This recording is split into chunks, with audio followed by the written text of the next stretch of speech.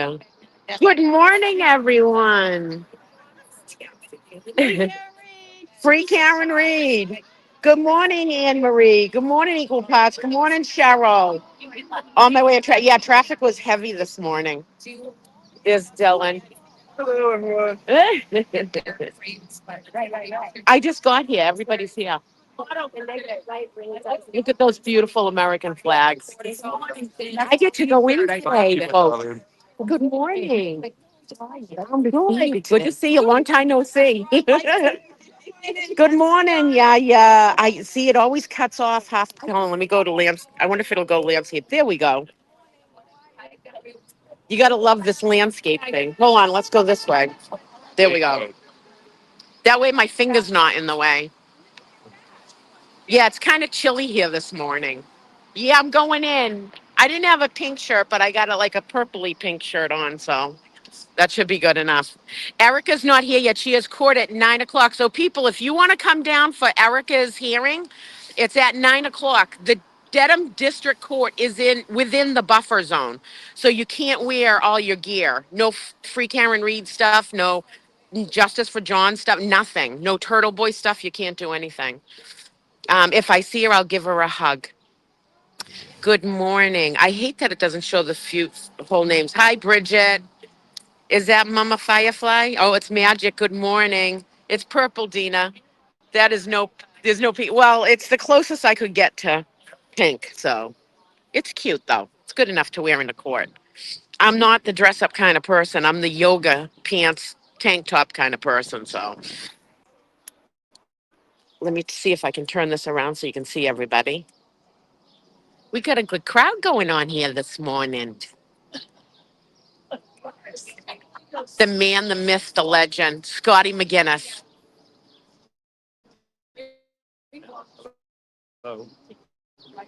My future husband. Hold on, we'll get Dennis Sweeney in here. The other man, myth, legend, right there. See, that's nice when you have the app. You can switch the camera that fast. I know. Magic, so funny. My goddaughter calls me Dina, and when she says sleepover, she says it's a Dina day. Aw. Good morning, Wicked Sight. Yeah, another day. Alisi friggin' destroyed that guy yesterday. He's going to destroy him again today. So, hey, I haven't seen you in a while. Nice to see you, hon. Look at you. I'm live. You're looking good today. Say hi to everyone. I had to Good dress up morning, a everybody. little bit for court. Well, you I got rear-ended this morning, so I had another outfit on. Yeah, and someone hit me in the ass end. Frank, my car isn't damaged too much. Few more That's how your scratches. day started out today. Yeah, so I spilled my. way to start your day. I Are you free? spilled my whole coffee all over That's how myself. she started. Yeah, I got rear-ended in the ass end. Good to see you. I'm fine. It wasn't a hard tap, but I had to wait for the police to show up to make sure there was a report. Sidewalk. Look at this girl. Ah! Damn.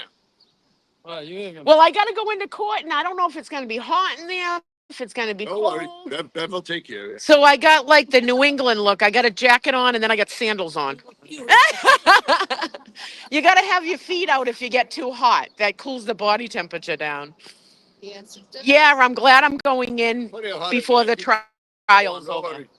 Is it really hot? It was reasonable in there, but Yeah. they had the windows open the day we went in. Yeah. But All depends on I mean, it's a much different. Shut the air conditioner off, puts it on, she shuts it That off. might be something me and Bev have in common is hot flashes. So. Plenty of that goes.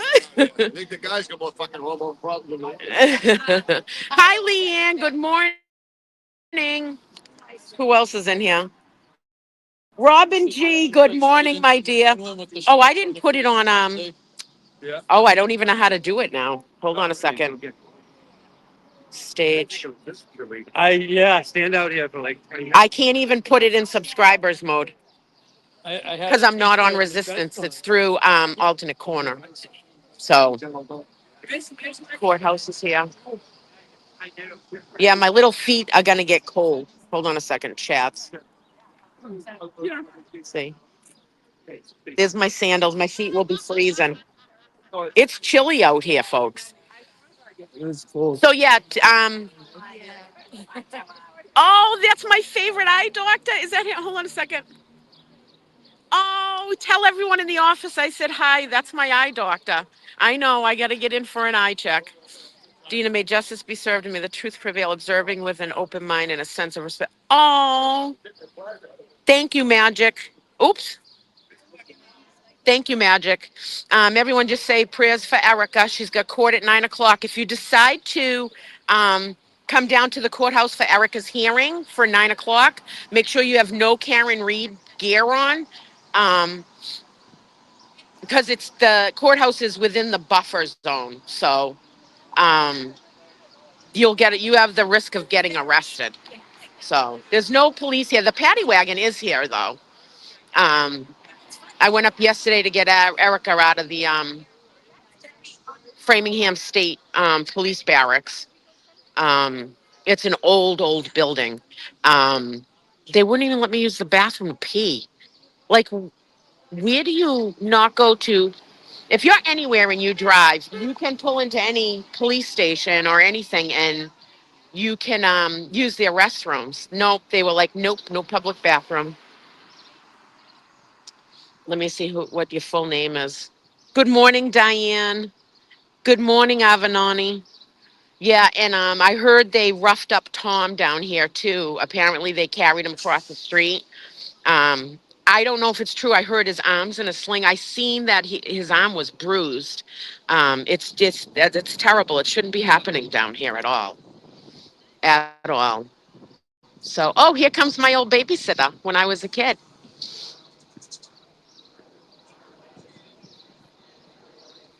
I thought this truck guy was getting pulled over, but he's not. Something was loose on his truck.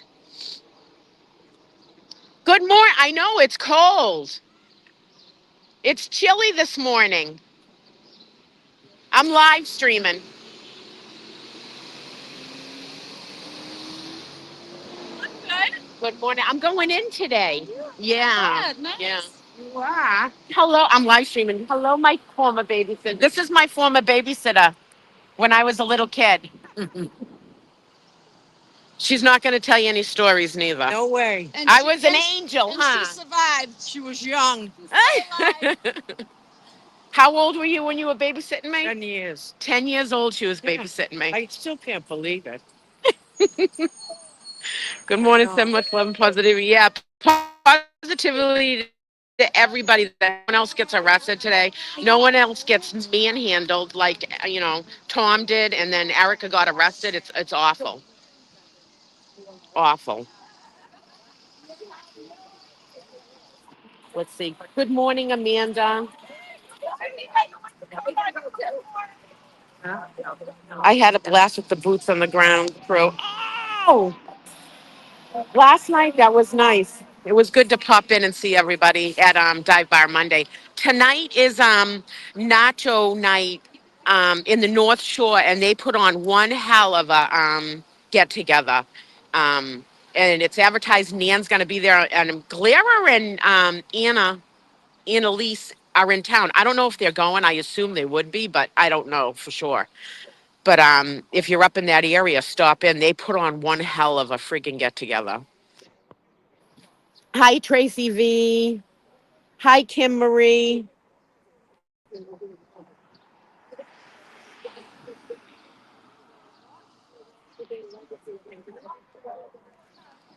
Anyways, yeah, it's chilly here. It's real chilly here. Everyone's very cordial and welcoming to New. That's awesome. Thank you.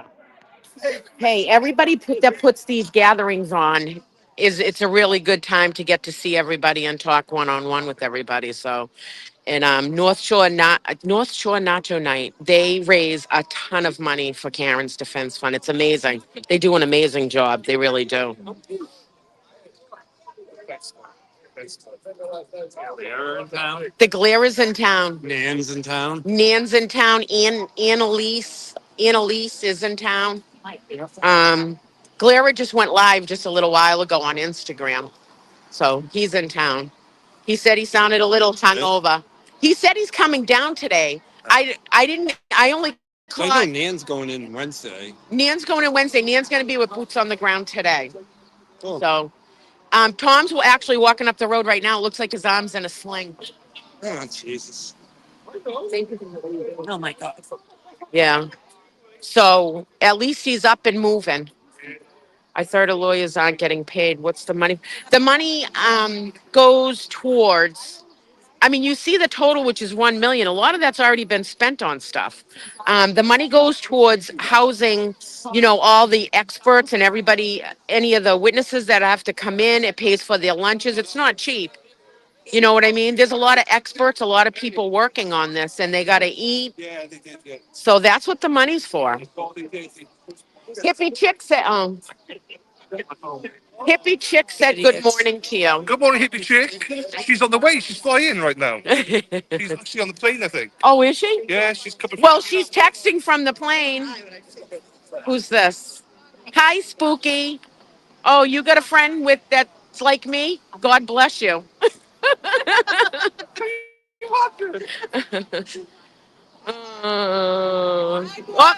Sidewalk.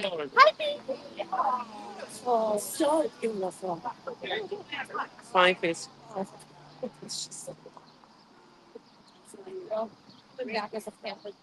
Oh, Marilyn's here too. Yeah, so I'm gonna go to, take care of. And then I'll have. Look at the new shirt. Oh, yeah. I have to do. is just The head, do head, that. The timber. head hen. Timber. Yeah. After 276. Good morning, Dina and Del. Who's this? Morrissey's iCloud. Denise, hello, Hi, Denise. Denise. Denise, you last week. Because I'm Yeah. helping my daughter. Yes, it's beautiful. I'm trying to help out of town. I love all the American flags out here. I really do. I didn't even hug Neil this morning. I didn't hug you. I'm live, but I didn't hug you this morning. No, you did not. How's the wife this morning? She's doing good. Good. She was sleeping when I left. Yeah. She was doing good yesterday. Good. Good. Thank you. You're welcome. Oh. There's a little chill. Just my hi. How are you? Yeah. I don't know how long I'll last going in because I have ADHD. But I'm gonna try to go in for at least before the trial's over. It's nice. It would nice to go in. I'm telling you, you look amazing. Well, I The go- backing, there's nothing there. Thank you. I work hard at the gym, It's so obvious. It looks like he went on heavy going in. I worked out yesterday and I upped all my weights for my workout.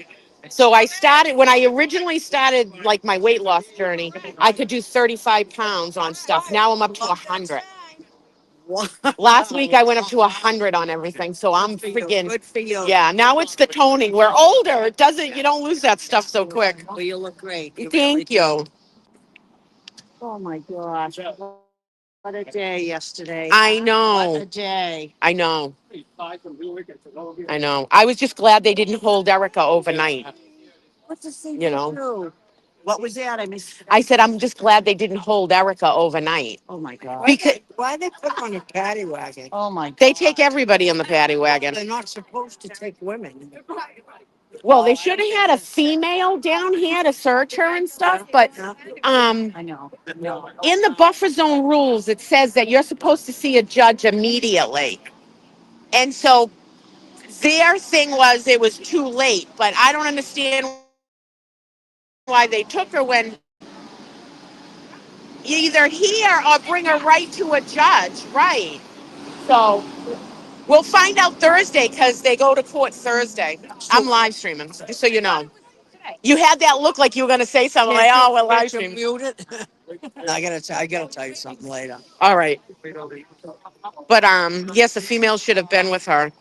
Yeah. And Erica was, they were blowing the heat in the back, and she said it was really hot in there, like she was ready to pass out. You guys aren't going to the second. That's racist, paddy wagon, but I get it all the time. It's, you know what, we grew up down here calling them paddy wagons, so that's not going to change. It's part of history. That's what we call it here in New England, is the paddy wagon. So. Everybody. Free Erica, corrupt bastards. Well, I mean, really, her shirt has nothing. It didn't say anything Karen Reed on it. You should be able to wear stuff like that without. I mean, what happens if you wear a shirt that says freedom or free? I have Yeah, the way it's written. this demonstration at all. I know it's so vague. It's very vague. Jesus, they're everywhere. Great job. They really did. Good. You know what I mean? Hey, Scott. What's up? How are you? But I mean, I love music. I was out here without. Wait as the week goes on. I'm like, no, I'm getting gloves and you get at. I respect.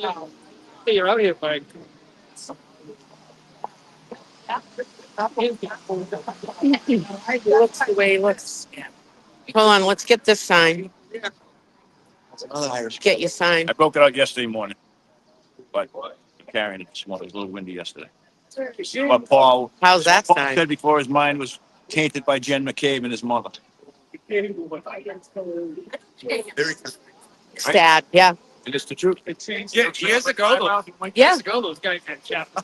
And then they had a former law enforcement person where was saying that J mark on the back of his head is from being pistol whipped.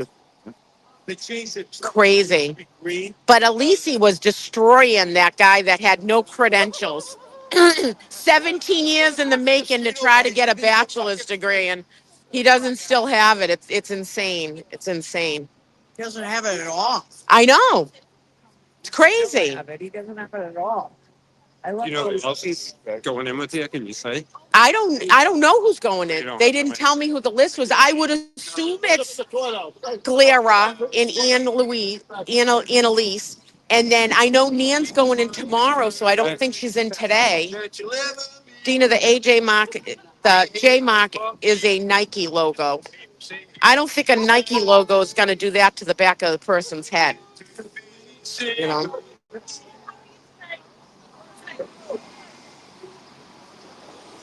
Why is no law enforcement's down there? They're usually here by now, Yeah. which is weird. They're late today. Like, look at people. You guys that have been following this, normally by this time. Oh, there's Hardman now. I bet he doesn't have a sling on. Yeah. That was a good one. That was a good one. We all have to do it. Colin was in the house. He's tried, I give you a lot of credit for that. he tried to leave my channel several times, so I'm checked for it. Oh, Just I didn't have enough coffee yet this morning. I'll have to get one at break. I didn't want to have coffee, and have to run to pee constantly. You know what I mean? Well, you know. I know. I know. And I'm like, oh my God. Dina, what if they placed something under John's head that had a Nike logo for his head to rest on? called me. He got to, oh, well, yeah, I didn't think of that. Hi, Dina. Mike was excited. He got to see you this morning. No reason that's Aw. whatsoever. Tell Dinal I'm so glad to meet him. Aw. We had a great time last night. It was a fun time. But that's it in a nutshell. Oh, Dennis and them are going over to see Hardman. That's nice.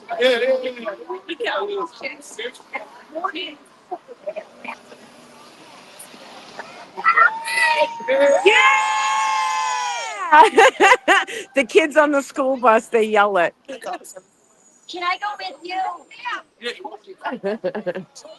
I'm so proud of your noses. Hey, which way's it facing? Out there. How beautiful does Dina look today? She looks stunning. Oh, She's gonna, oh, the glare is gonna melt. He's gonna melt. All I want to do is hug Dina and just, she is smooth skin, smells gorgeous, and she looks beautiful, people. Not that she doesn't anyway, but she's dressed so smart.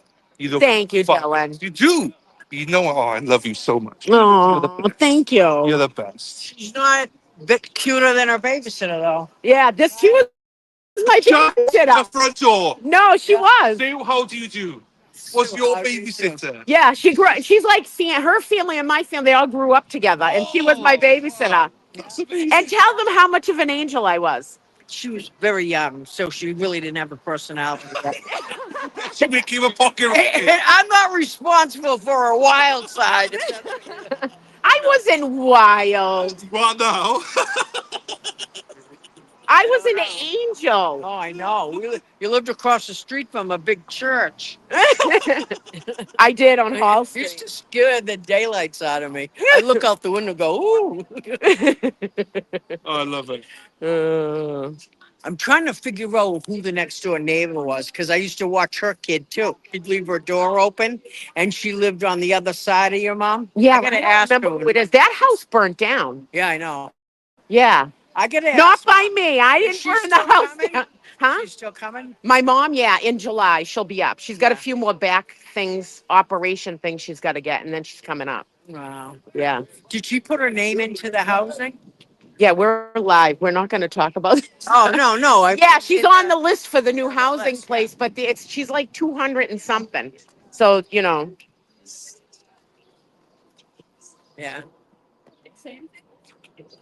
Oh yeah. So, Dina's looking hot for Hank. Oh my God, don't you people start again. Last time I was down here, this man here came up behind me and gave me a kiss on the cheek. It sent the freaking internet reeling that me and Scotty McGinnis are getting married.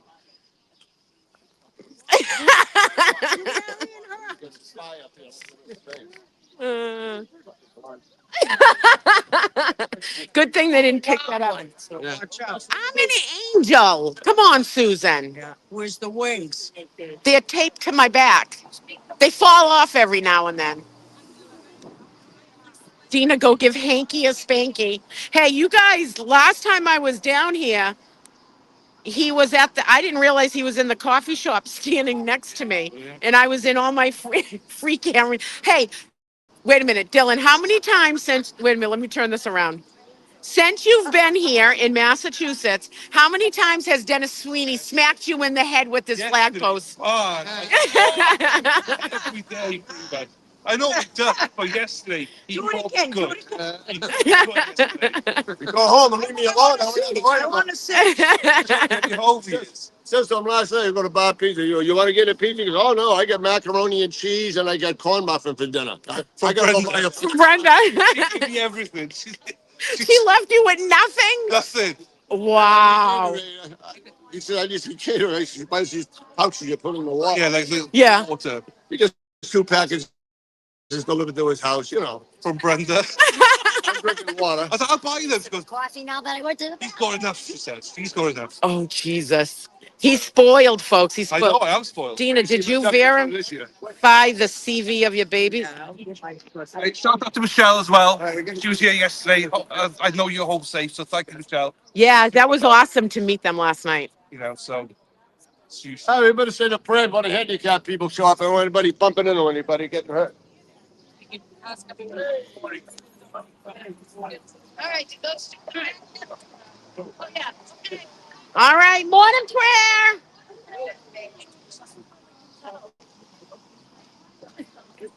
Gina's looking hot today. We got Aaron, hat. We got Dina, hot. hey! I'm missing my yoga pants, trust me. Oh, thank you. I used to have to dress up for an office all the time. I don't like dressing up. I like yoga pants. I can live in a sweatshirt. What in heaven? Hallowed be thy name. Thy kingdom come, thy will be done on earth as it is in heaven. Give us this day our daily bread and forgive us our trespasses as we forgive those who trespass against us. Live.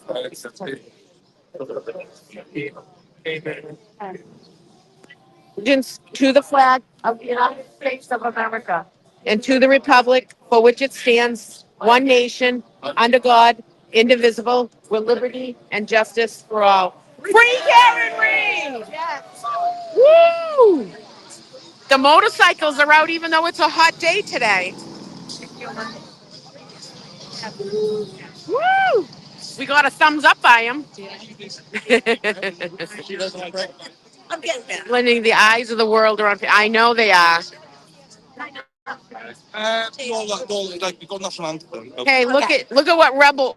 Oops! Look at what Rebel wrote. Hold on. I offered to cook a platter of mac and cheese, chicken parm, sausage, peppers, and onions for Dylan. Enough to feed an army Oh, down there. God. Offer still I stands. know. Do you know what? I think I've seen the message. What's his name? Hold on a second. Rebel Rebel. Rebel. 1776. I need to get back to you. Rebel, I'm coming back. So I was going to message you and say, like, I'm coming back in September, I think. So I was going to hit you up and say, look, can we sort something then? Because every day I've got something on.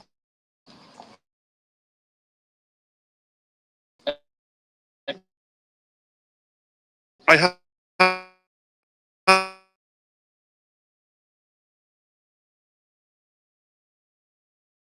have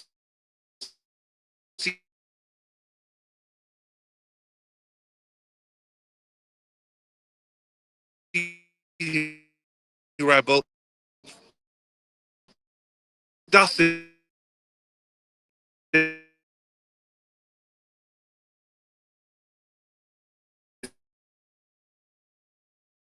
Unread messages. I'm overwhelmed with the message. I'm trying to get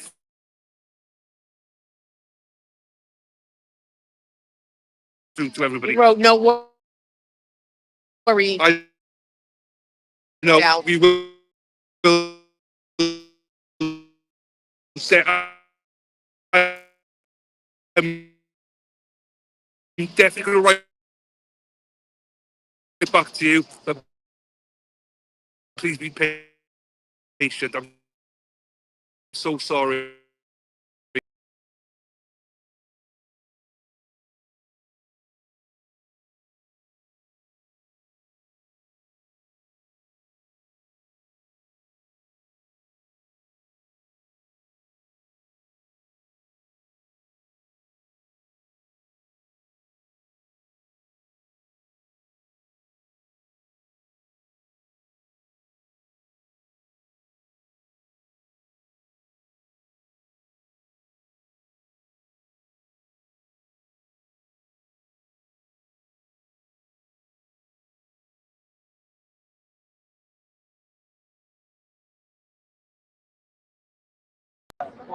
We'll be back now, people. We'll be back.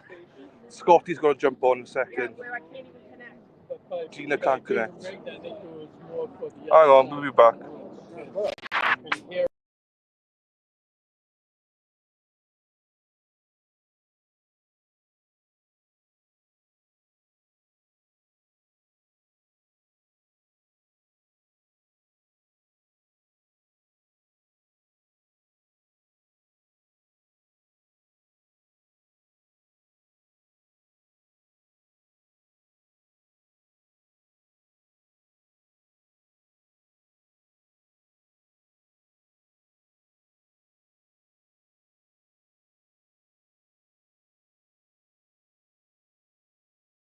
All together.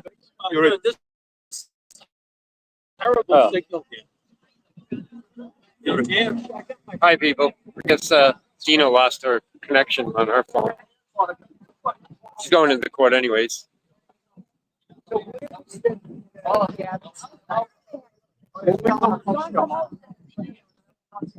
Time is 7:52. Yeah, it's a lot less windy than yesterday, but it's a little cooler out here today.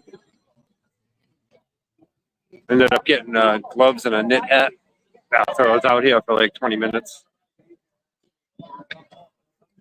No rain today, but it's definitely below average temperatures here, I would say, for this time of year.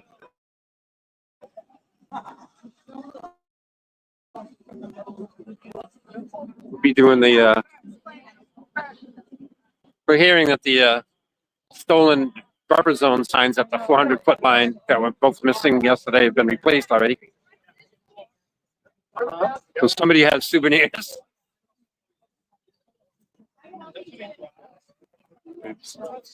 Made up new ones pretty quickly. Erica has her arraignment today, 9 o'clock over at District Court for getting arrested yesterday by Sergeant Harmon and his men. See how that goes. I might fit in her arraignment over there. After Karen drives in and everything, I usually go back to the 200-foot thing, boots on the ground, protesting outside the buffer zone. But, you know, Erica has to appear this morning in District Court. So I'm sure some of us will go in there to support her.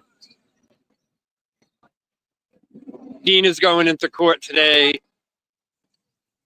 I know Nan Gallagher Laferio is in town.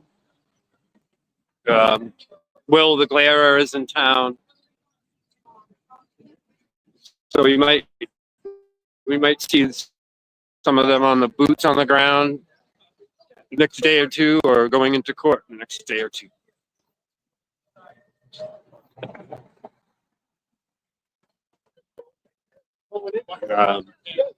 Mark Randazza was here yesterday to check out the buffer zone and how Bev's second ruling on the buffer zone was a word salad that's not working out well. And he was here to actually witness Erica's arrest. Then he had a 4 o'clock Zoom hearing with a federal judge in Boston.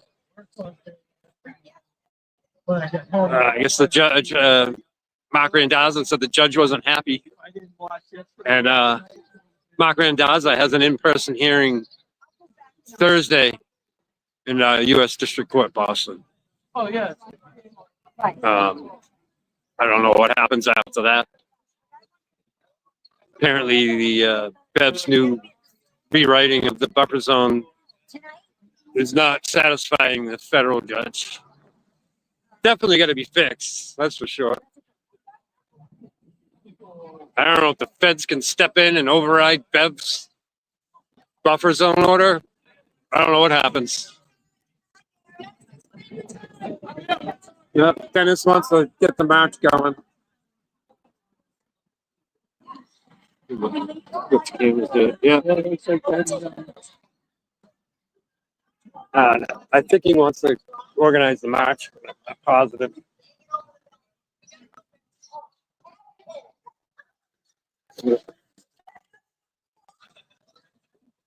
No, I know. I guess it is the group picture for.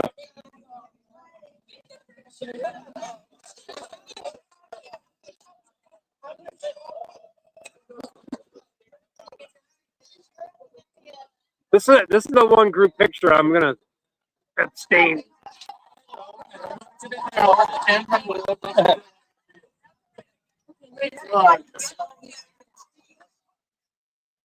Save the Commonwealth of Massachusetts. That's it, everyone. You gotta get past it. It's a cold day. Right.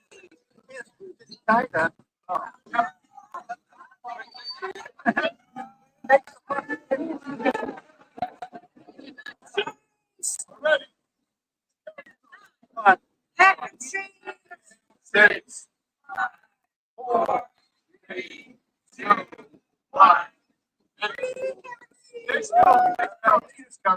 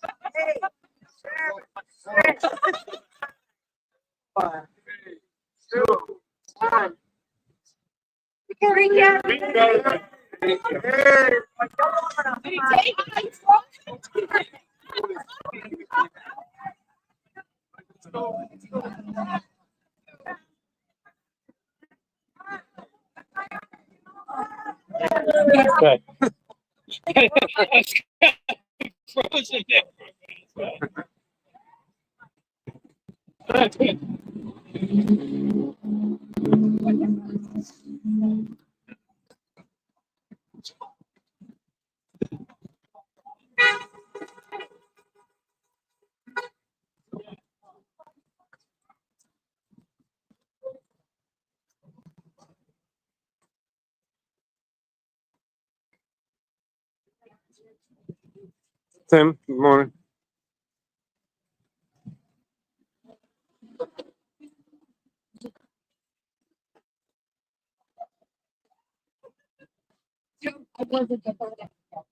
Yeah. Are you guys in court this week? No. No. Unless there's not enough people. Yeah. Granted, so don't worry. Grant and yeah, It'll be. it's not rigged, is it? No.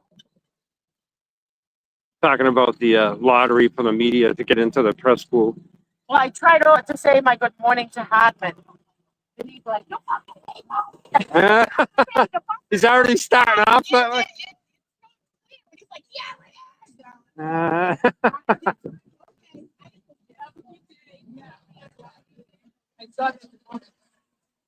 Okay, you need to have a woman. Is it me or does this tree get lower every day? I swear it is too. I don't remember it like this. It's crying. You ever see that video where you're supposed to stand next to it and then the thing moves towards you if you talk to the tree? It's too windy now. I like to do that on a day that it's not so windy. Moving trees would freak me out like this.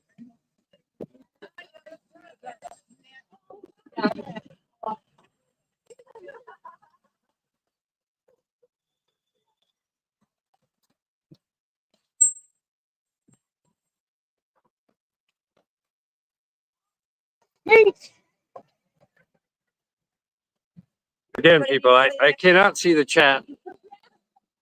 I just have a straight StreamYard link. So, unfortunately, I can't interact back and forth with there right now.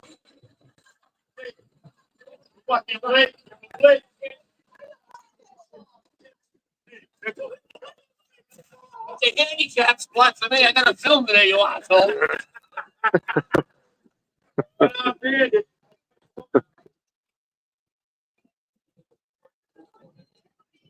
Hello.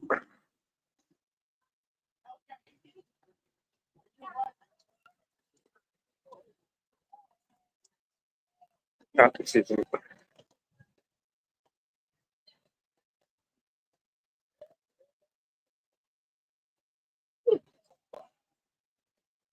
Yeah, and we have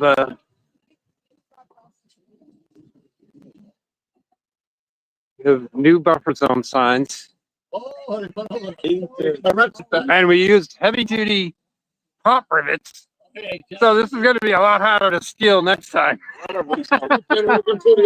Yeah, look at the book. Yeah. What a waste of money, huh? Our money. Yeah, No way I cheat on that much. but a crescent wrench or a ratchet ain't going to work on that. You got to bring a grinder to steal that one. And then some people will chop the sting. Maybe it's take it from the bottom. That's it.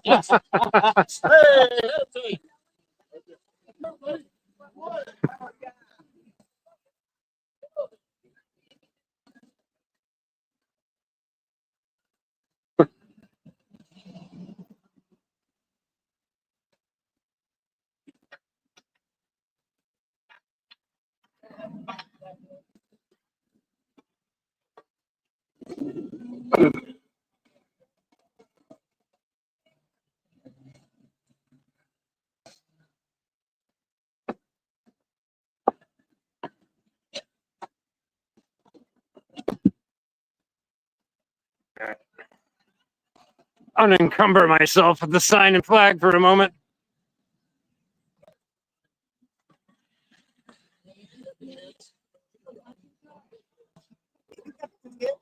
It's funny, we're noticing across the street, the Registry of Deeds, they put up more stakes and caution tape to block off the lawn protrusions that go onto the sidewalk.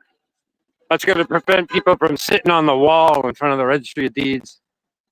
For every move, there's a counter move. It's like a chess game.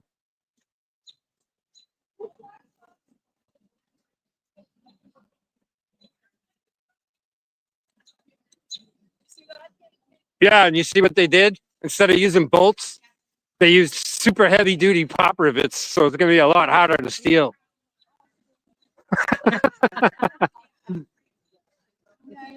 So, somebody working for the town was thinking on that. Like, how can we make this sign harder to steal? We'll use pop rivets.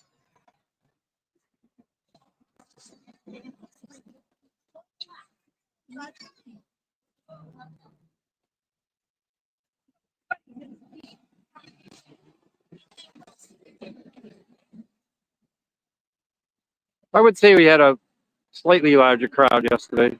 Every day here, you just never can predict. I mean, there was one day it was pouring rain and we had a huge crowd.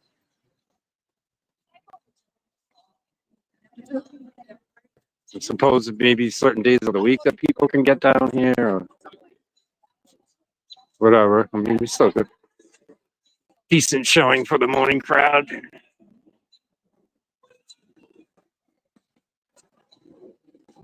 It's cool that Tina's going into courtroom today.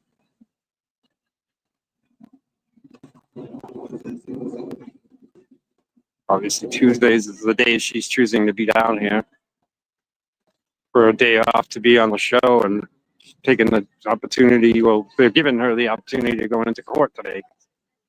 You know, she's here on Tuesdays.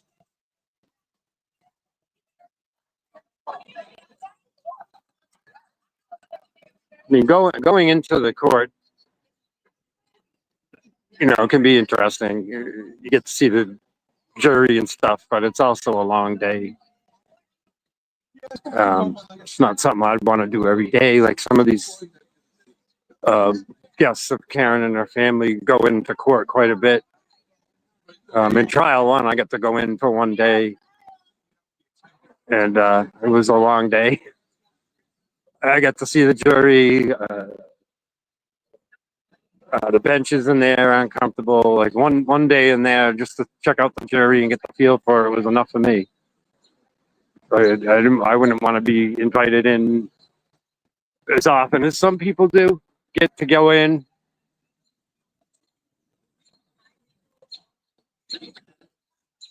And then you know, the YouTube creators as they roll in and out of here during trial with that same thing in trial one. They'll be invited into court. So I know screen name is Laferio, Nan Gallagher. She's in town. She'll be going in tomorrow. I'm sure Will DeClarer is in town. He'll be going into court one of these days. He's up here for a few days.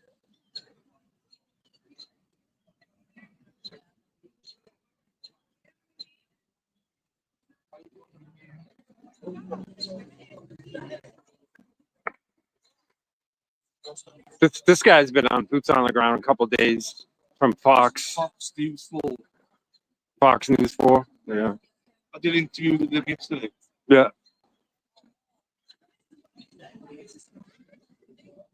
Kind of new to the case. He was asking a lot of rookie questions.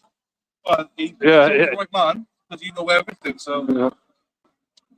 you know, if you want to know anything about the case, go to Scott McGilligan. I just can't believe them. These people never saw trial one, never knew. It's like to them, this is like brand new. Like, where have you been for 2 years?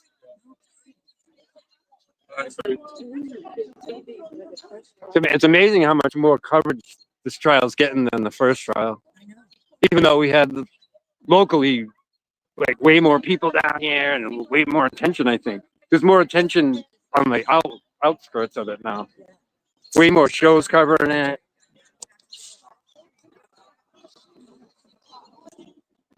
Oh, hello, Colton. I just got seen you. I think you're watching. I can see you watching, Colton. So I hope you're behaving. or misbehaving. And hello to Mummy as well, Colton. Hope she's doing well, looking after her. Go Tigers! So what else is going on? Oh, you can't see the chat. We were talking about Mendoza being boots on the ground here yesterday. Ironically, just in time to see Erica arrested. And we were talking to Mark how the new buffer zone ruling by Bev is just garbage. It hasn't changed a thing. Well, the only concession that Sergeant Hartman has been allowing is people to physically loiter down in front of the courthouse on the opposite side of the street from the main courthouse sidewalk. But that's it. That's the only thing we've gained. There's Jason posted there's a court date, I think, on Thursday. Federal. Exactly. To go through and explain actually what's going to hopefully happen. Because right after Erica got arrested, Mark ran into the Registry of Deeds. He had that 4 o'clock Zoom hearing with the federal judge. When he came out of the Registry of Deeds, we were still out here. He's like, yeah, the federal judge is not happy, and we're having a in-person session Thursday. There you go. So we're hoping something comes out of that. No Tiger, Colton. Right, just gonna pop down see what he does.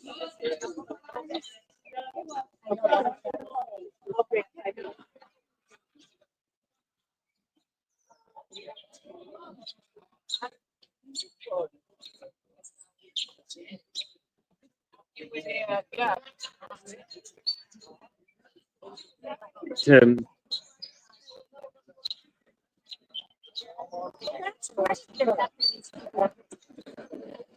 There's a lot of once we get kicked out of the buffer zone at 8, we have to come up here at 8, and obviously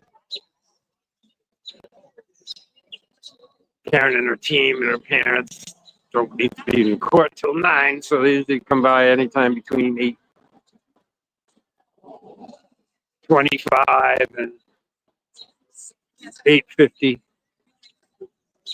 So like the first half hour where we have to come up here, it's just everybody just socializing and waiting. So that was what was different about trial 1. And when we had this area down here where you see all these cars parked, would all be with all our signs and gear, and Karen was coming in a different way then too. They would either parking beside the court or on the church grounds. We didn't have to do this march to this other area. We were just in place already. Because nobody, after Karen drives by here, nobody stays up this end. It's really no room. So we go down to the other end, or at least there's some street parking on one side of the street. So the best we can manage right now with the current buffer zone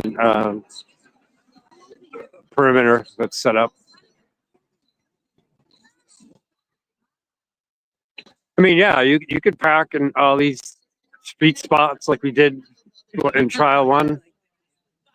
Pull out your lawn chairs and hang on this sidewalk. But once you pass this buffer zone sign, yeah.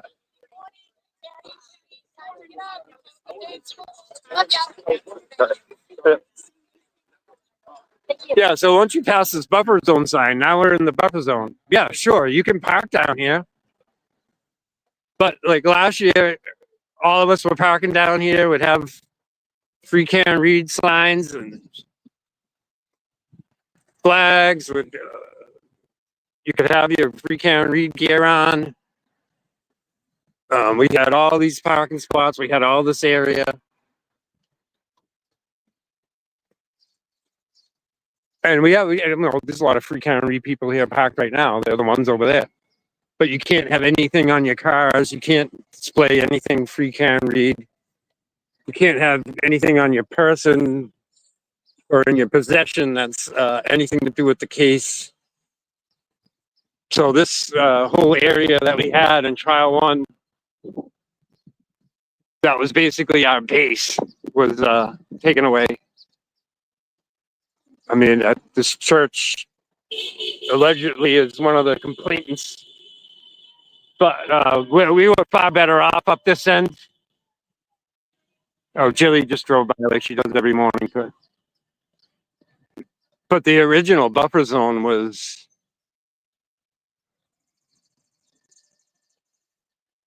1, 2, 3, 4, right? The original buffer zone line was right here. So we had all these spots, and then several others on the other side of the street. And this was our base camp for trial one. So when Bev extended the buffer zone from that 200-foot mark I just showed you, she moved it all the way past Village Street on the corner. So literally took away all these parking spaces. And they saw how well it worked for us in trial one, and they made sure they took it away from us. All on a lie that was written by the former foreman on jury one that said he could hear us in the courtroom. That was all part of the plan to kick us out of that area.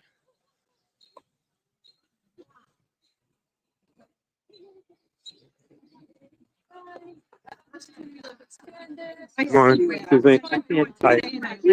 So I wanted to show you.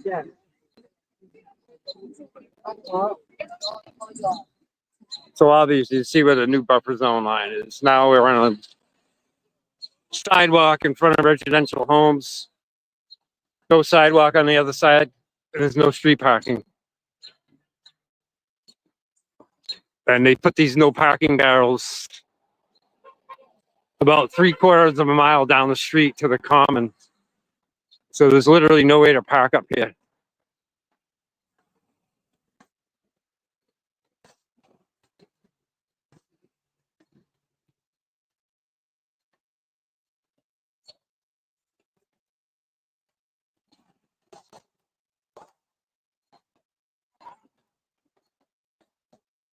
Notice a lot more of the 13 bicycle troopers around than there was last week. The numbers kind of ebb and flow. I noticed that even yesterday. There was more than last week that I saw on most days.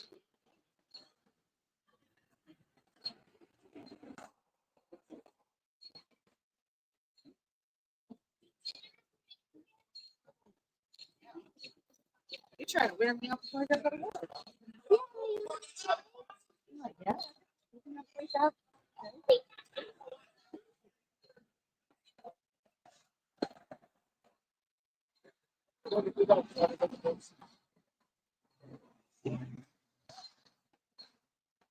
It's funny, right around 8:30 to 9 o'clock, the traffic volume on this high street coming toward the center increases quite a bit from say 8 o'clock. But the increased traffic volume actually helps us because Karen's or her parents' car has to slow down or stop right here because of the traffic in front of them. Cycle of the traffic light. Next intersection down, next block down.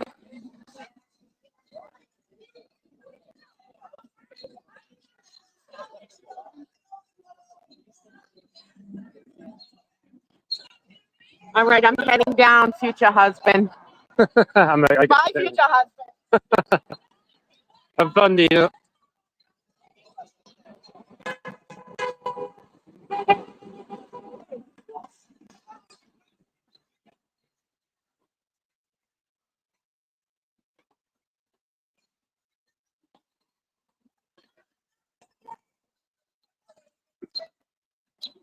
If you get somebody to give me their phone so I can see the chat, it'd be nice.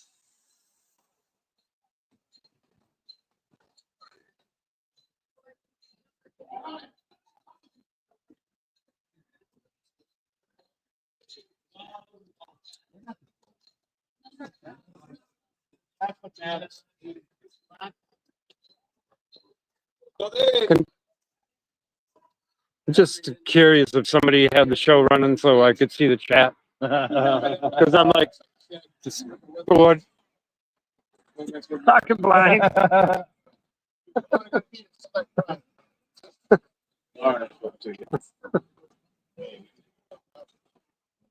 Oh, here he comes. Here comes handicapped dog. Fuck guy. Why is the video taping us? Everyone show the back. Just show the back.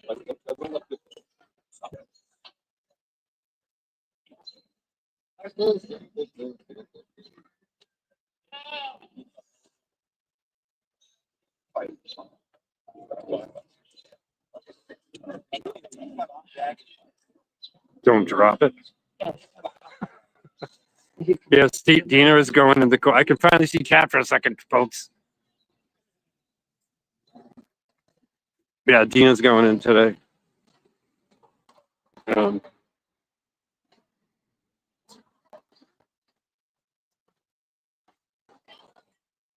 it is cool for Dina to go in. I mean, Karen and her family, they know who Karen Reed, creators that get invited. What?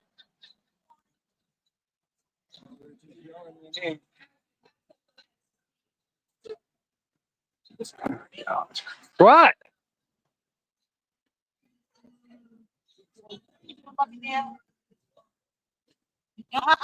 Jeez.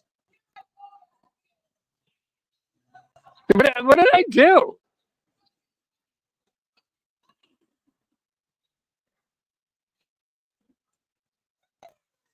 Yeah, well, somebody else take a link and run this, okay? What's he want?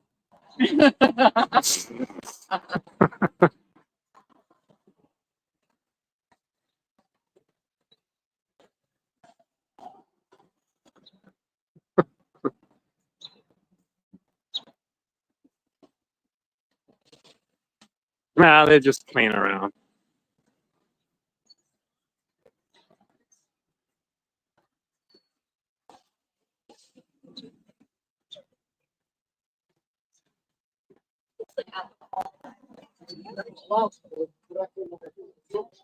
Yeah, because even when you get invited in to court, you might not necessarily know who else is going in with you.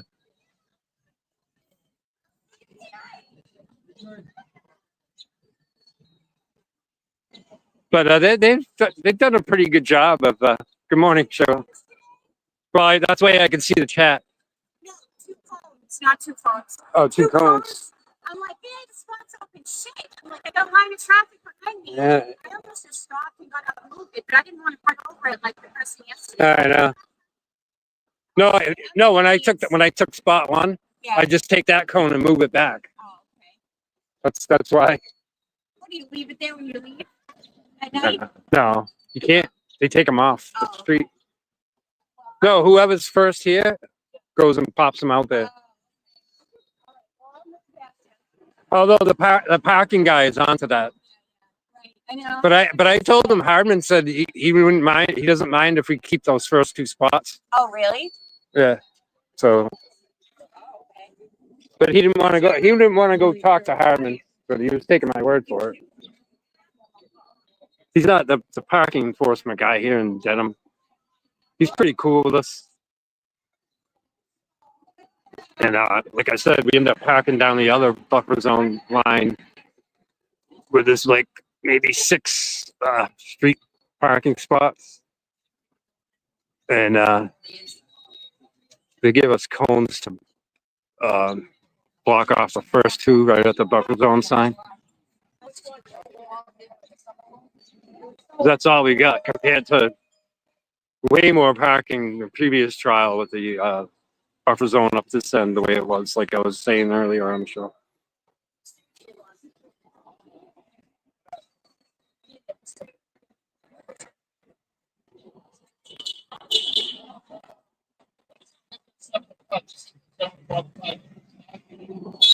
Yeah, Tom's walked by here a few times. He's out here filming.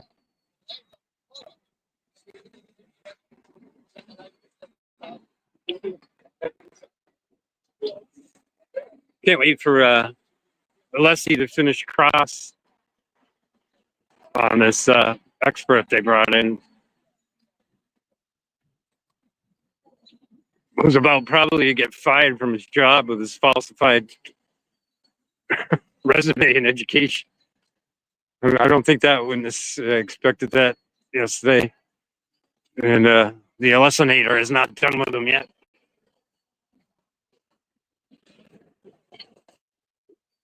But after that, you don't know who the witnesses are. It's been so hard this trial to figure out prosecution witnesses and who's next. And defense is gagged, so they can't say. And I mean, people were saying maybe the prosecution arrests by the end of the week. But you never know how many more witnesses. The witness list is crazy.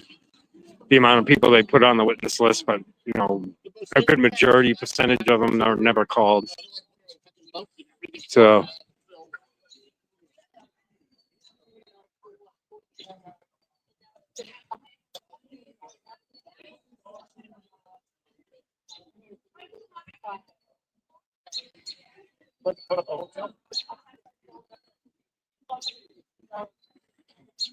yeah, and obviously the defense is going to be calling a lot more witnesses than 6, like in the first trial. Never mind the witnesses that should have been called by the prosecution that they're hiding, like, you know, Proctor and Higgins, and all those type of witnesses that are going to be called by the defense, I'm sure.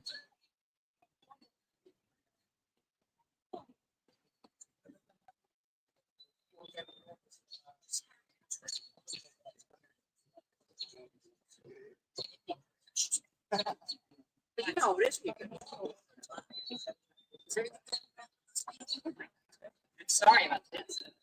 Mhm. Yeah. Well, do you mind being on camera? Okay, but I was just gonna say, we're lucky you're like pro free can read a little Oh bit. yeah, I just don't want to be on camera. Yeah, no, I get it. For a variety of reasons. That's bad. Especially because I don't look my finest, but no, I don't mind at all. You guys are great. And you know, when this first whole thing happened again this year and they put the buffer zone this way, I was like, I said to the police and everybody, you guys have done nothing. Nice. Because you didn't mind it when we had it where we were last year. No, Right? I would, you know, I prefer that for sure. I mean, I think this just because I think this looks terrible what they've done, and you know, it's just. But you guys have been nothing but clean and friendly and respectful, and I don't mind at all. No, that's good to hear. Thank you. No, I was one of the people that would stay late every day at the end of trial. Me and a friend of mine, Erica, we had the trucks. Kurt, we would clean up all the trash. It was amazing. Bag It was it. cleaner than it's ever been in my 19 years of living here. You know, we took special care to make sure when we left every day, it was as clean as we could keep it. Yeah. No, it's. No. And I know you and several other residents in this neighborhood were, you know, appreciating that and thanking us for that. Yes. I mean, I've got literally no complaints about you guys at all. It's good to hear. And because we're certainly not here to disrupt this beautiful historical area. You know, to be honest, my only complaint about the whole thing is how much. Well, there's a lot of complaints. My main complaint is how much money this is costing taxpayers. As a taxpayer here, Like listening Oh, yeah. to yesterday's thing, I was like, "Are you kidding me?" And do we pay for them to get, buy another Lexus to test? Like, it's ridiculous. Come on. I want to know the numbers, right? I want a little audit of this situation. Oh, I can't even imagine what it's. I don't know if you'll ever know the true cost of this whole thing, what they've spent in experts, and Yeah, I mean, just hiring Hank Brennan to prosecute the case because apparently Morrissey can't find any ADAs in his office willing to prosecute the case. It's crazy. It's crazy. So yeah, no, I have no problems. I was just gonna say hi. So badly that girl got arrested yesterday for literally no reason. Yeah, that's true. I know. I didn't want her to wear it. Yeah. She's being arraigned this morning in District 9 o'clock. Well, hopefully that pushes the whole thing over the edge. And That's huge, first of all. yes. Oh my God. Somebody has to stop. And her shirt said nothing. I mean, Well, ironically, Mark Randazza, who's the attorney that filed the challenge to the buffer zone in the federal court, he was standing right there when it happened. I know. And then he's got a in-person hearing Thursday in the federal court. I'm hoping we could, at the very minimum, get back the original 200-foot line, so it'd be parked down there in front of the church green, and not crowding the front of your house. You know, my kids are home from college, and they're like, "We don't have any cell reception at our house." I'm like, "That's because the news trucks over there take all." Oh yeah, we noticed that. We noticed that with these. Yeah. Do people stay at home? No, it's really just 8 to 9. Yeah. Last year, everyone was here all day. So. There's no reason. It's very uncomfortable to spend the day up here protesting. There's no room. There's no reason at all not to be at last year. It's ridiculous. Because of the church. Well, and the juror foreman in trial 1 said that he could hear us out there, and Bev used the excuse to move it to the 400-foot line, but I think it was out of vindictiveness. They knew how comfortable we were there last year, and they basically took it away from us to make us rough it, to discourage us from coming down here. That's what I think. Yeah. So your residential right there? What is that? No, that's just another issue that happened in Norfolk County. No, just en route. He was shot way too much by the police. Yeah. It keeps her safer on the way. Right. Well, except for the first, you see how much. Well, can't they make the first kid stay further away from her? I see it on TV. I'm like, Camera is scary. So we have a resident that owns this house right here, and she was talking about how the buffer zone from trial 1 was better for all of us, including herself. But I mean, she only has to deal with 3 cannery people in front of her house until 9 o'clock, and I don't think anybody else protests down this end the rest of the day. And obviously, she's free Karen Reed, so that helps. I suppose if she wasn't, there'd probably be more issues about us being up here in the mornings.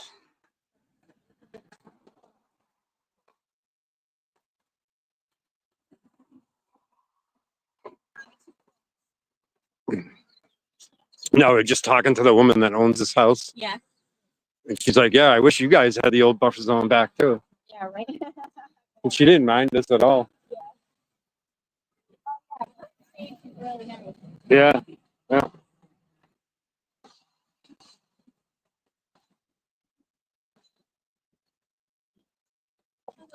Jack, what's going on?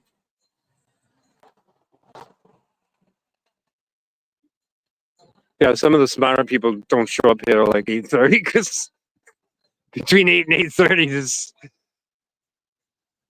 8:30 to 9. I guess is the time to be down here, not 8:30, 8 to 8:30. Although yesterday, I think Nathan Reed and Karen's parents drove by at like 8:20 something, real early.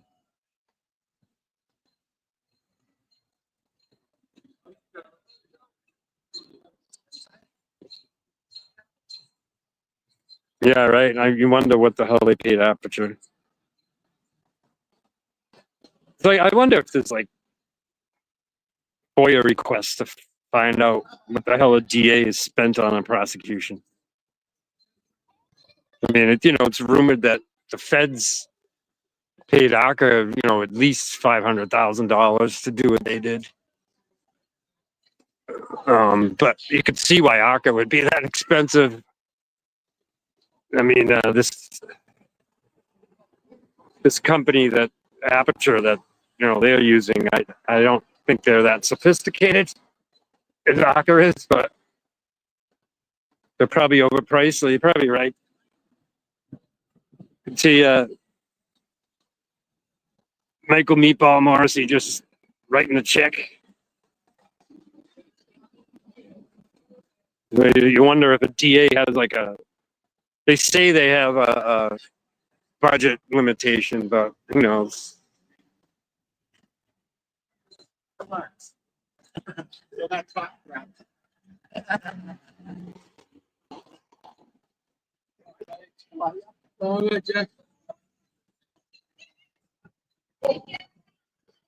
Everybody was saying in trial one, ACA, obviously amazing testimony from those doctors that worked there, but they had no like visuals or charts.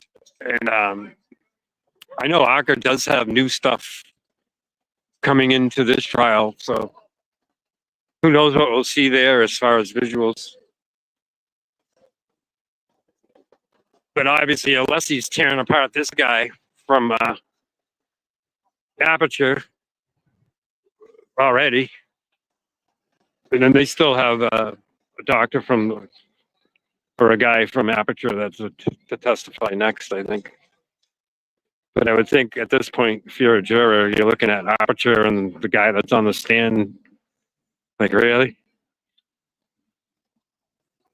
Guy's lying on his resume. But they're jury when they get to see the ACA guys compared to these clowns, the jury's gonna be like, wow, the difference.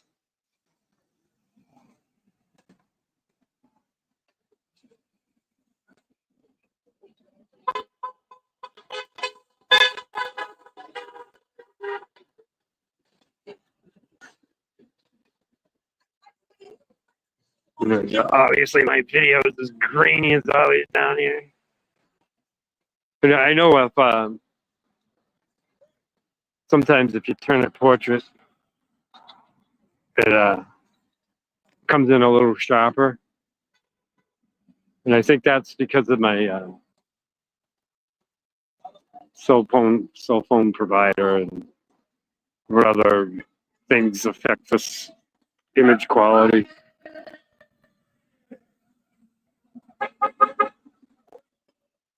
So yeah, I get like a sharper image in portrait,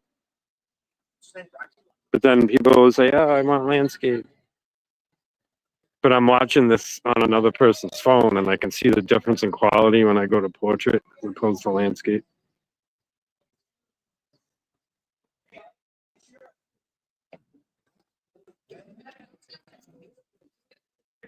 And sometimes without a camera stick, it's actually easier to hold the phone in portrait. Because when you're holding the phone freehand and you're twisting it to do landscape, when you're holding your arm like that for a while, it gets tiring.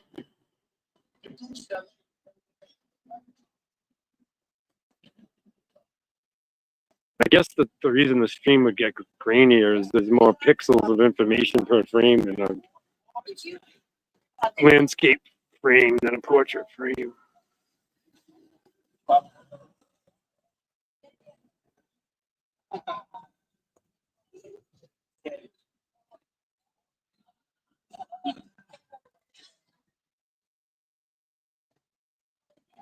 And I've also been told that if you have the actual StreamYard app on the phone, which I don't have, your broadcasts are better. So I'm just simply taking a link sent to an Android phone that allows me to broadcast on this. But I don't actually have the app. So I guess if you have the app on the phone, your broadcast, your video quality is better. Plus, if I had a different cell phone carrier, would getting better reception down here. But it's funny, even the homeowner here was saying her kids are complaining when the trial's in full swing as far as the wireless reception around here because all the news trucks and all the data usage down here. Or even us, all of us on our phones.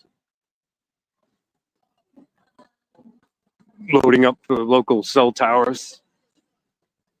But the mainstream news media trucks and all their equipment, you really notice problems in reception, especially when you get down near them.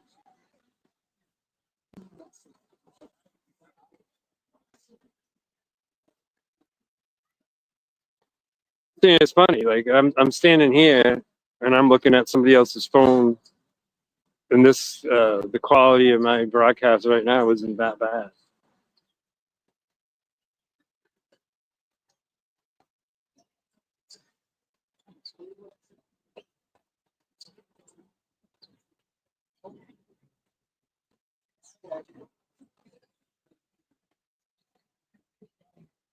Yeah, we've gained some more people here. Yeah.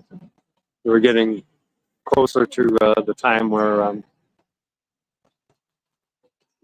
Karen and her team will be driving by.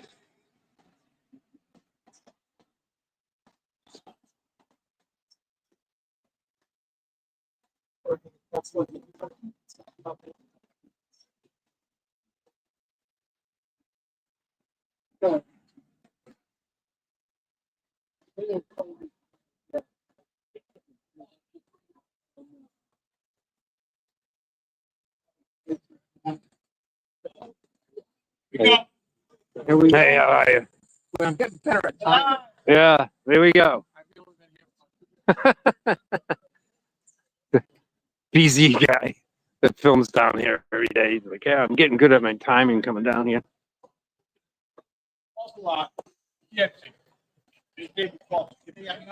Yeah, well, you know, the daytime running lights do kind of look like the SUV that from a distance. I'm not as smart as I think. Yeah. It's all Warren's fault. Gives false information. Yeah, as the traffic lines up, people are trying to spy her SUV, like 6-8 cars down, and I'm looking for Erica. She came down. some of these modern, larger vehicles, Karen's coming. with the daytime running lights, they kind of all look similar. I'll see you guys have false alarm going on. Yeah. Good job, man. What's up, bud? What's going on? How are you? Hi. Okay, I moved one and pocket. Oh, that's fine. Okay, I was looking for you in the truck. we were gonna ask, and I was like, I could do. Yeah, I just like to save one spot for Brandy and Ross Oh, good. So, because they get here like yeah, 9. Yeah. I saved theirs. I didn't park in theirs. I Yeah. parked where I. No, that's fine.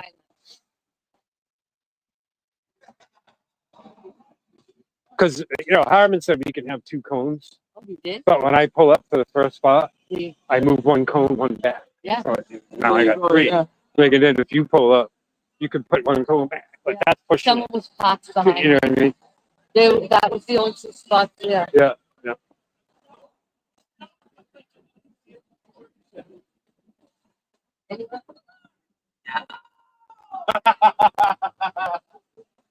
Now speak up over there. Yeah, Karen could come at any time.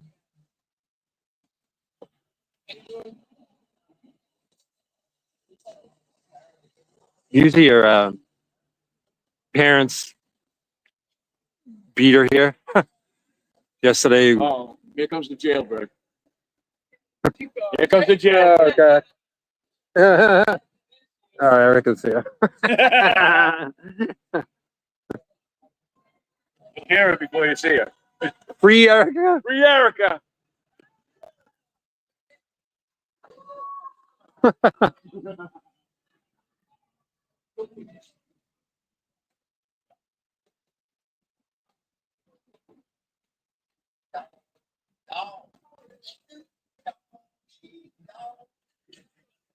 Yeah, Erica Walsh just showed up down the other end. She has a 9 a.m.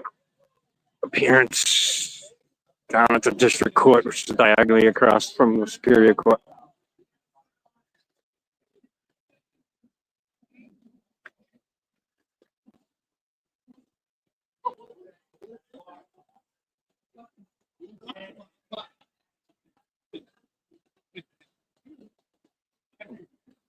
Funny thing is, the district court is within the buffer zone for the Karen Reed trial.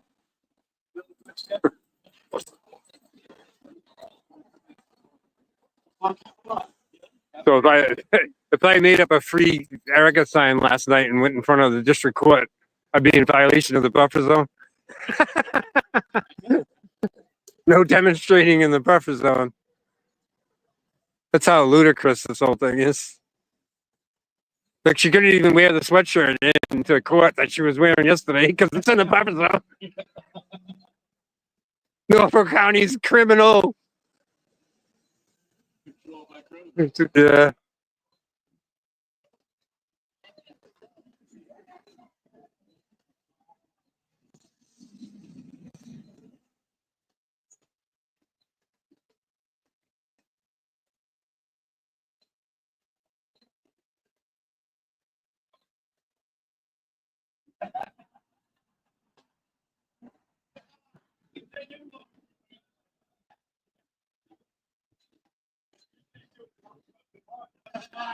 Yeah, it's always going to look bigger, worse on a bigger screen, like a TV. I'm sure there's many factors as to why. Or how you could get a better transition down here. Mainly, first having the app would help.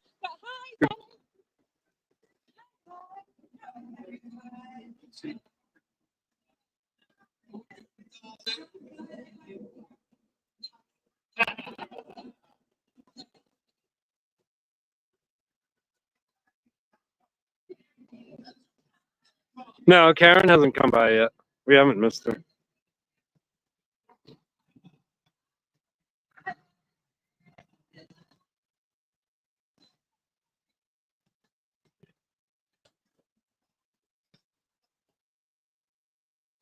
Like I said, usually her parents drive by first. The Bill and Janet drive themselves in, or some days Nathan drives them in.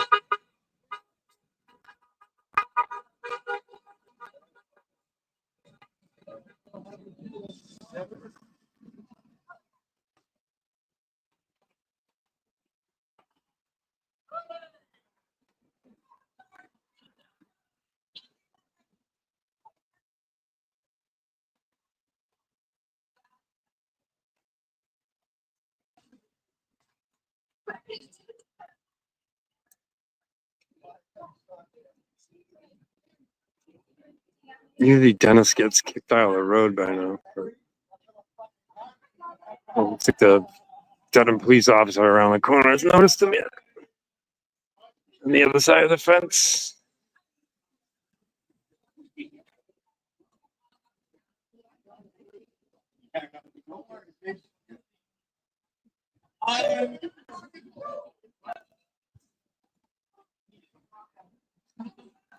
Good morning, Mike.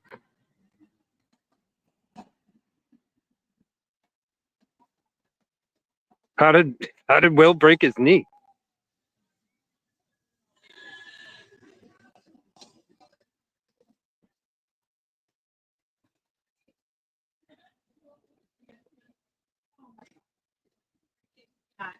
Lost the blood. Again.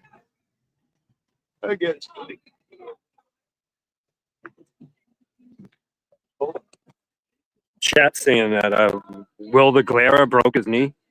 Really? Yeah.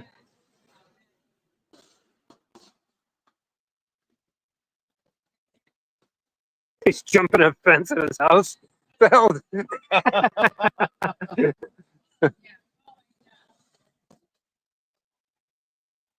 Was he chasing Clubber or something? Can't wait to hear that story. The cats. Yeah.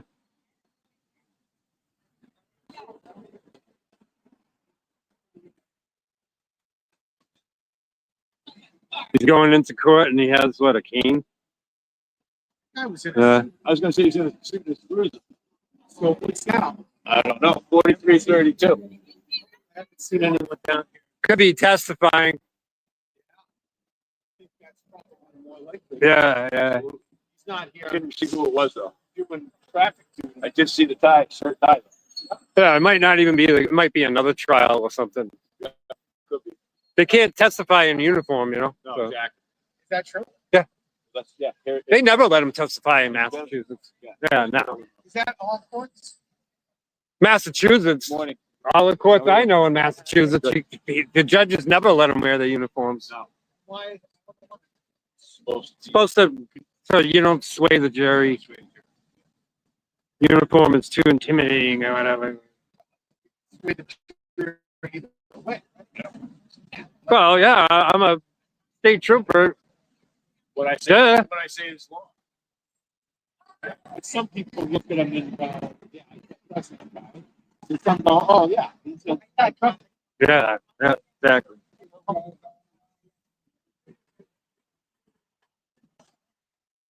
Yeah, fucking move and then. Oh. Hi. Yeah, I'm trying to do this screen. Trying to find a place where transmission just doesn't absolutely suck.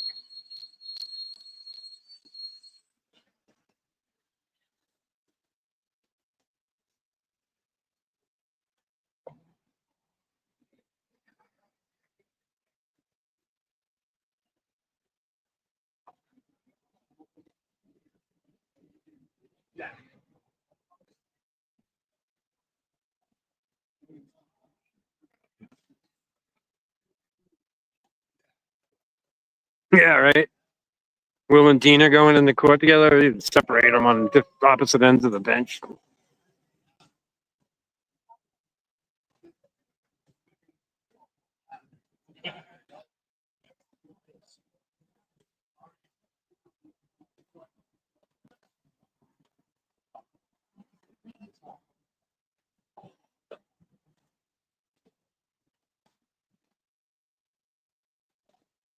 Well, like I said, between 8:30 and 9, the volume of traffic going down High Street here really increases and it backs up.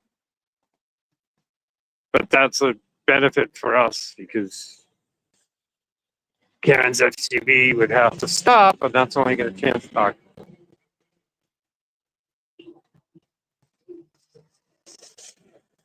In fact, there's probably better ways for them to get to and from the court, but they know we're going to be here. So early on in this trial, we all figured out each other's routine and they knew we were going to be here. So they purposely drive by this way where they could probably take even shorter routes than having to come down this, but they do it for everybody's benefit.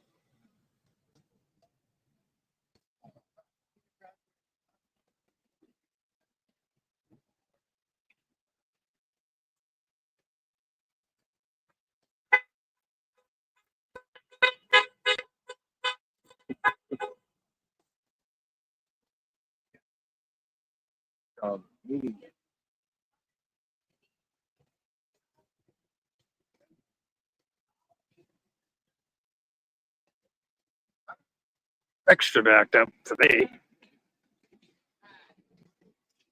Well,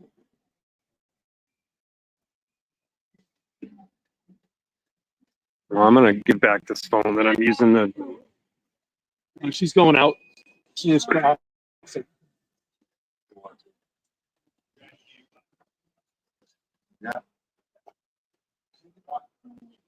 Yes. I had to switch hands. I gave up the phone that I was using to see chat.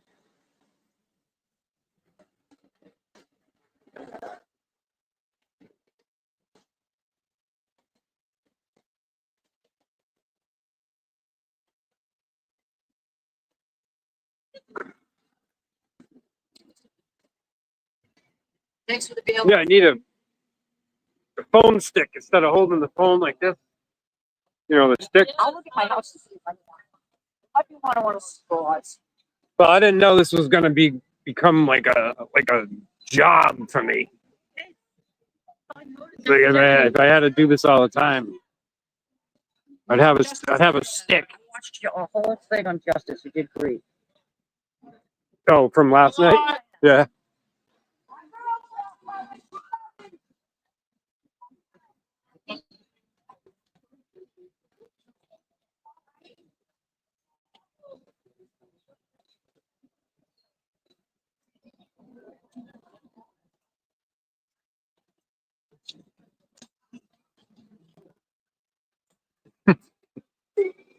Wow, they're way back today, huh?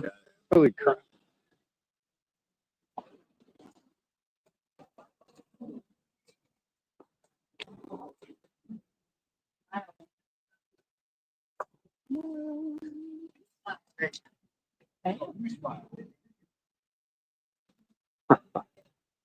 After all that?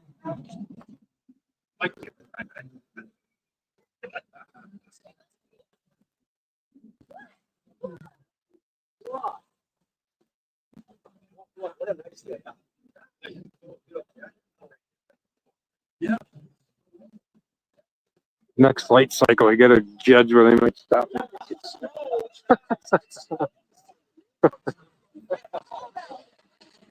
Go right by.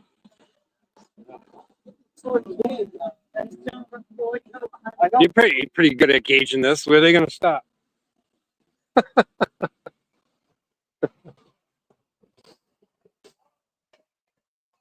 Hi, Karen. The Channel 4 guys were running to try to catch me. All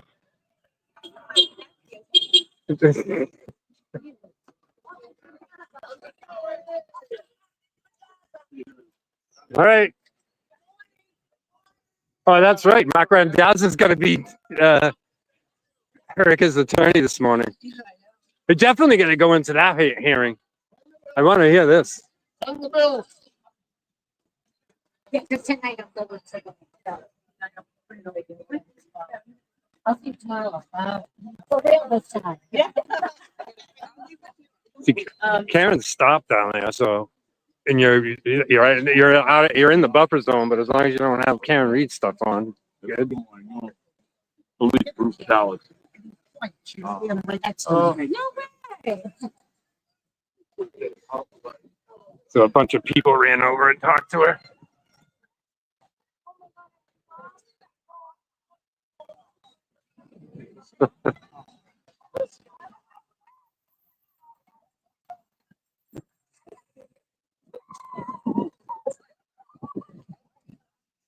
Yeah, I'd like to go down and go into Erica's arraignment this morning because Mark Randaz is quite the attorney. I'd love to hear this.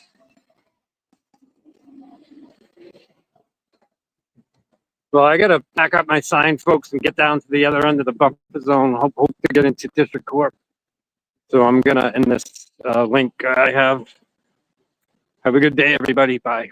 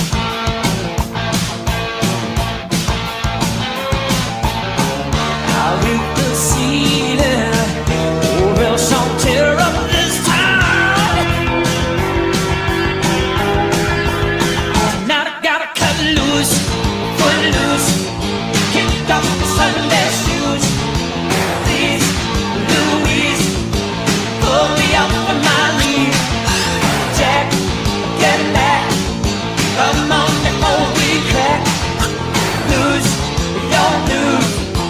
Everybody cut foot loose.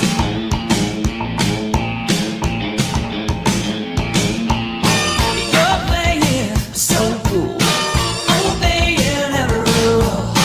Dig away down in your heart. You're burning, yearning for somebody to tell you life ain't a passing you by. I'm trying to tell you in a way that you don't even try. You can fly if you don't cut loose, put loose, kick off the Sunday shoes. Ooh-wee, Marie, shake, shake the booty. Oh, my Lord, come on, let's go. Loose, you're loose. Everybody cut foot loose. Foot loose.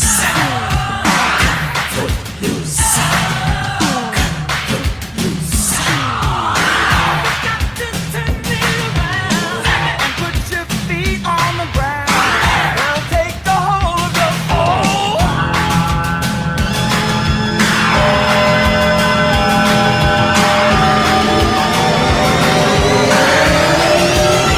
I'm telling you, loose, kick off the Sunday shoes. Please, Louis, pull me up on my knees. Check, get back, come on before we crack.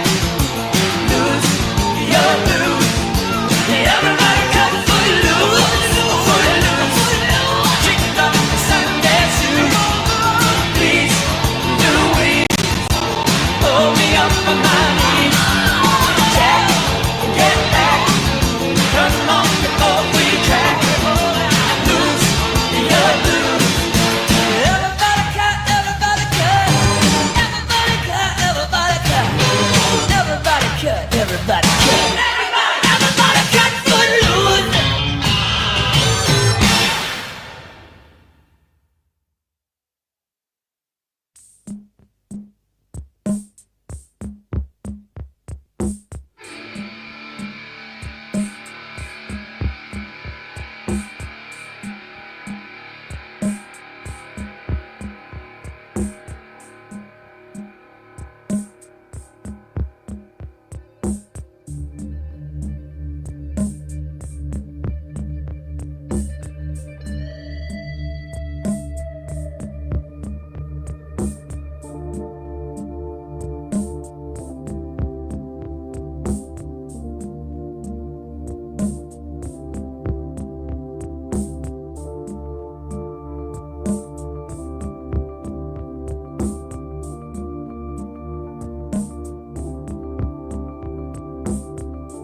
I can feel it coming in the air tonight.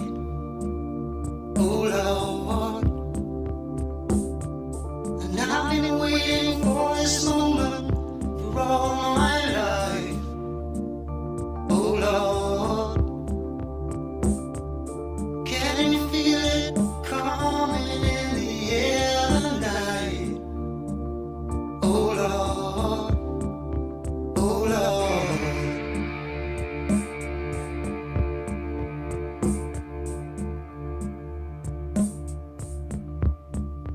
Well, if you told me you were drowning, I would not lend a hand. I've seen your face before, my friend, but I don't know if you know who I am. Well, I was there and I saw what you did. I saw it with my own two eyes. So you could wipe off that grin. I know where you've been. It's all been a pack of lies. And I can feel it coming in the air tonight. Oh Lord. Well, I've been waiting for this moment for all my life. Oh Lord, I can feel it coming in the air tonight. Oh Lord, well I've been waiting for this moment for all my life. Oh Lord, oh Lord.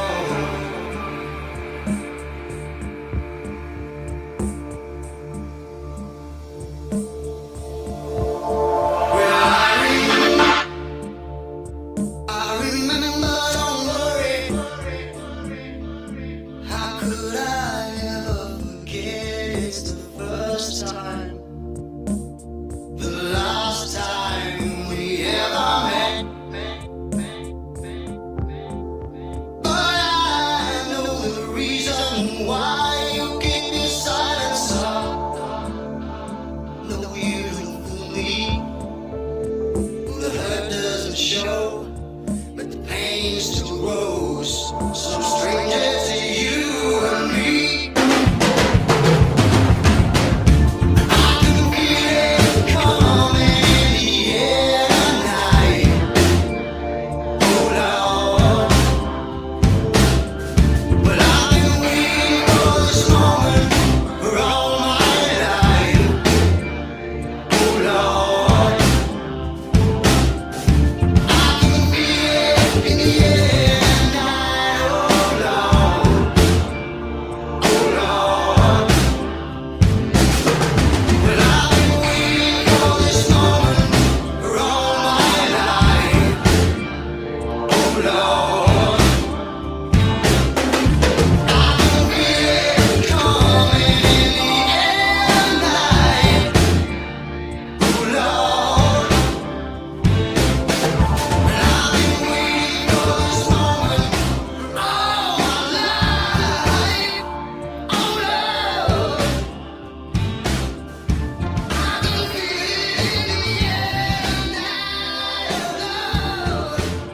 Oh Lord, oh Lord, well I've been waiting for this moment for all my life.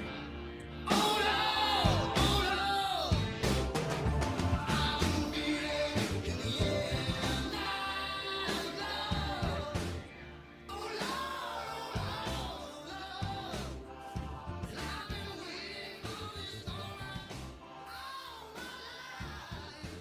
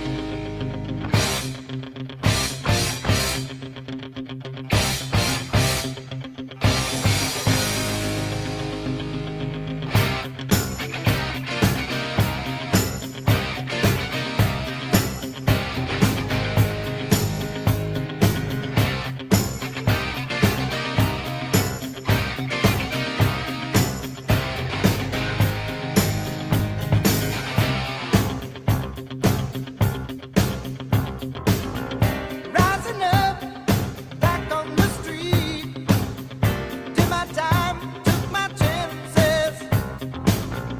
Went the distance, now I'm back on my feet. Just a man and his will to survive. So many times it happens too fast. You trade your passion for glory. Don't lose your grip on the dreams of the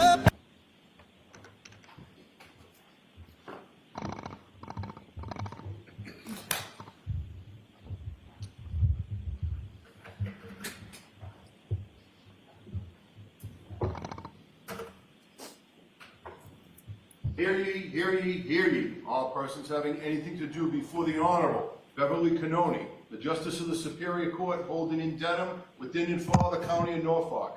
Draw near, give your attendance, and you shall be heard. God save the Commonwealth of Massachusetts. This court is in session. Please be seated. Good morning, council. Good morning, Ms. Reed.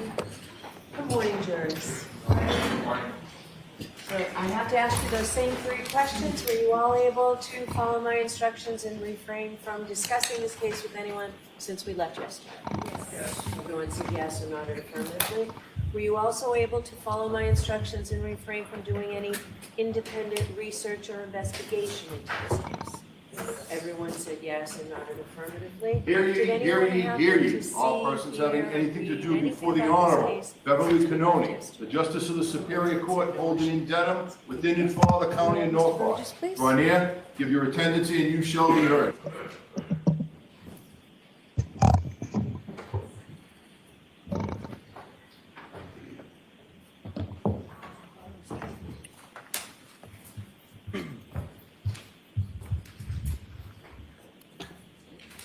So I'll remind you, you're still under oath.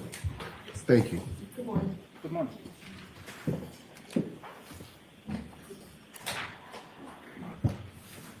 All right, Mr. Alessi, whenever you're ready. Thank you, Your Honor. Morning, Mr. Burgess. Morning. On your direct examination yesterday, your experience was brought up in questions, correct? Correct. On your direct examination, your certifications were brought up in questions, correct? Incorrect. There was no discussion in your direct examination about having certifications in Celebrite and Magnet Forensic Axiom. Did I mishear? No, if I misheard your question, it was. I asked about certifications. I'll repeat it, sir, Sure. in case I misspoke. On your direct examination, your certifications were brought up in questions, correct? Yes, correct. However, on your direct examination, no questions were asked of you at all about your supposed education, correct? Correct. And you did not bring up your educational background at all Correct. on direct examination, correct? Correct.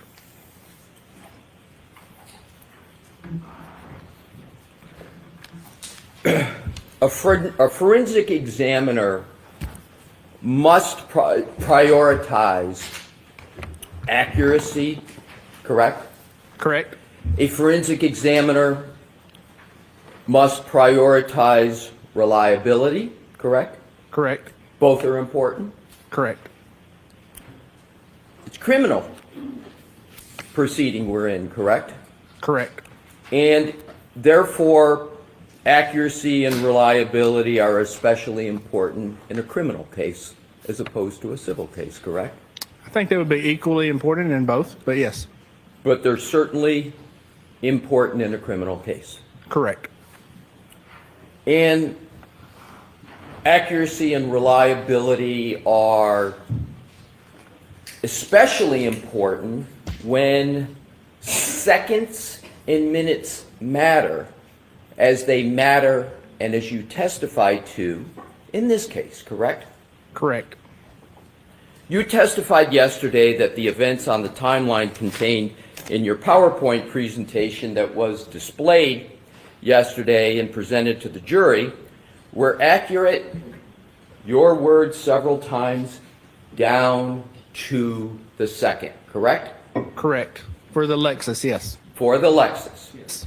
You said they were accurate down to the second, correct? Correct. Let's take a look at your PowerPoint presentation that you discussed extensively before the jury yesterday. Mr. Woe, could we please bring up slide 32 of the presentation Mr. Burgess discussed with the jury yesterday? And Your Honor, with your permission to publish. Okay. Thank you.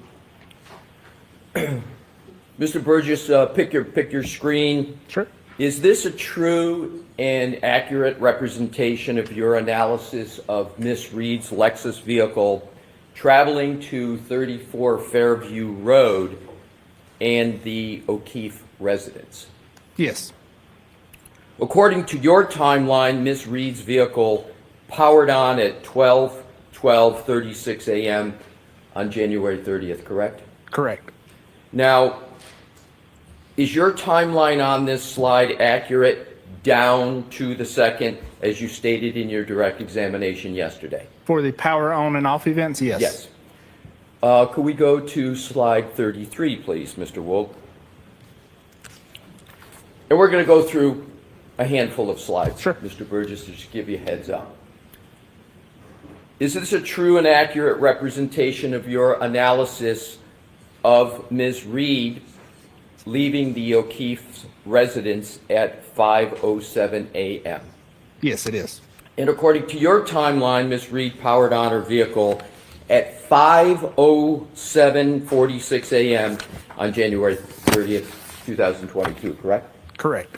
Is the time on this slide accurate down to the second, as you stated in your direct examination yesterday? Yes, according to the Lexus, yes. If we could go, Mr. Woke, to slide 34, please. And these are all your slides, correct, sir? Correct, they are. You prepared them? Yes. Is slide 34 a true and accurate representation of your analysis of Ms. Reed traveling to the Dighton residence at 12:25:01 a.m.? I'm sorry, 12:25:01 p.m. 12:35:01, correct. I'm sorry, thank you, 12:35. And according to your analysis, Ms. Reed powered on her vehicle to travel to Dighton at 12:35:01 p.m. on January 30th, correct? Yes, that's correct. And is the time on this slide accurate down to the second, as you stated in your direct examination yesterday? Yes. Slide 35, please, Mr. Wolf.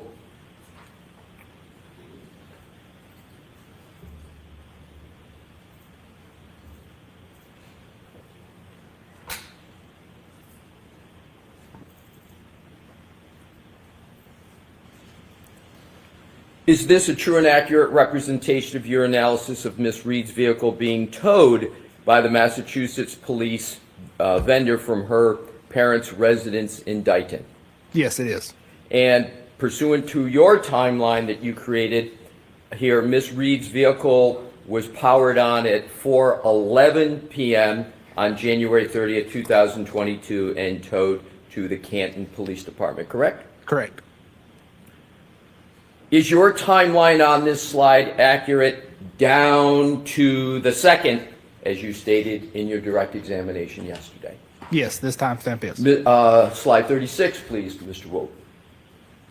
Is slide 36 a true and accurate representation of your analysis of Ms. Reed's vehicle arriving at the Canton Police Department? Yes, it is. And pursuant to the timeline you created, Ms. Reed's vehicle powered off at 5:36:42 p.m. on January 30th, 2022, correct? Objection. Objection. I have this. Okay. Is your analysis down to, is your analysis on slide 36 accurate down to the second, as you stated in your direct examination yesterday? Yes, according to the Lexus, yes. According to the Lexus. Yes. In point of fact, Mr. Burgess, none of the 5 timelines that we just reviewed from your presentation are accurate at all, and certainly not down to the second. Am I right or am I wrong? You are wrong. Are you aware, and if we could go back to the first slide, which is slide 32, and we'll look at each of them quickly. Sure.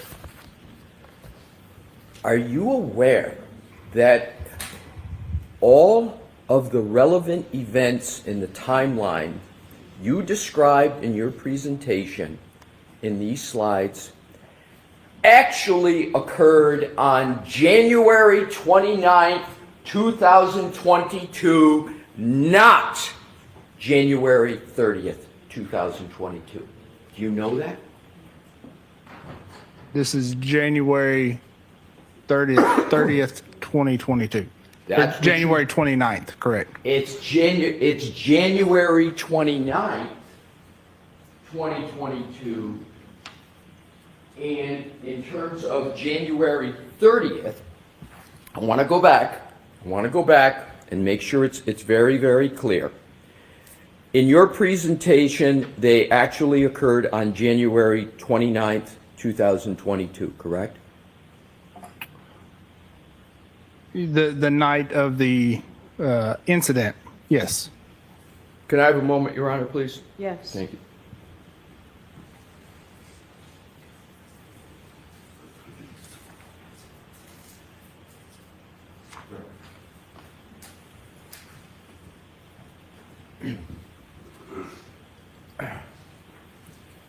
Mr. Burgess, once that timeline crosses into midnight, it's January 30th, not January 29th, correct? Correct, yes, it is January 30th, yes. So in actuality, these 5 timelines, as you testified to them yesterday, are not accurate down to the second, correct? Because you got the wrong date. Well, parlance, yes, but yes, they are still accurate to the second. But the date, these 5 timelines, let's pursue this. These 5 timelines are exactly 24 hours off from the time where the event actually occurred, correct? No, so these events occurred on January 30th. If I misspoke and said the 29th, yes. Okay. You understand my point? Yes, I do.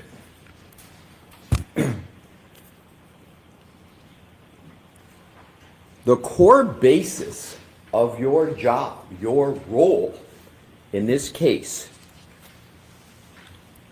is to reconcile time discrepancies, as you say, down to the second, correct? Correct. But your discussion of the timeline on each of these slides, on each of these key events, is incorrect, correct? No, it's not incorrect. So your discussion of the applicable date, you're saying, as you described it yesterday and interpreted this timeline, was correct? Is that what you're saying now? This timeline is correct, But yes. my question is your discussion of it yesterday. If I misspoke and said the 29th, then yes, I misspoke on that, yes. And that was your testimony yesterday, what you spoke about. Yes.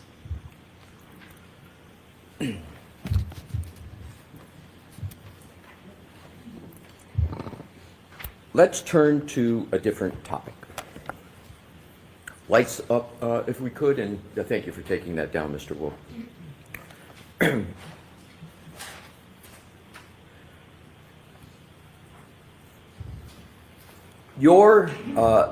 Actually, to mitigate the inconsistencies that you analyzed yesterday between independent clocks, am I correct that your position is that forensic methodology recommends cross-referencing timestamps from multiple sources to identify discrepancies, and when possible, leveraging time anchors, events that contain both a system timestamp and an external physical event to identify and correct timing discrepancies? Do I have that right?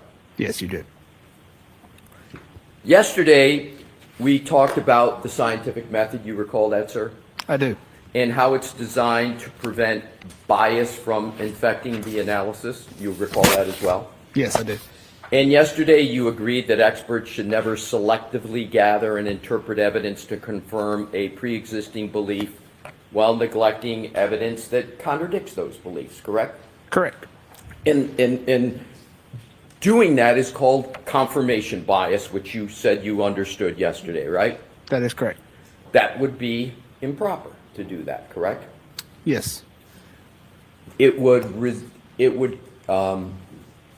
raise the specter, if not the reality, of unreliability if that occurred, correct?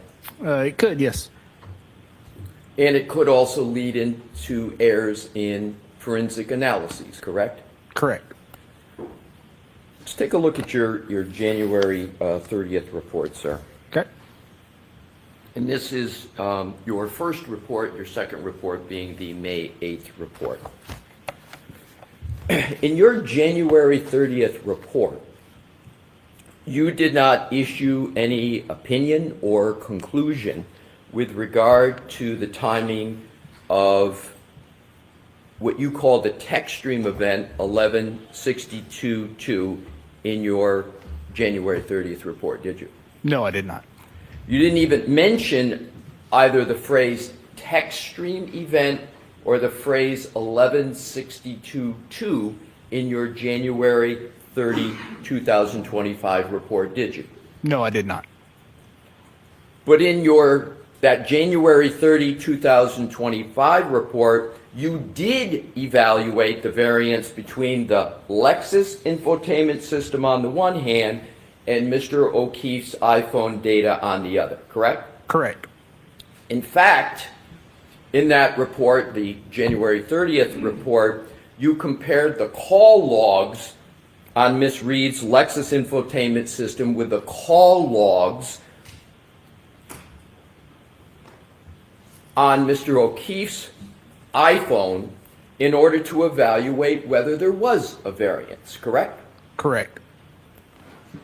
And do I have it correct in your report that it's the position that the timestamp call log data, specifically the recorded calls between Ms. Reed and Mr. O'Keefe, along with the infotainment power event logs, were analyzed for what you called clock skew by cross-referencing them against other independent data sources, right?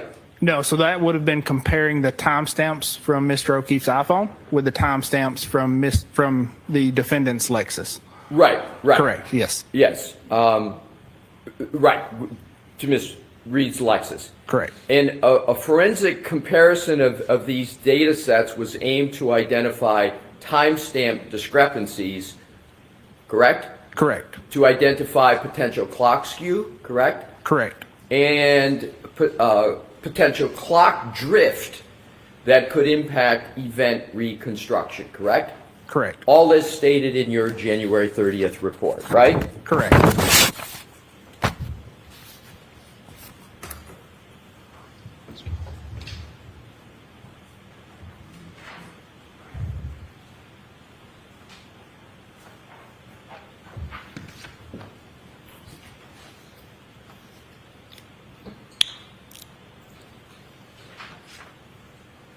I'm in moment.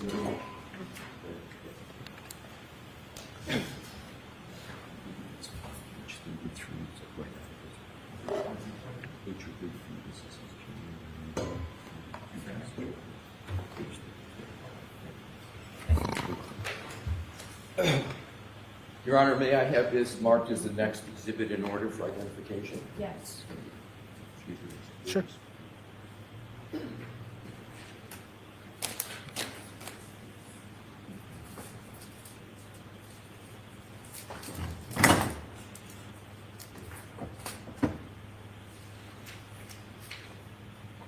Exhibit BBB for ID. Thank you. May I present to the witness, Your Honor? Yes. Thank you. Mr. Burgess, I am presenting to you what has been marked as Exhibit BBB for identification. I'd ask you to take a look at it, sir, and then pick your head up when you've had a fair opportunity to take a look at it. Okay, sure. Do you recognize that document, sir? I do. May I reapproach, Your Honor? Yes. Thank you. What do you recognize that document to be, sir? Sure. So this is a graph that I put together that is comparing timestamps, call timestamps from the infotainment module with Mr. O'Keefe's iPhone. And is that Exhibit BBB B for identification in your January 30, 2025 report? Yes, it is. And did you create that chart that is depicted in Exhibit BBB for identification? Yes, I did. And is that a fair and accurate representation of the information that you discussed in page 33 of your January 30, 2025 report? Yes, it is. I offer Exhibit BBB for identification into evidence, Your Honor. If we can introduce the whole report to put it in Why don't I context. see you at sidebar instead of before?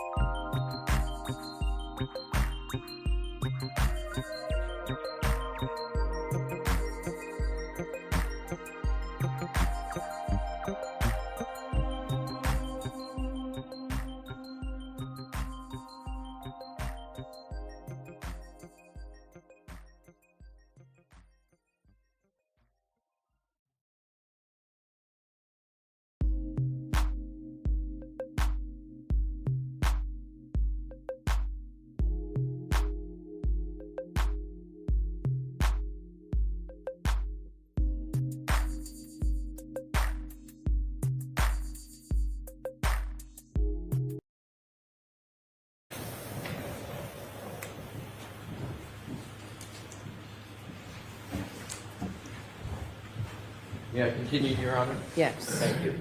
Your Honor, at this time, I offer Exhibit BBB into evidence. Okay. Exhibit 189. Thank you.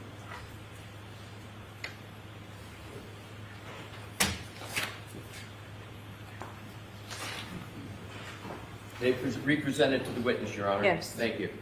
Mr. Burgess, I am represented to you what is now Exhibit 189 in evidence. Ask you to, once again, take a look at it, and if you need further time, please take it, sir, and then pick up your head when you've had a fair opportunity to look at that document. Okay. Despite claiming the purpose in your January 30 report of, quote, identifying timestamp discrepancies, potential clock skew, and clock drift, you did not compare the time of the three-point turn between the infotainment system in the Lexus SUV and Mr. O'Keefe's phone, did you? Not at that time, no. Instead, you identified the potential variance by analyzing various calls on the infotainment system of the Lexus versus Mr. O'Keefe's phone, correct? Correct. This data in that exhibit captures a precise moment in time that is easily compared between the two devices, correct? Correct, it does. Mr. Wolk, Your Honor, may Mr. Wolk please publish this exhibit? Okay.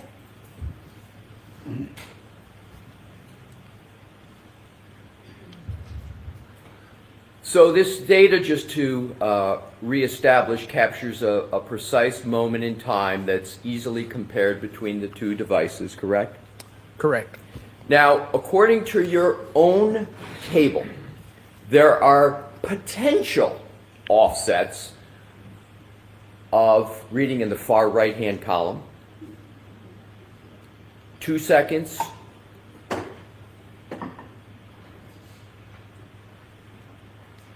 1 second, 2 seconds, 1 second, 8 seconds, 16 seconds, and 21 seconds, correct? Correct. And yet, you failed to apply this variance to the infotainment time on the Lexus associated with the text stream event 1162.2, correct? Correct. May I explain? I will proceed along. I'm sure if Mr. Brennan has questions and wants you to explain, he may choose to do that. This is simple arithmetic, is it not? It's either an addition or a subtraction, the offset, correct? Correct. And yet, in your initial report on January 30th, 2025, you did not take that final analytical step, did you? No, because these clock variances do not apply to that time frame. But you didn't take, you know what analytical step I'm talking about, correct? No, I don't. I don't All believe right. so. We'll come back to it. I want to go focus on your opinion. What you did do, as I understand it, in your January 30th report. So, in your opinion, we can leave that up for a moment, please, because I want to see if we need to show the contrast. With your Honor's permission, can we leave it up just a little bit longer? Yes. Thank you. In opinion number 5, and please feel free to look at your January 30th report, Sure. You indicated only this. The difference between the Lexus infotainment and Mr. O'Keefe's cell phone ranged between 8 seconds and 16 to 21 seconds during the period between 5:21:36 a.m. and 5:30:31 a.m. on January 29, 2022. Do I have that correct? Yes, between 5:21 and 5:30 a.m. Yes. Now what I'd like to do is, and we can take that down, thank you, Mr. Wope. Let's talk about what information you learned after you issued your January 30, 2025 report. Or at the time of that report, you received and reviewed a copy of a portion of your colleague's slide presentation and report at Aperture, Dr. Judson Welcher, correct? From a presentation by Mr. DeSogra. Yes. Well, correct. I understand you want to add Mr. DeSogra. My question is... Sustained. Okay, yes, Your Honor, thank you.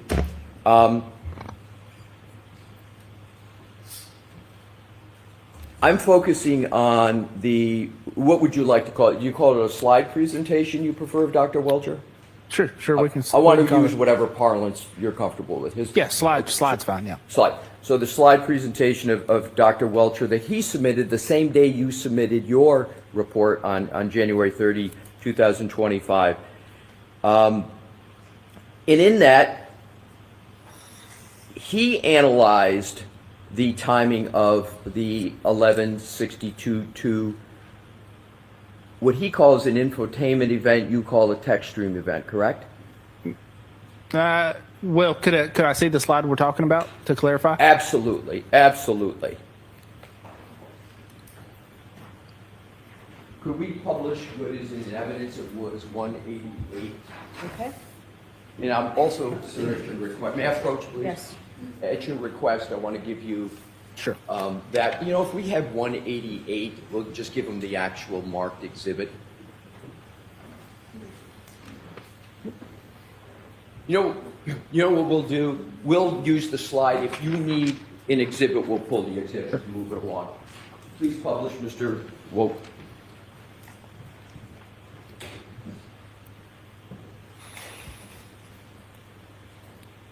Now, if we could enlarge the text, we don't need the map, so make that as large as you can, please, Mr. Woke, in the relevant portions. All righty. You're aware that according to Dr. Welcher's analysis, as depicted in this slide in evidence, the 1162-2, what he calls an infotainment trigger that you call a text stream event, right? Correct. The 1162-2 text stream event occurred at 12:31:38 a.m. on January 29, 2022, correct? Correct. And that's when it began, right? That's when the trigger threshold was met, yes. That's when the trigger threshold was met. Correct. You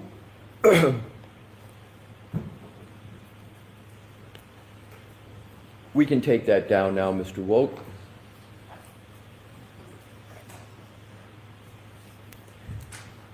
You also testified yesterday that you reviewed Mr. Whiffen, Mr. Ian Whiffen's January report, which established a timeline of the last interactive events on Mr. O'Keefe's phone, correct? Correct. Your Honor, could we please publish Exhibit 39, which is in evidence? Okay. And we could go to slide 82 and have 83 available, if we can enlarge the applicable sections. And what I'm going to ask you, Mr. Burgess, is to see whether these events are consistent with your memory of what the applicable events are. Do you see the column biometric device unlock with Face ID event at 12:32:04 a.m.? Yes. Now that's after the 12:31:38 a.m. 1162-2 text stream event that's in Mr. Welcher's slide, correct, that we just saw? Correct. The unadjusted Lexus clock, yes. Timestamp, yes. So, but I'm going to repeat the question. The 12:32:04 a.m. device unlock with Face ID event is after the 12:31:38 and 12:31:43 1162-2 text stream event that is stated in Dr. Welcher's report, correct? Correct. Now, do you see the lock event which occurred at 12:32:09? Yes, I do. That is also after the 12:31:38 to 12:31:43 text stream event, correct? Yes, the unadjusted time. That 12:32:09 a.m. lock event is after the 12:31:38 to 12:31:43 range that is stated in Dr. Welcher's report, correct? Correct, from the Lexus clock. So, if we could go back, and we're going to toggle back, with Your Honor's permission, between these two slides for the next couple questions. If we can go back to and enlarge Dr. Welcher's slide.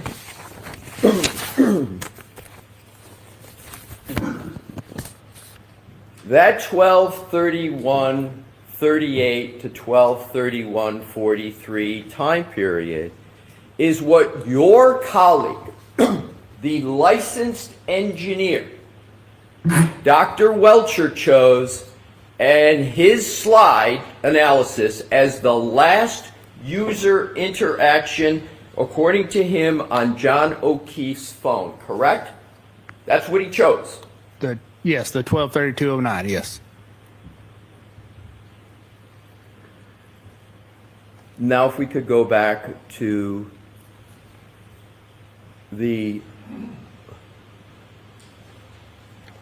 and zero in, please.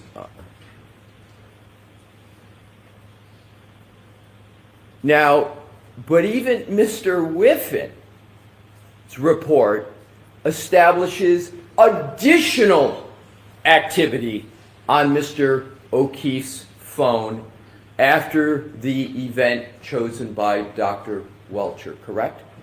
Correct.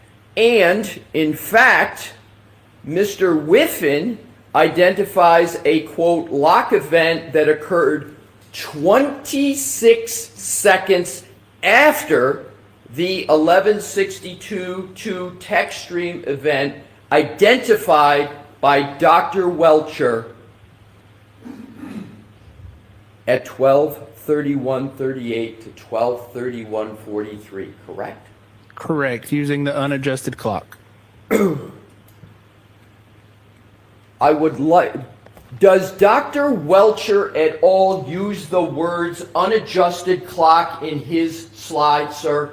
No, he does not. Okay, what I'd like to do is ask you a question about whether, in fact, Mr. Whiffin identifies a lock event that occurred 26 seconds after the 11:62:2 text stream event at 12/31/38 to 12/43, as stated in your colleague's report, Dr. Welcher, the slide presentation. Is that correct? Yes, that's correct.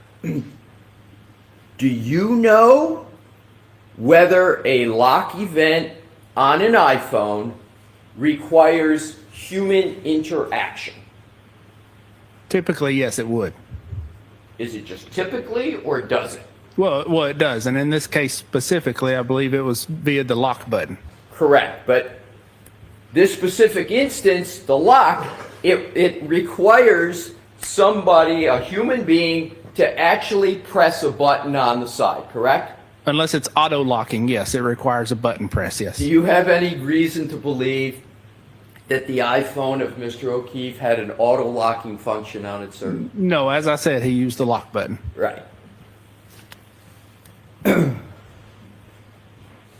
If we can enlarge that, do you see the end of health event 36 steps that we talked yesterday that was covering a distance of over 84 feet? Do you see that occurring at 12:32:16 a.m.? I don't believe we talked about that yesterday, but yes, I do see that. Do you see it? I do, yes. And that's also after the 12/31/38 to 12/31/43 text stream event identified by your colleague, the licensed engineer, Dr. Welcher, in his slide, correct? Correct. Now, finally, do you see the entry pocket state detected at 12:33:14 a.m.? You see that, sir? Objection. Sustained. Do you know what a pocket state is, sir? I do know what a pocket state is. Do you know when the pocket states occurred on the iPhone of John O'Keefe pursuant to your analysis of his phone? I do not.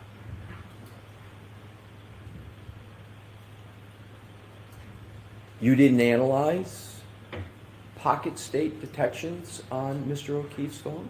No, I did not personally. Do you believe pocket state detected data Well, let me just go back and confirm. So you didn't analyze with any source pocket state detection information with regard to Mr. O'Keefe's phone. Is that correct? That's correct. So let's go back and summarize for each of the ones you did look at and analyze that you just testified. Every single one of those that we just discussed, those user interaction events, occurred after Dr.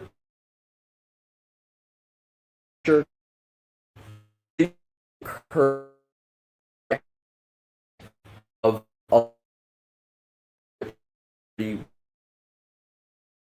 40.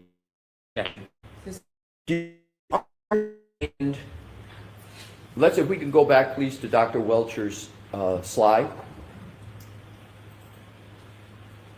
Highlight the text again, please, Mr. Wolf.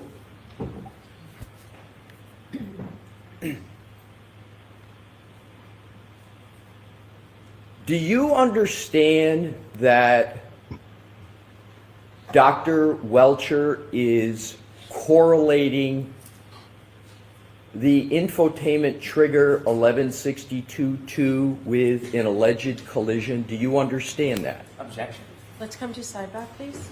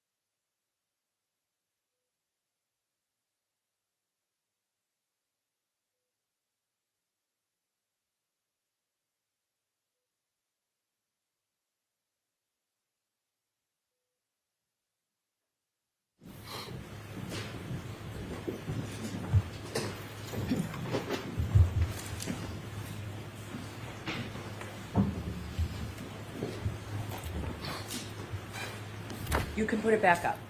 Thank you, Your Honor. If we could go now, Mr. Woke, back to the slide from Dr. Welcher's slide presentation. And if you could re-enlarge the applicable section that we've had up before. Thanks for your patience, Mr. Burgess. You have reviewed this slide and this specific data in this slide previously, correct? Correct. And I just want to, Mr. Wolk, just go back to the slide so we're clear on what this is. So this slide here is what you're speaking about, right? Correct. And you've reviewed this slide prior to your testimony in this court, correct? Correct. And you considered this slide as part of your analyses that you have performed and testified about, correct? Yes, I have. So now, Mr. Burgess, I'd like to ask you a question. Every single one of the user interaction events that we talked about, steps, lock, etc., occurred after Dr. Welcher's, what he calls an infotainment event, which you call a text stream event, in the range of 12:31:38 to 12:31:43, correct? I would agree that yes. So the answer is yes? With the caveat. I'm sorry, I didn't know you hadn't finished. Sure. Please finish your answer. Yes, with the caveat that user interaction only applies to the device lock, steps, and the pocket state are not duplicative of user interaction per se. Let's just assume that is the case. Let's then just focus on what you consider to be a user interaction, which is device lock, correct? Correct. And the device lock event that you agree is a user interaction, we could go back to that just so we have clarity. The lock event that you agree is a user interaction occurred at 12:32:09, according to Mr. O'Keefe's phone, correct? Correct. In that 12:32:09 time period, we could go back to Dr. Welcher, it is after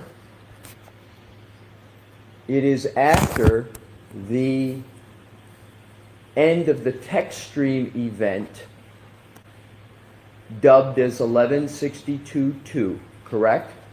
Correct. According and that's 26 seconds. I didn't finish my question. I'm sorry, Your Honor. So go ahead, finish your question. Don't answer, Mr. Burgess, until the complete question. In that event lock, even according to Dr. Welcher's own words in his own slide, occurs 20 seconds after the end of the text stream event 11:62:2, correct? Of the unadjusted clock, yes.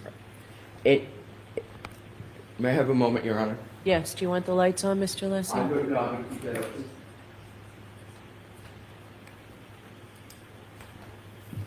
And so to repeat to alter it, hopefully make it a little clearer. Sure. So according to Dr. Welcher, the licensed engineers, your colleague at Aperture, his slide that he has here, the last O'Keefe cell phone event, the lock, occurred within approximately 26 seconds after the end of the text stream event dubbed 11:62:2. That's what's stated there, correct? Correct, according to the unadjusted clock. You keep adding according to the unadjusted clock, but do the words according to the unadjusted clock appear anywhere in that slide, sir? No, they do not. we can take that down and, with the court's permission, turn the lights back on, please. Yesterday, you stated that you reviewed a presentation by another expert, Mr. DeSogra, who reviewed the findings of your January 30th report. Do you recall that, sir? Yes, I do. In fact, in your May 8, 2025 report, your second report, your first being the January 30th report, you only cite 2 new sources of data that you reviewed before making your conclusions, correct? Correct.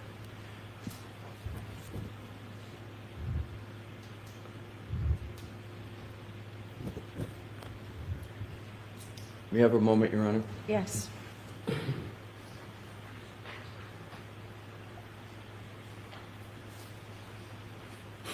May I approach, Your Honor? Yes.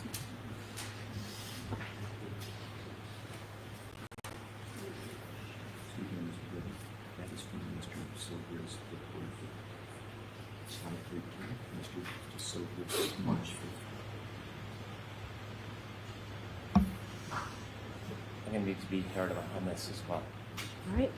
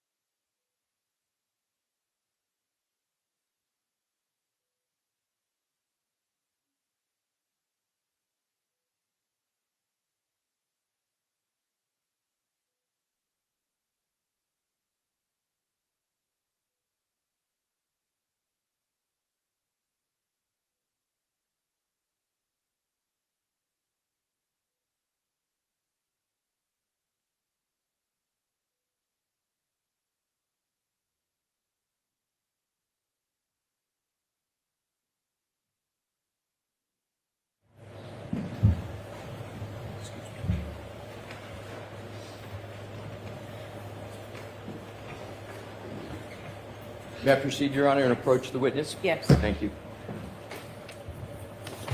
Excuse me, Mr. Burgess. Sure.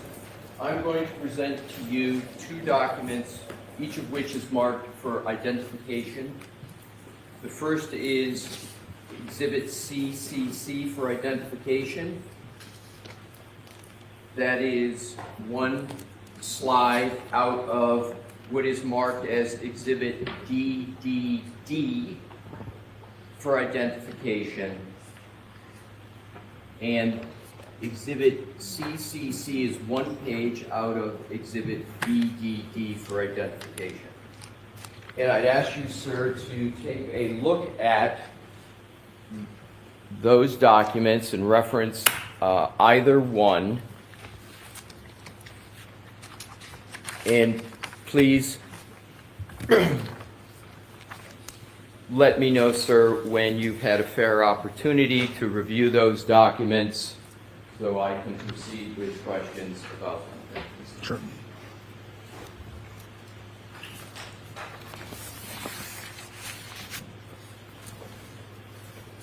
Okay. Sir, can you please read the exhibit designation on the entire slide presentation? On DDD. Pardon me? On Exhibit DDD. And that's triple D as in David? Correct. So in Exhibit DDD, is that the March 5, 2005 PowerPoint presentation of Mr. DeSogra that you spoke about extensively yesterday? Yes, it is. And sir, before you came to court yesterday, did you review and consider the Exhibit DDD for identification? Yes, I did. And as a matter of fact, you spent considerable time with regard to Exhibit DDD before you came to court yesterday. Correct.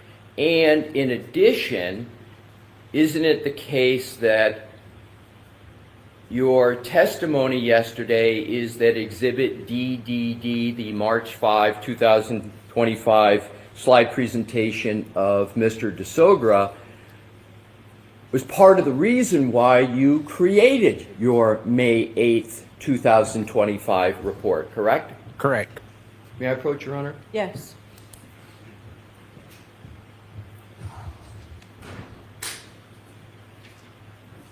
Your Honor, I offer Exhibit DDD, Exhibit CCC into evidence and do not offer Exhibit DDD at this time. Okay, the witness just spoke of DDD, so why don't you have him just say what CCC is before we put it in? I will do so, Your Honor. Thank you. Mr. Burgess, is Exhibit CCC a slide page out of Exhibit DDD? Yes, it is. Okay, now it'll... Thank you for that, Your Honor. I now offer Exhibit CCC for identification into evidence. Yes. Thank you. And I also hand back to Madam Court Reporter Exhibit DDD for identification. Exhibit 190.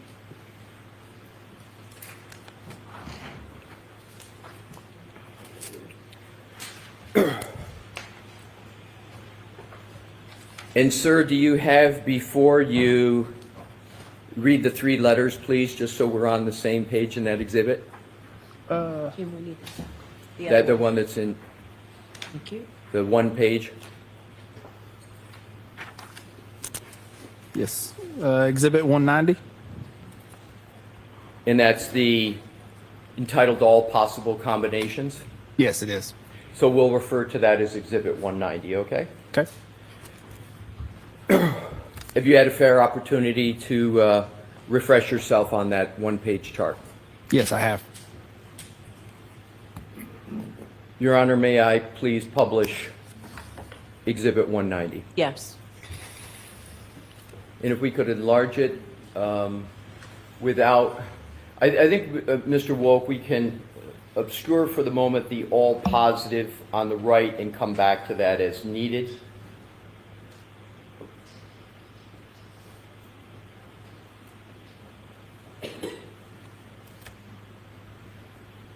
Thank you. Now, Mr. DeSogra, who is an expert for the defense, took the data points you evaluated in your January 30, 2025 report and simply performed the last step in your analysis that I was referring to in previous slides, correct? Correct. For a lot of data points that do not apply for the time of the accident. I understand you may have a view as to whether they apply or not. I'm just trying to understand Objection. what you understood he did. Again, I'll repeat. Yes, so Your we'll Honor. strike the comment part and just a I'll question, repeat please. and just go to the question. So you understand that Mr. DeSogra took the data points that you evaluated in your January 30, 2025 report and simply performed the last step in your analysis, correct? In my report, in addition to Dr. Welcher's. Right. In addition to Dr. Correct. Now, what I want to do is just elucidate the columns and their meaning. So, the column on the right equals the number of seconds, and it's the far right, the number of seconds between the end of the 11:62:2 text stream event that in the slide of Dr. Welcher is ending at 12:31:43 and the lock event on Mr. O'Keefe's phone that's occurred at 12:32:09, correct? Correct. And that's your understanding of that column as well? Correct. Now, even taking your colleague Dr. Welcher's assumption that the last user interaction on Mr. O'Keefe's phone occurred at 12:32:09 a.m. on January 29, 2022, is Mr. DeSogra demonstrating in this chart that by using the clock variance that you calculated in your January 30 report, there are no circumstances where the trigger event of 11:62:2 occurs before the lock event on Mr. O'Keefe's phone? Objection. After. Sustain, there's one part of your question that needs to Okay. be omitted. In terms of this chart, do you agree that the methodology and application of it of Mr. DeSogra is that Mr. DeSogra took the last user interaction data point of Dr. Welcher in his slide of 12:32:09 and applied the clock variance that you calculated in your January 30th report? Do you agree that that's what Mr. DeSogra did? No, I do not. What do you believe Mr. DeSogra did here? Well, so the math is correct. So when he's trying to adjust clock variances between the two devices, that math is correct, but he's applying incorrect adjustments. I understand, but what I'm trying to get at is just what you understood Mr. DeSogra did in this chart. Correct. I did understand, yes, what he was trying to do. And so do you agree, based upon what Mr. DeSogra did as represented in this chart, there are no circumstances where the 11:62:2 text stream event occurs? Well, let me have you describe what you believe Mr. DeSogra is doing with regard to comparing, based upon this chart, the 11:62:2 text stream event of Dr. Welcher with the lock event on Mr. O'Keefe's phone. Sure. So he's trying to adjust the clock from the Lexus to the Mr. O'Keefe's iPhone clock. but he does that inaccurately. Well, I understand you have I understand your comment. But my question, sir, is this. What do you understand Mr. DeSogra is doing with regard to this chart? Do you understand what he is doing in this chart? Correct. I'd just like you to state what it is you understand he is doing. Sure. So he's trying to adjust timestamps. He's trying to adjust timestamps. In adjusting timestamps, do you agree that Mr. DeSogra makes the point with this chart that there are no circumstances where the 1162 trigger occurs before the lock event on John O'Keefe's phone? Sustained. Can I have a moment, Your Honor? Sure.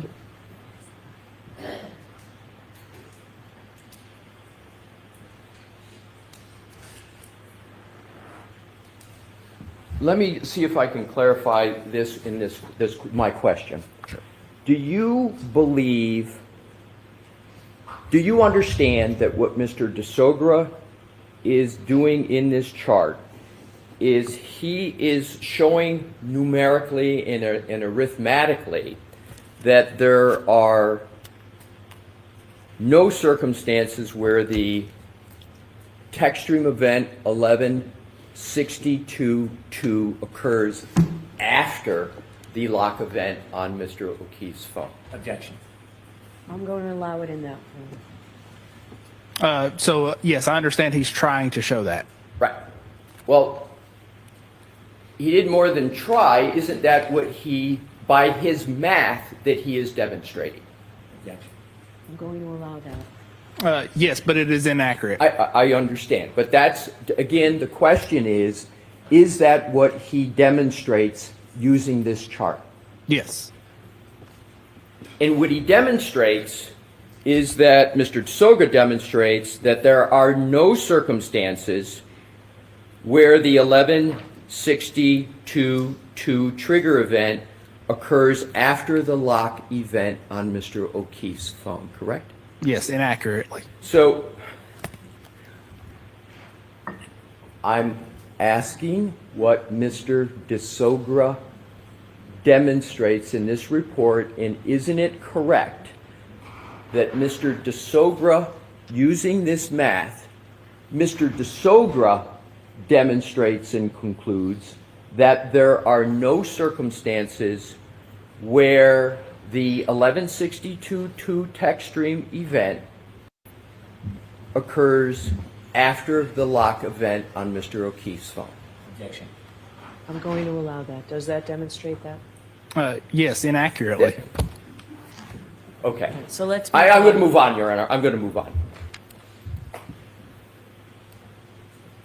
And this methodology and approach of Mr. DeSogra is simply math that he's using, correct? No, it's not simply math. Well, let's go to the clock variance values in the middle column on that chart. You see that, sir? Yes, I do. Those are, as of March 5 of the date of this, that this column was created, nothing in that middle column is new, is it? That data? Yes, some of that data is new. Well, the source data upon which it is created is not new, is it? No, it is not. All right. So the source data of that column, it's not new. Correct. And the middle column uses your data points from your January 30th report, correct? No, not all of those are. But it does use some of the data from your January 30 report, correct? Yes, it does. Is the reason that you did not take that final analytical step that we've been talking about in your January 30th report, and this is a question, is the reason you failed to take that final analytical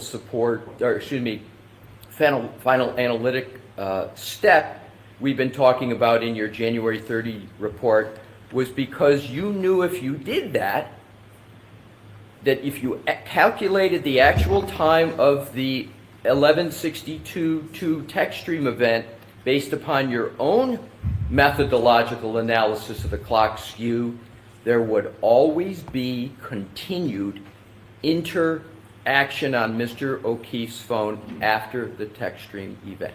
No. So you deny that? Yes.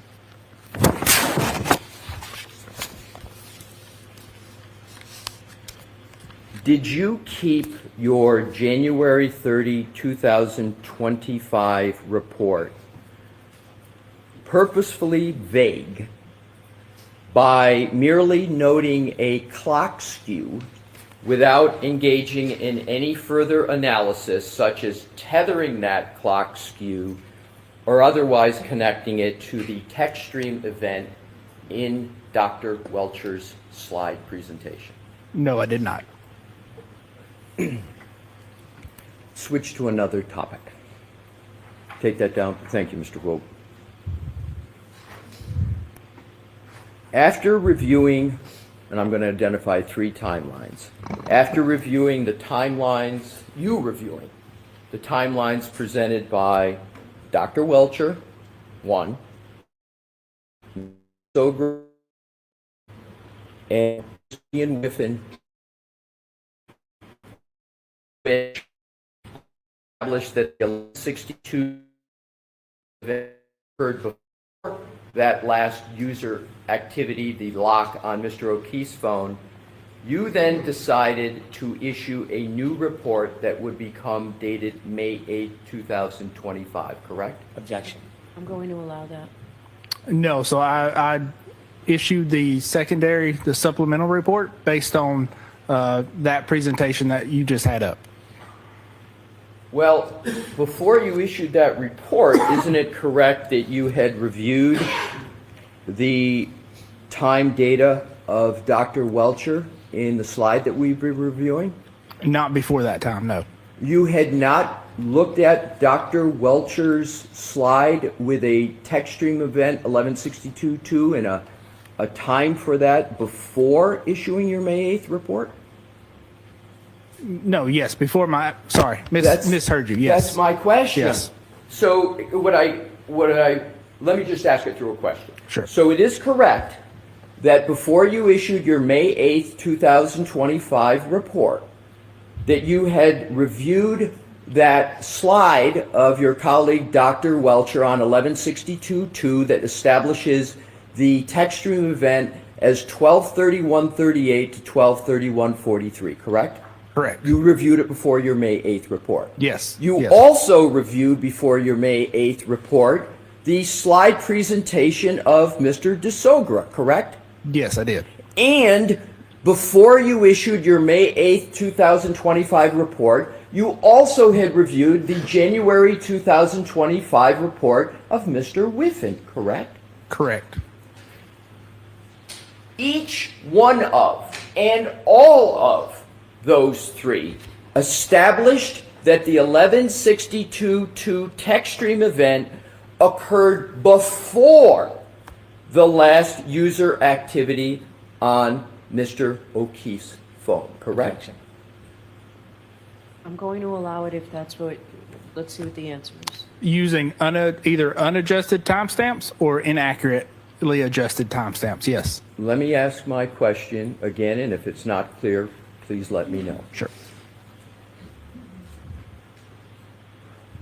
After reviewing what we've discussed, prepared by Dr. Welcher, Mr. DeSoger, and Ian Whiffen, each and all of which established that the 1162.2 text stream event occurred before the last user activity on Mr. O'Keefe's phone, you then decided to issue a new report that would become dated May 8th, 2025. Is that statement I just made correct? Yes, that is correct. Now let's take a look at your May 8th, 2025 report.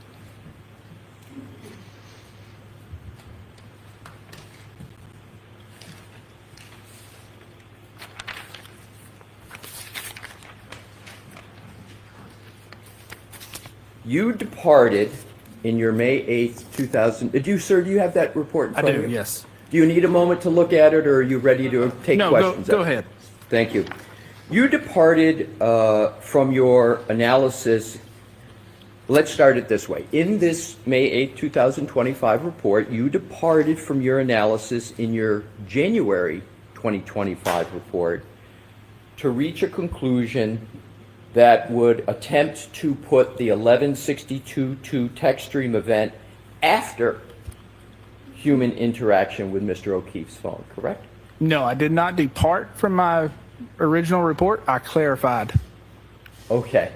So you didn't depart from it, but you, in your May 8th report, but your position is you clarified it. Correct. But isn't it correct that in your January 30, 2025 report, you did not address at all whether the 1162.2 text stream event occurred before or after the last user event on Mr. O'Keefe's phone, correct? Correct. But you did that in your May 8th report, correct? Correct. You don't call that a change, sir? No, sir, I do not. You call that a clarification? I do.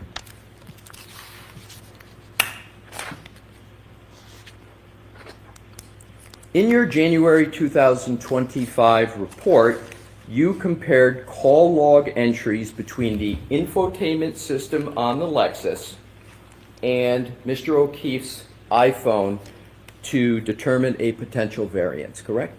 Correct. And call logs are discrete points in time that are fairly easy to compare? Correct. Now, in your May 8, 2025 report, you abandoned the call log analysis from your January 30th, 2025 report, correct? No, I did not abandon it. But you did depart from it, at least in some respects, correct? I did not depart from it. I used another method. Okay. So you used another method. Correct. In your May 8, 2025 report, you opined, as I understand it, that the call log variance has been ignored because, in your words, this offset is measured approximately 5 hours after the time of the alleged collision and cannot be assumed to apply to other timeframes as stated in the initial report. Do I have that right? Yes. Now, please show the jury, in your January 30 report where you ever made that statement.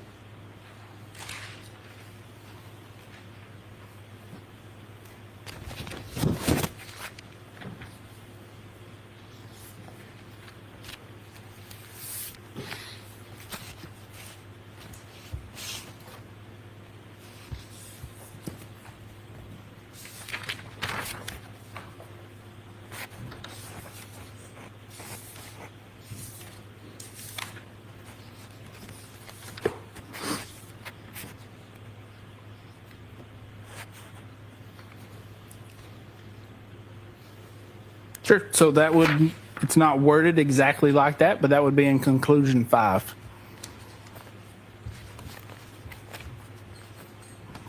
And conclusion number 5 is on page 37 of your January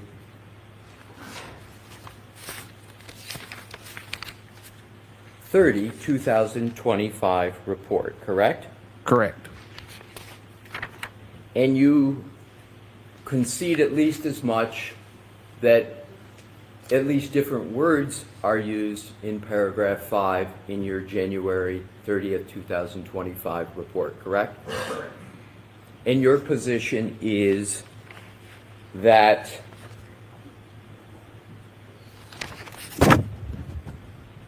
it's the same statement as in your May 8th, 2025 report? Because that's my question. That is correct. In your May 8th, 2025 report, instead of applying the offsets from the call logs, which discrete points in time that are fairly easy to compare, as you stated just moments ago, you decided to use, in your words, quote, approximate time of the three-point turn as your anchor between the two devices. Do I have that right? Yes, you do. Isn't what you did and we just discussed a classic example of confirmation bias, which is to be avoided in science? No, it is not. So you believe that that is not confirmation bias? No. Choosing the three-point turn as the independent data source is the only way you could ever get the text stream event to even possibly occur after the lock event on Mr. O'Keefe's phone, correct? That adjustment is the only adjustment that can be applied due to the data, yes. And that adjustment is the only thing that can be done to get the text stream event 1162.2 to occur after the lock on Mr. O'Keefe's phone, correct? Correct.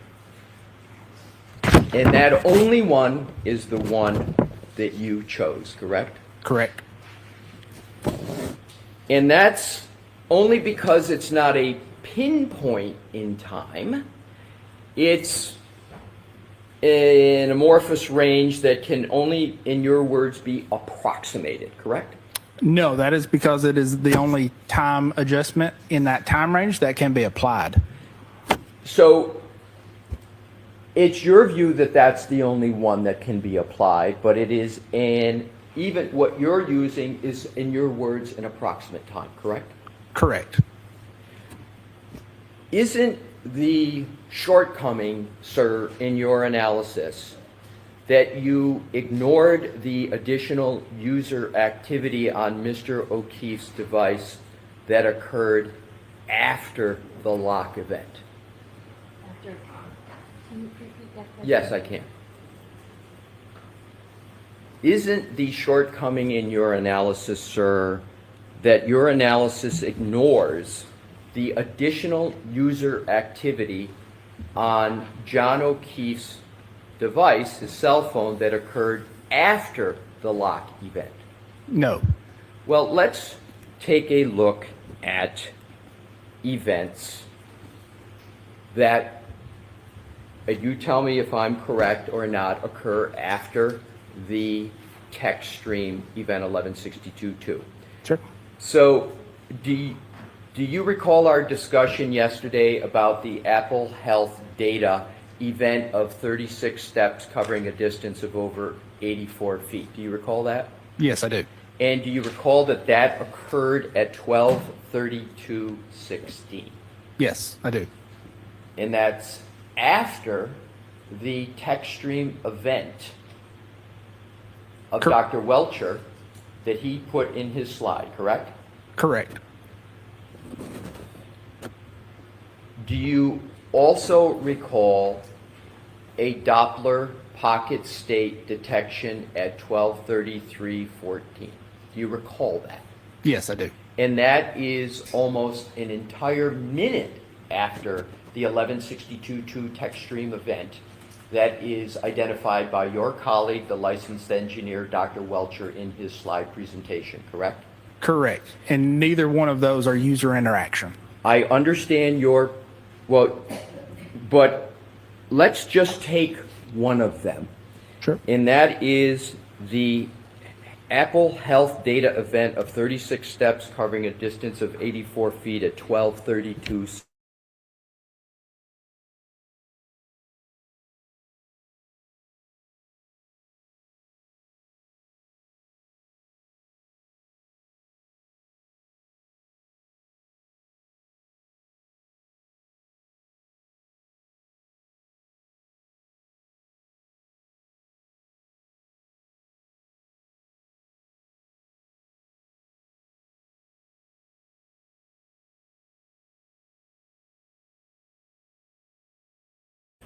Would you agree that opinion number 7 in your initial January 30th, 2025 report. And sir, tell me when you had a fair opportunity to locate that. Okay.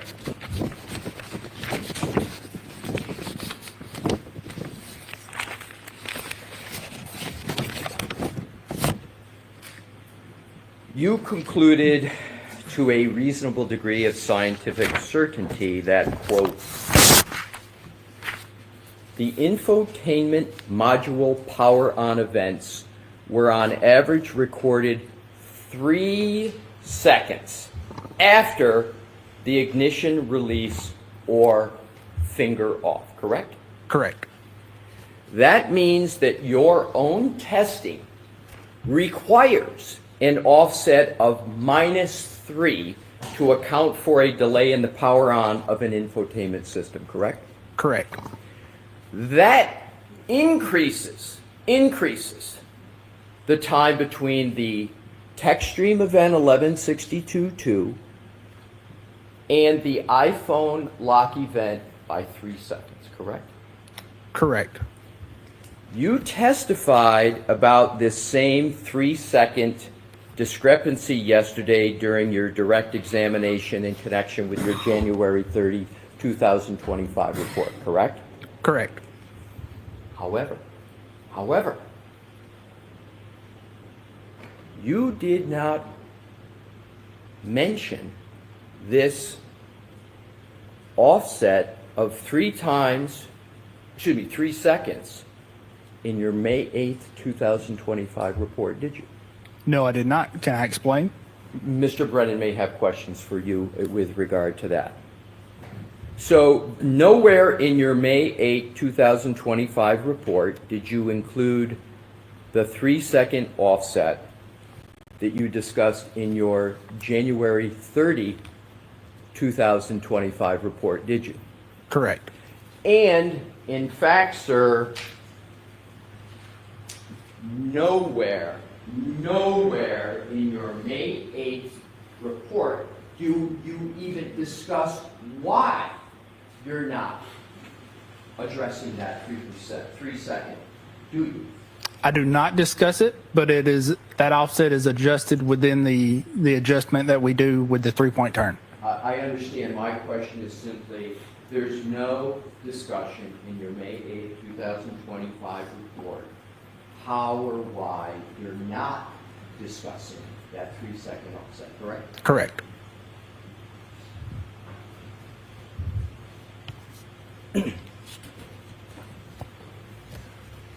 I've got a next section, Your Honor, if you would like me to move into it. So why don't we keep going? Okay.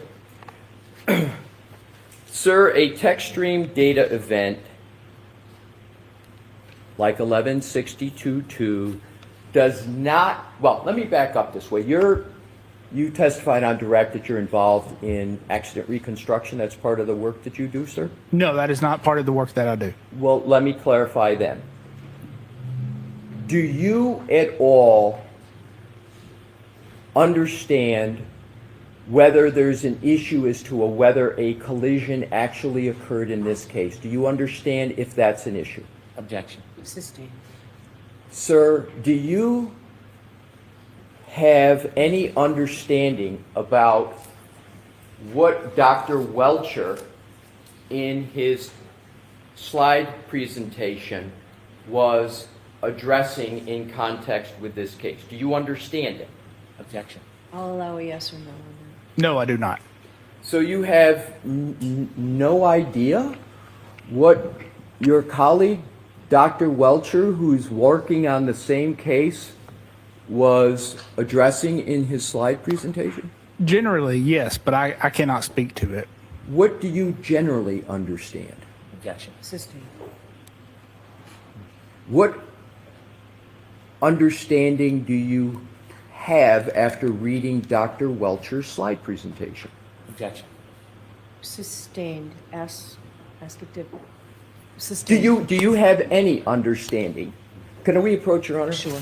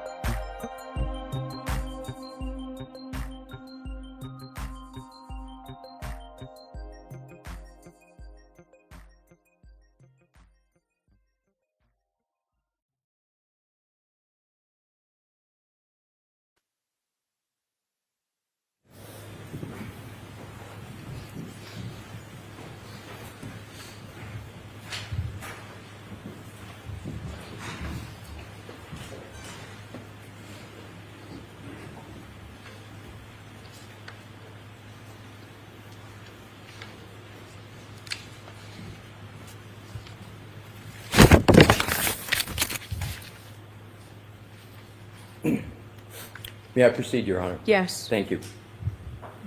Thanks for your patience, Mr. Yes, sir. Burgess. I would like to go back to the line of questioning I was starting, and that is I would like to discuss with you, and I'll start with your conclusion, and I'm going to reference your May 8th, 2025 report, sir.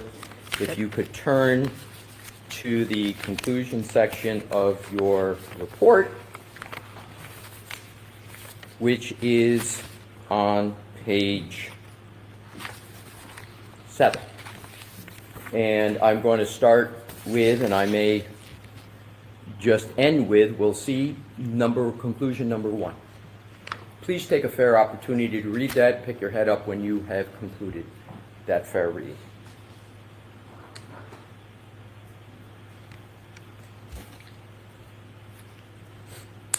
Okay.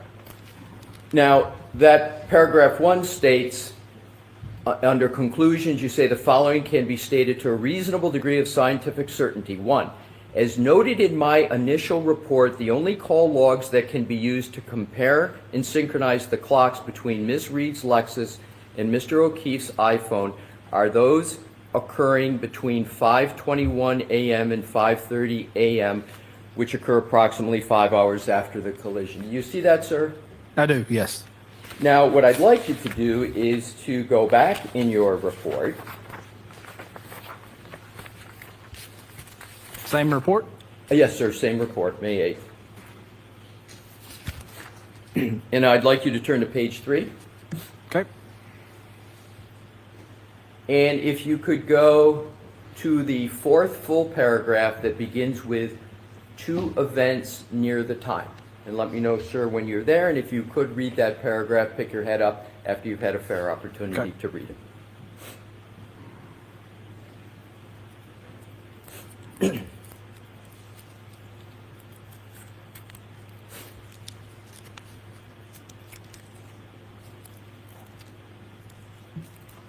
Okay. Thank you. Now, you state 2 events near the time of the collision were recorded by the Lexus system as identified by Dr. Welcher and referenced by Mr. DeSogra. The first event, labeled Techstream Event 1162-1, is associated with a 3-point turn on Cedar Crest Road. The second event, labeled Techstream Event 1162-2, is associated with a reverse maneuver on Fairview Road. These events will be referenced below for clock synchronization analysis.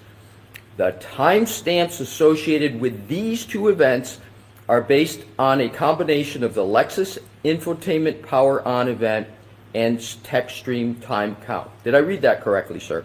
Yes, you did. So in the same paragraph, am I correct that you're discussing a couple of Techstream events, 1162-1 and 1162-2? Yes. And you are talking about that Techstream event in the same paragraph as you're talking about an alleged collision, correct? Correct.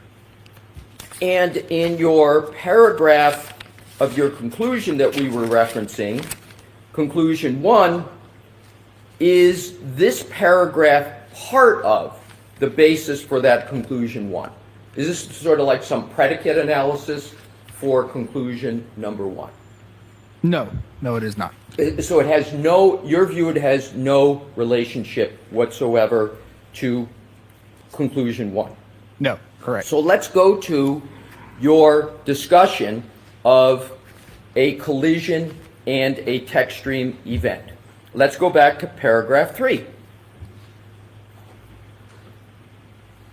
You mentioned the word collision in paragraph 3, correct? I do not. I'm sorry.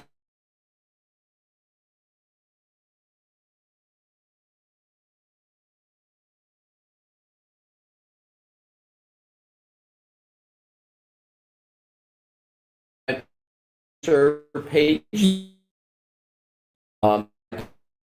Techstream event 11. Correct. Where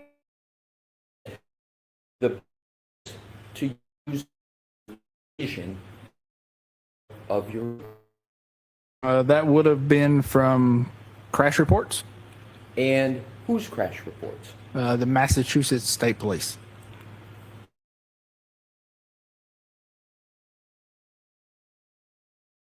So you used Massachusetts Yes. state in your state aid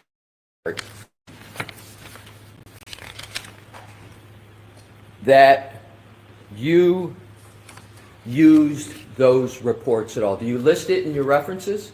No, not in this report, no. And as a matter of fact, this is the first time, right this previous moment, that you are mentioning those reports at all, correct? No, those were mentioned in my initial report. But I'm talking about your May 8th report. Yes, sorry, yes. Okay. Your statements, and I want to clarify this because this is the ultimate topic I want to go to.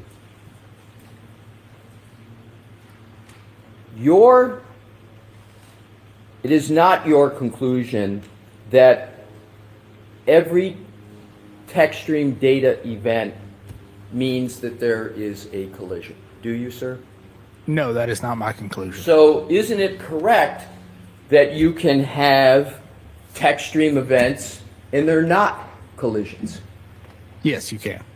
And isn't it a fact that a text stream event, sometimes called a trigger event, is not like an airbag type deploying, correct? They're just, and we're going to get to this later, it's just something that happens with a Lexus vehicle that can cause the vehicle to register a text stream event, correct? Correct. And some people refer to text stream event as a trigger, correct? Correct.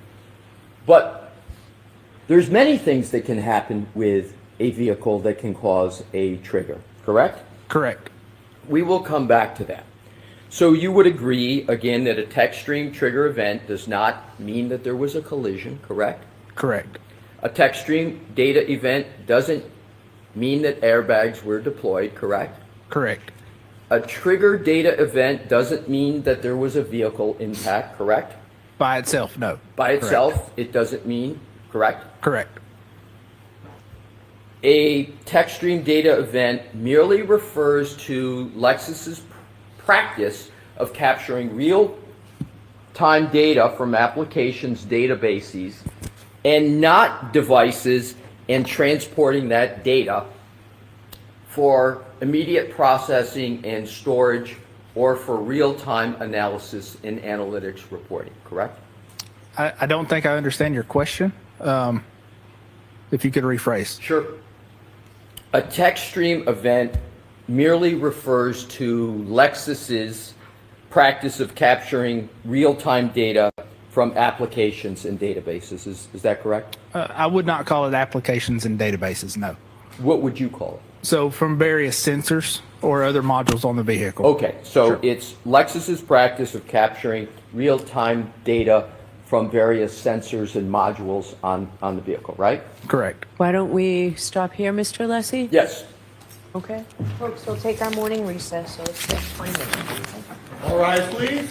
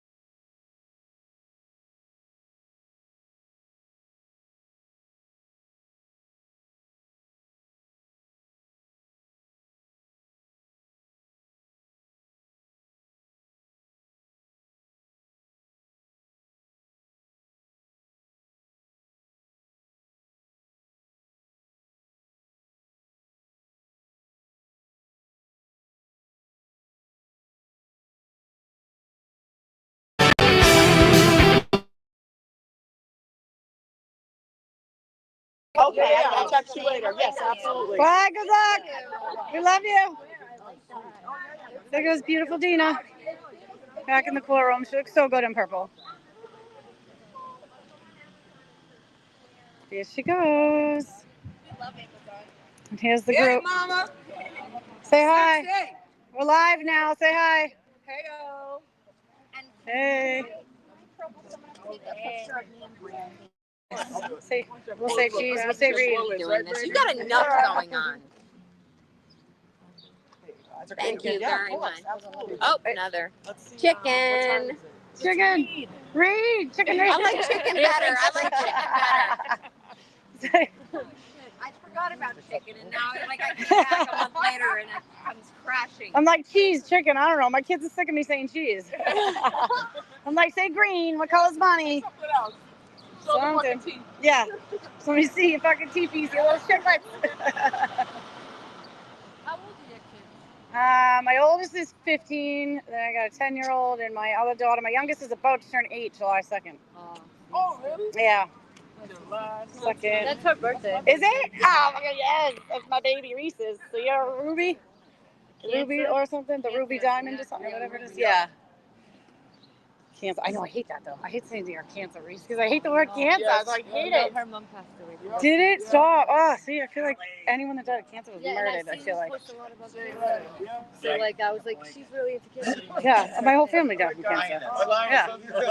All my aunts, everyone. My friends. I feel like it's what you all you eat, what you put in your body, the dyes and everything. You really are. Yep. You're an asshole. Who, me? I know. Brandy, can you see chat? I can now. Hi, any updates on Erica? Yeah, she's right here. She's out. She's fine. She's good. I don't think she got arraigned, but she's on the phone, so I don't want to bother her, but she's right there. I don't know. Inverted, so I don't know how to. Yeah, so she's on the phone and she's talking to her daughter, but she's okay. She's good. I think she's going to go back Friday. I don't think they arraigned her, but. Say hello. We're live. Hi. You gotta laugh. Hello. You gotta make the best of it. What's up, guys? Say hi. We're live. What's up, guys? Free gun read. Love, respect. Yes. Free the read. Free the read. I like that. Freedom. Yes. Freedom. Yes. FREADOM. Oops. Okay, let's see. Sorry, some people come running by here. Small, and I look enormous. Wait, what? Oh, look. Say hi to Nan. I look like what's her name? Julie Nagel in that picture. You could not. Hello. Love it. Yeah. Say hi. Oh my God, you're small too. There's a lot of people down here. It's good today. It's good. Hi, Rhode Island lady. Hi, Rita. Hi, Rhonda. Avinani. Relating to the accident report. Who was asked to lead on Karen's side about to come back? Did Dina say? I don't know. I didn't hear that. You're the first one hearing that. Let me see what chat is. Hey! Let's go! You get a job. Get a job, you bums.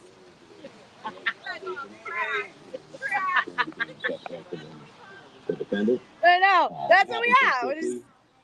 I've accepted it. I've accepted it. I love it. Take me out. I'm the trash. Remember, the insurance is both for property damage and for liability.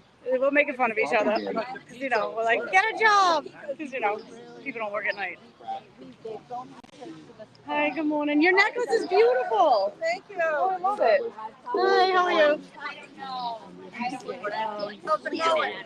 Good. Let me just turn this around. We're just live right now, so on Resistance to Silence. Just trying to record the people down here. Yeah, did you meet her yet? Yeah, man. Got some fans. They wanted to meet you. Sorry, I'm just going this way. Sorry. So what's up? What else is going on, chat? Uh-oh. I love it. I love it.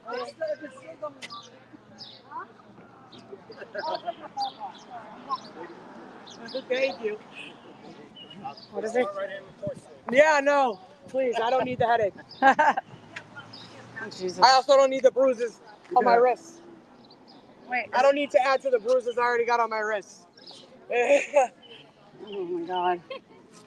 Is it just because you were walking with I it? like them. I mean, I've always liked. They were always usually nice. disrespectful. But even the cops yesterday, we always get along with. They're young cops. Like they're very polite. They're very cool. They're very level-headed. They don't like get upset easily.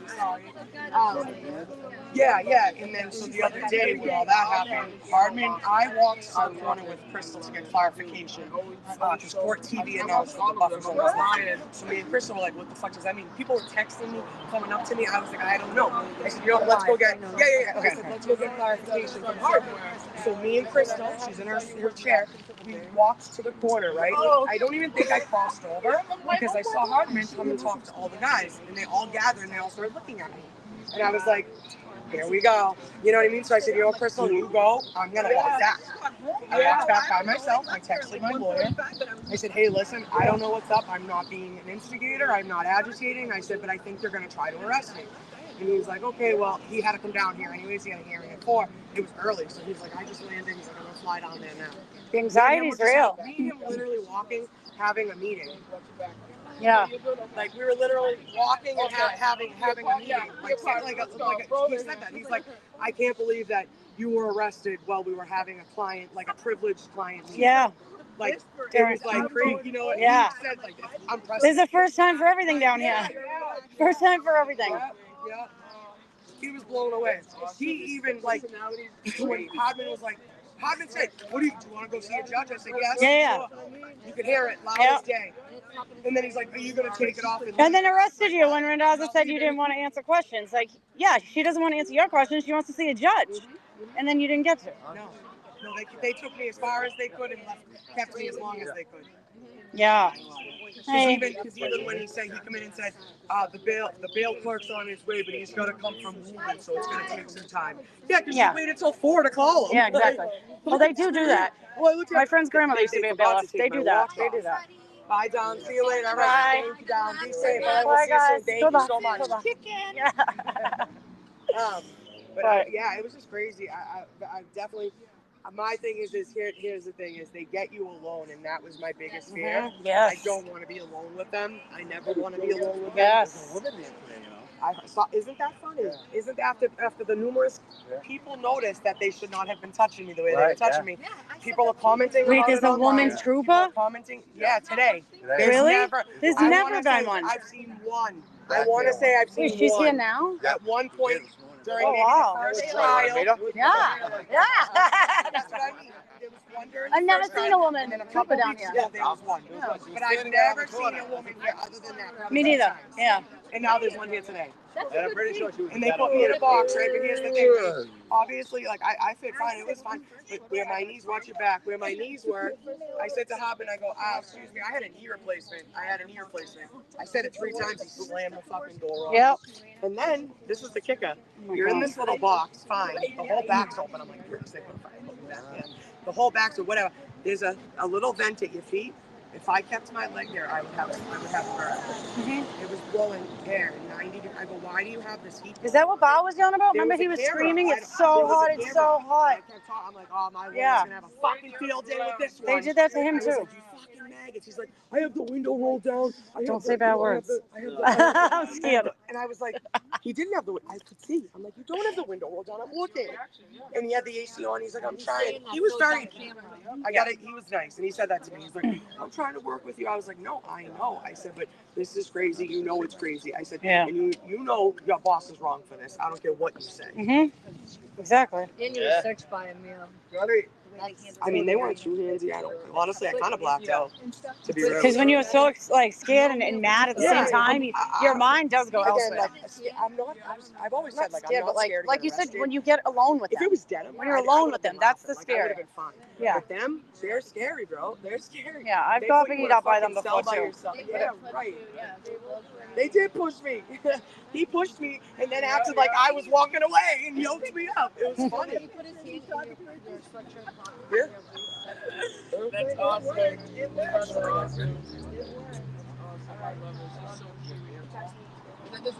Dana, where's Dana? Scott's coming on tonight, huh?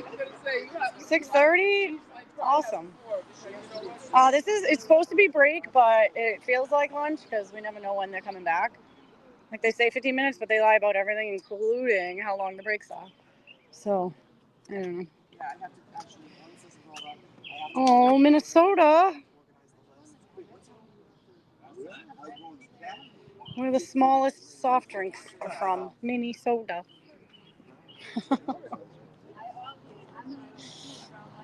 Yeah.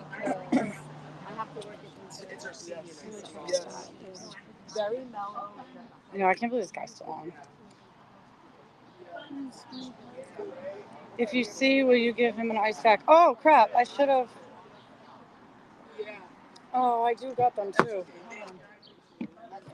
You know, I get a bunch of. If anyone can tell Dina if Claire needs them, I do have ice packs in my car. I got a whole. I think I do, but I just saw that comment now. If that's what you're talking about. Wake up, yeah. Put the TV back on. You might as well. You gotta put the car on. You guys want to go for a little walk? Hold on. Actually, wait 1 second. What? Noodles. I love you.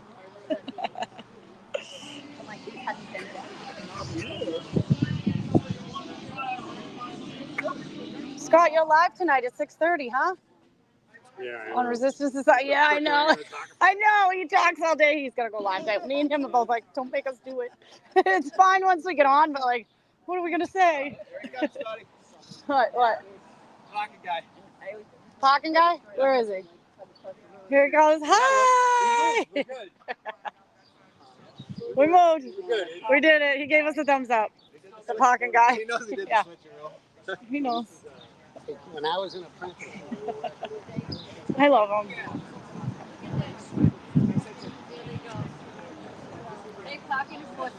I know. But I'm not signed yet. How long? Well, we just switched, so it's 2 hours.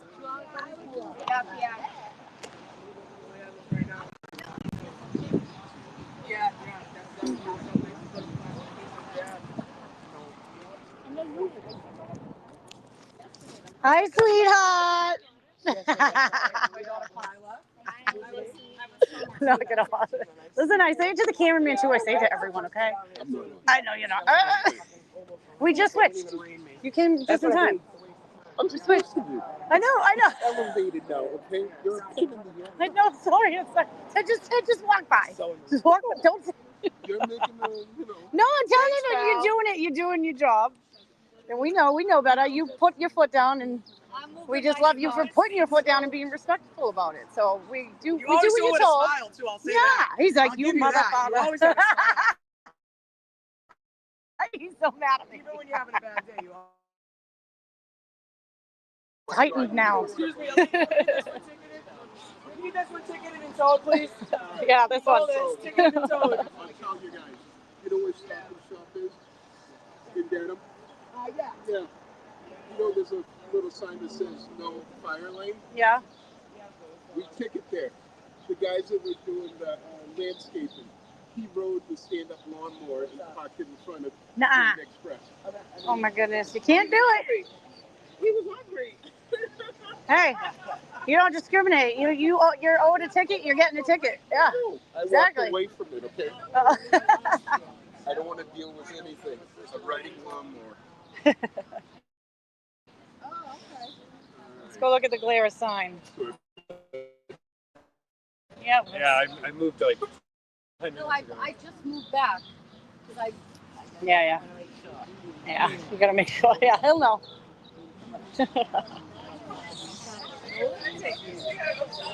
Yeah, he's a good dude. He's nice. I like to give him shit. Because I like to give everyone shit. It's just fun. Why not? You know what I mean? We're all living the same life. Why not laugh? I try to push buttons. Not too bad, though. Like, most of the time I know the limits. Like when I got yelled at for the FKR, I left. But, yeah. You know, it's not as windy out right now. It's pretty good down here. I don't know if they're coming out soon. Where did, I don't know what I'm looking for. My mind. Great to meet everyone yesterday. Michigan isn't as fun as Boots on the Ground crew. Oh, Michigan, we loved you. Thank you for coming down.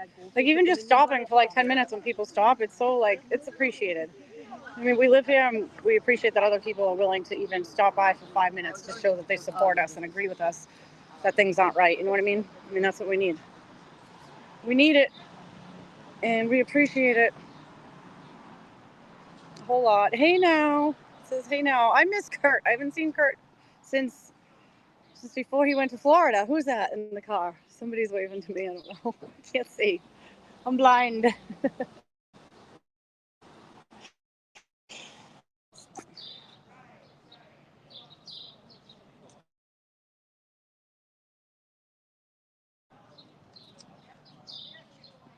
Dina's going to try to violate Clara's bus. You know what? She would try, because why not? You only live once. Oh, man, that's funny. Has anyone actually checked that Shannon is who he says he is?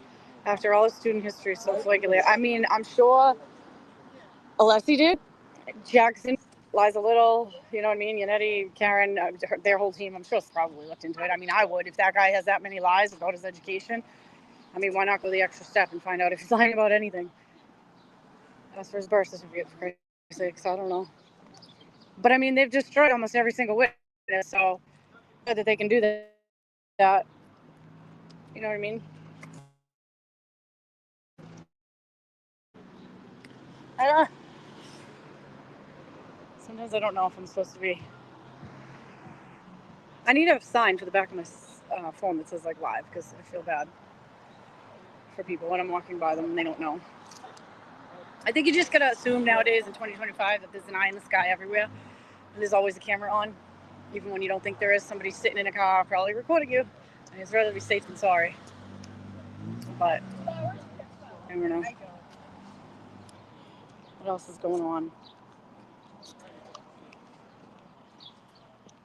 Anything, guys? I'm exhausted. I haven't slept. I think I got an hour and a half sleep last night. And then we're going into the ocean tomorrow, 2 p.m. It's going to be cold. I'm going to have my winter hat on. So pray for me. It's going to be my first time on this boat. Keep going. It's the Dedham. Yeah. Grateful Dedham Diner. It only took me over 40 years, but I'm going to try it tomorrow. So say your prayers. I do know how to swim, but I don't know. I hate the ocean. I really don't like it. There's a bunch of dead bodies in there. What, in the pool? No, in the ocean. No. Like, I don't know. I never liked seafood either, because I'm like, there's dead bodies. How are you eating that? That thing is soaked in blood. Blech. I don't know. I'm crazy. I never. But yeah, it was good. It's so good to meet people from different places down here. It really is. Good people, you know what I mean? But okay, this is so scary. Like, I'm wearing nothing. I'm wearing white and green, and I can't explain it. Once you have a fear of something, it's like, I think I'll get used to it as time goes on if I don't wear any more Karen Reed stuff. I keep walking down here every day, but just being down here near the deeds just makes me nervous. I don't know. But hi, Frosty. Let's see. These are cute. Aren't they so cute? They look fun. Oh, my daughter just got an electric scooter. I'm scared. Hi, Tracy. How are you? Hope you're having a good day. Wait, can I not go around the building, or can I? All right. You don't have anything on. No, I don't. I'm like, I don't, right? I'm like, look at my. I'm just trying to like fill up like airtime, just waste time, you know. Hi guys, morning. But mine? My water? Oh my God! So I wasn't affected, thank God. Because my water in Whitman runs off to, I guess, the Brockton. So it was like it was so good. I was like, thank God. Because as soon as you said you had to buy water, I'm like, the state co-op told me you had to do it for months. I'm like, oh my God. I'm like, that's crazy to me. It's never happened. I've been a homeowner for 10 years. Like, I don't know. I'm like, Like I skidded. I'm like so glad. But thank you for asking. Yeah. My water's still good. Yeah, he was there the other day when I got that alert from the town. I think it was Whitman, Rockland, Hanson. They're all, bacteria in the water. They said to not shower in it, nothing like that. So it's kind of scary. And that was when I was asking him about it. And then Hardman was like, I don't know. Get out of here. Get your head out of here. Yeah. I get nervous talking to them though.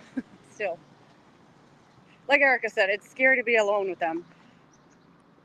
I mean, I did get beat up by New Hampshire cops before, and they were young. They were in their 20s, and they just hit me from the back. They slammed my foot, broke it, knocked me unconscious. And when the two cops in their 20s doing that, they learned it. You know what I mean?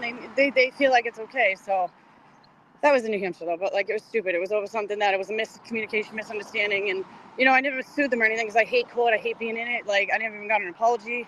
But just I just know how if there's young cops doing it, it's just like Erica said, when you're alone with them, it's a whole different story.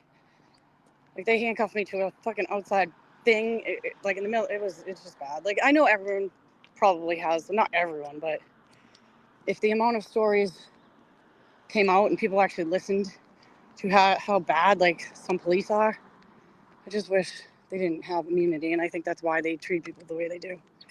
And not for nothing, but not every cop is bad. I have a good friend who's a cop, but at the same time, I don't know. When it's more than a handful of them, it's a concern. What was the false test? I know I should have sued. I know. And I kept getting the, I didn't want to though. I hated that. I kept getting the medical bills too from the New Hampshire hospital. And, that's it. They come back. Wait. I gotta find my way back to the V now.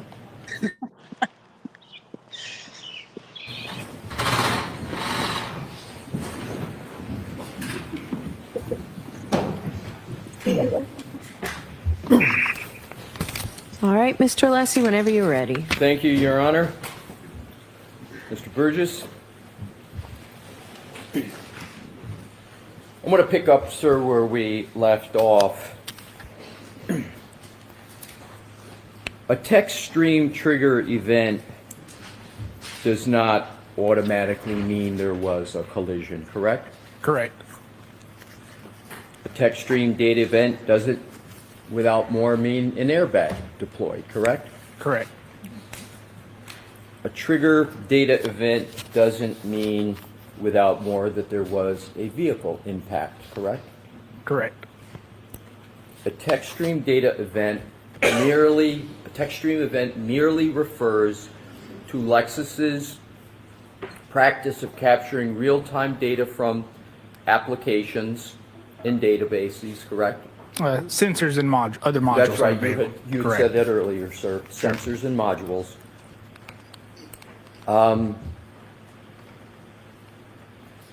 You reviewed the raw text stream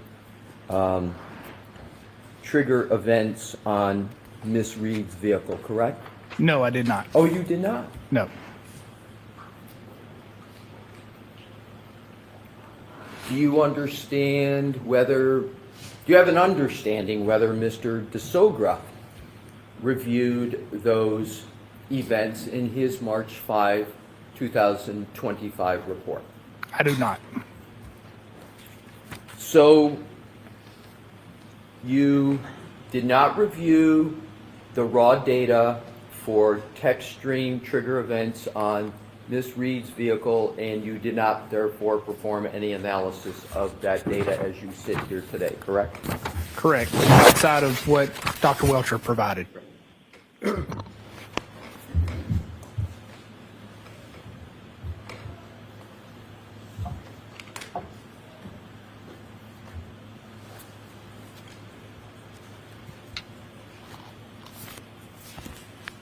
Are you aware that there were approximately 30 text stream trigger events in an 8-month period on Miss Reed's vehicle? No, I'm not. Assume the data shows that in the mere 8-month period that Miss Reed owned her vehicle, the Lexus in question, there were 30 text stream trigger events. Assume that. You would not conclude that there were 30 collisions in that 8-month period, would you? No, I would not. Would you agree, sir, that there were actually 2 triggers on January 29th? Yes. And the first trigger that you referred to of 1162-1, that was not a collision, was it, sir? Without reviewing the data, I don't know. Well, as you sit here today, you have no basis to state that the 1162-1 trigger was a collision, do you? No, I do not. And in fact, didn't you refer to that as a 3-point turn? I did, yes. And you didn't mention in your direct testimony when you talked about the 3-point turn anything about a collision, did you? No, I did not. And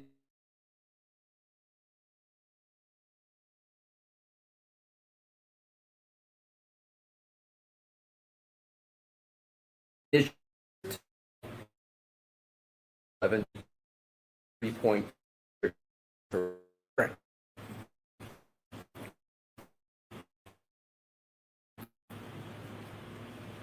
A trigger event can occur on a Lexus vehicle by a whole host of possibilities, correct? Correct. You could maybe slam on the brakes and cause a trigger event.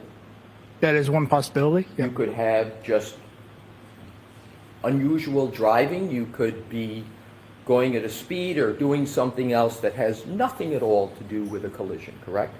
That is correct. And in fact, there are almost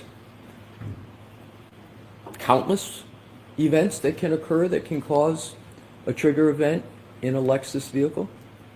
So I don't know the exact count of what type of triggers there are, but yes, there are a many. number. Yes.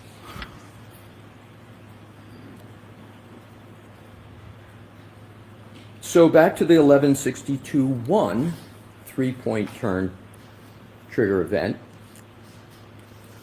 On your direct examination, you just referred to events surrounding that as a 3-point turn, correct? Correct. And yet that 3-point turn registered as a trigger event, right? Correct. Are Lexus SUVs trigger happy? I do not know, sir. As you sit here today, none of the information in that black box that you referred to on your direct testimony indicates that there was a collision on January 29th, does it? Not by itself. Not by itself. Correct. And it doesn't occur that none of the information in that black box indicates that there was a collision on any day without more, correct? Correct. I'd like to now turn to a different topic, sir. In your direct examination, you referenced a Ms. Maggie Gaffney.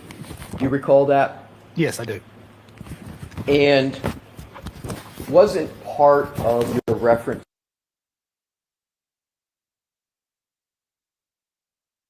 that she did with respect to the Lexus SUV? Yes, it was.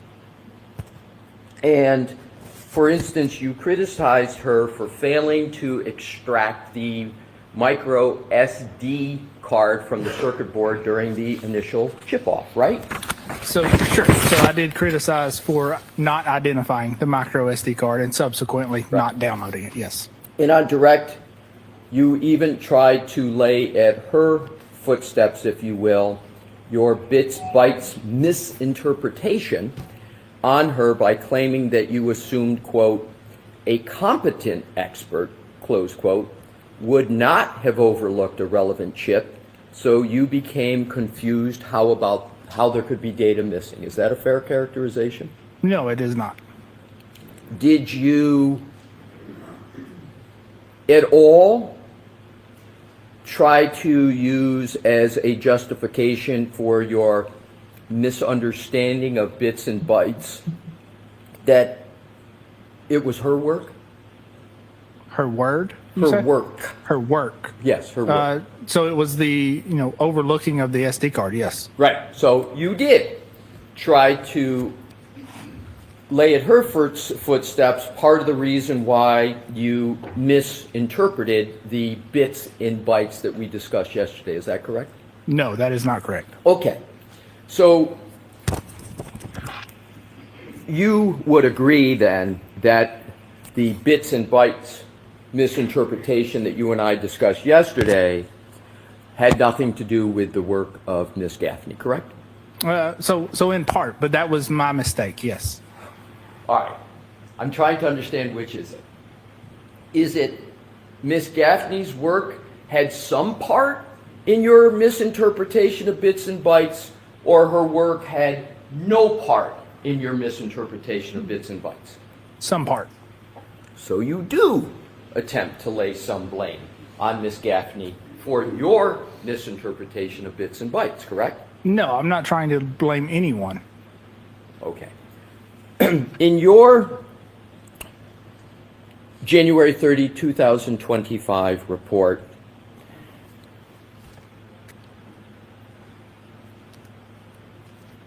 are you consistent with your criticism of Miss Gaffney?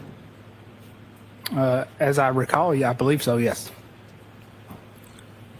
In fact, you yourself provided the explanation for why the micro SD card was not extracted during the original chip off, didn't you?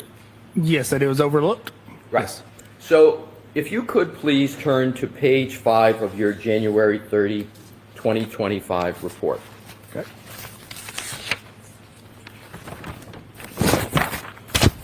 And sir, when you get there, if you could let me know, and I will then proceed with questions. Okay. So you do attribute to Ms. Gaffney in your report some responsibility for this micro SD card not being extracted during the original chip off. Is that correct? Yes. So let's go to page 5 of your report, sir.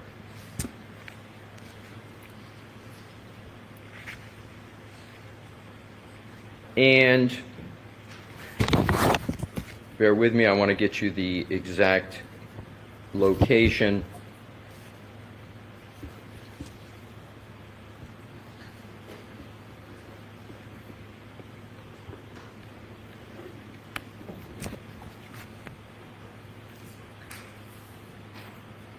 I don't have it exactly, but I want to quote it.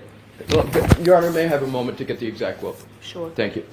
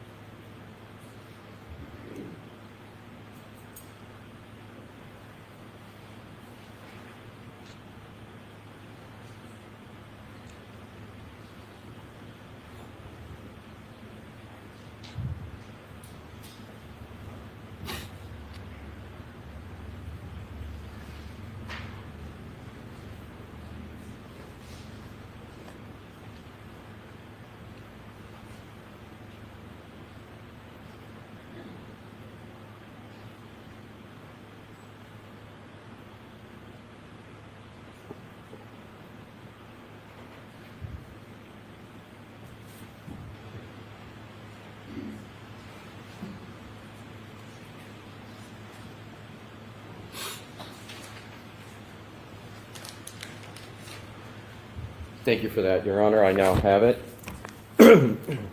Mr. Burgess, if you could turn to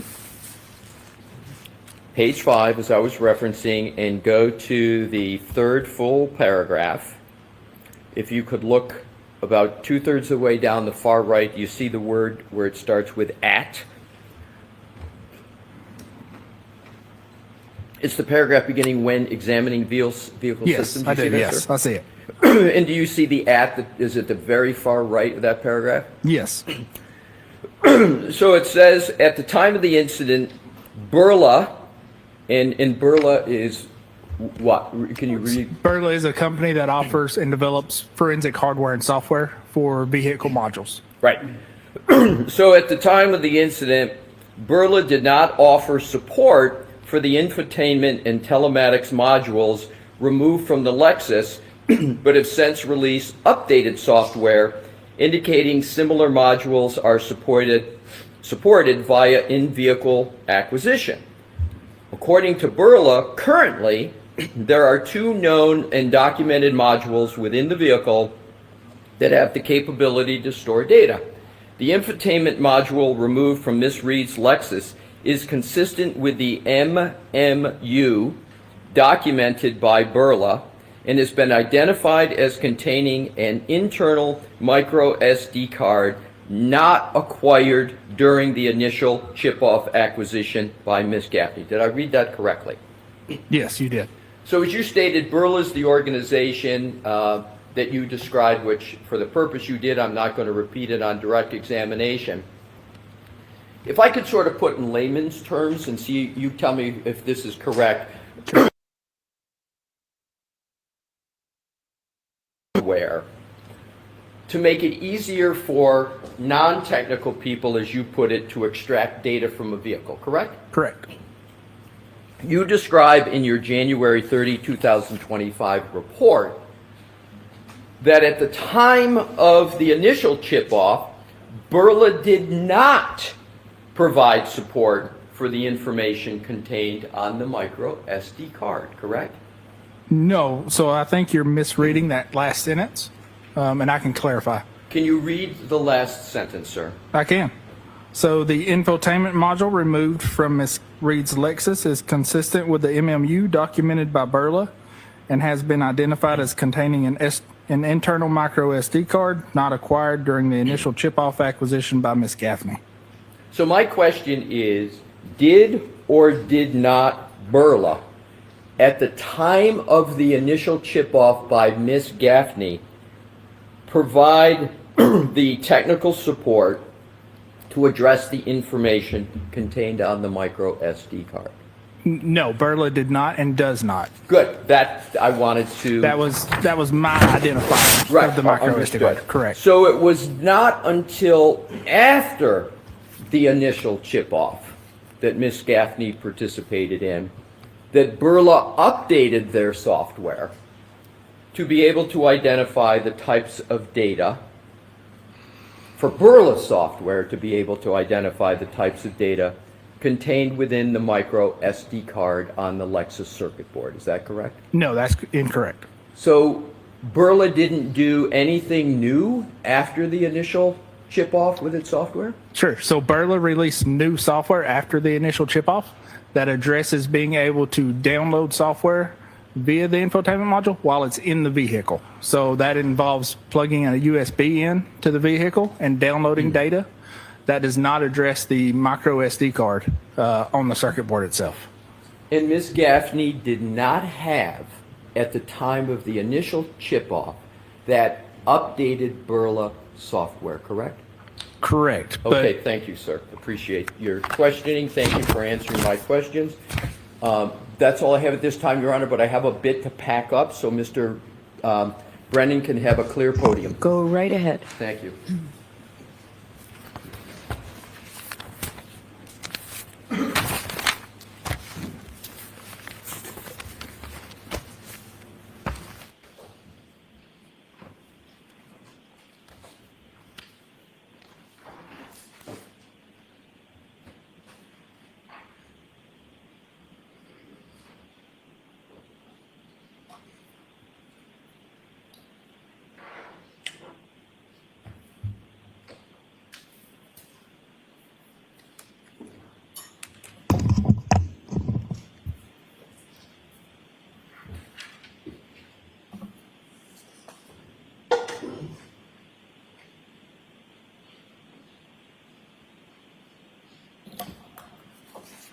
Thank you for that opportunity, Your Honor.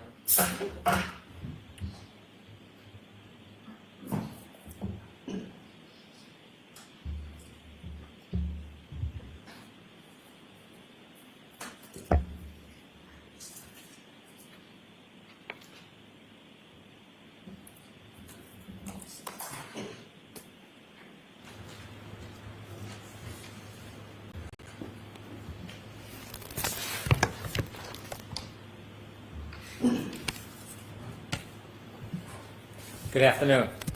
Good afternoon.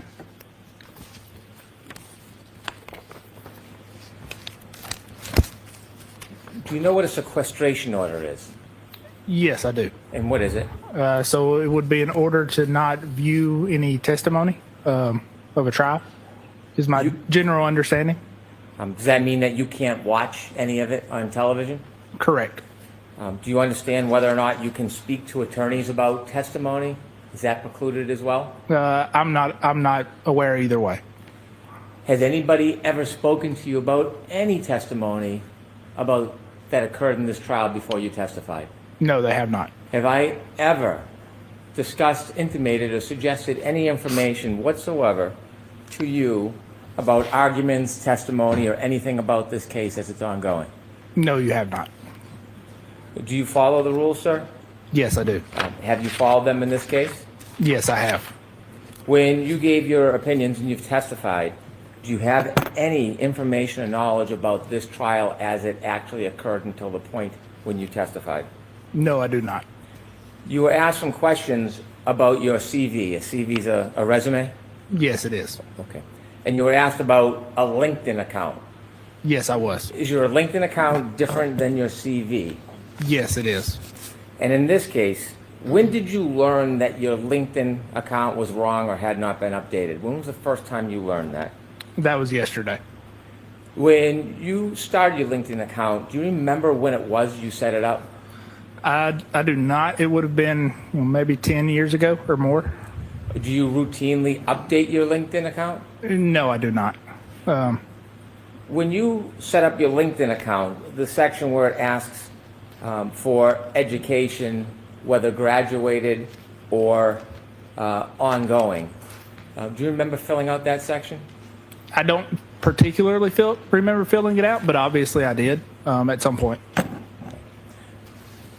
When you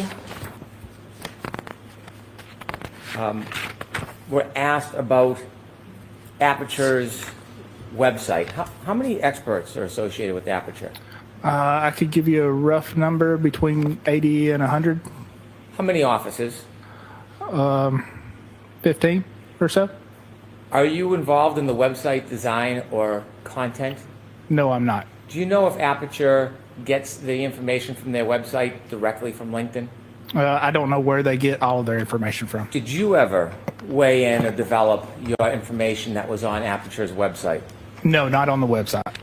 You do provide CVs before you come to court, don't you? Yes, I do. In this case, you were asked by the defense, when you provide your CV, do you understand that it's going to be reviewed by whoever requests it, the Commonwealth or the defense? Yes, I do. And that it will be shared with both sides in the court? Yes. In fact, the first time you provided a CV in this case, was it October 11, 2014? Objection, Your Honor. So the leading nature sustained. Do you remember the first time you provided a CV in this case? It would have been around October. Of what year? 2024, sorry. And when you provided that, was it as an exhibit to something? Yes, if I recall, it was as an exhibit to the initial protocol that I sent out. And when you submitted that CV, did you appreciate whether or not it would be part of a court filing in public? Yes, I did. If I could have exhibit 183, please.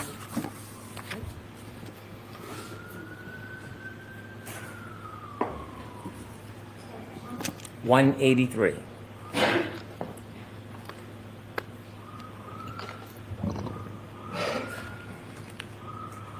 You could enlarge the top section.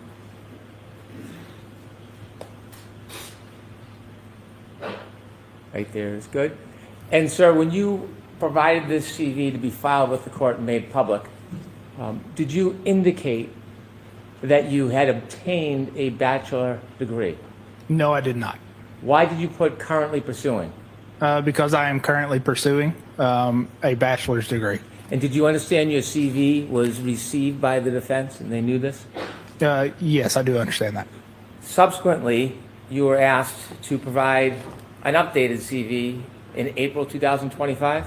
Yes, I was. Did you do that? I did. And can we have Exhibit 184?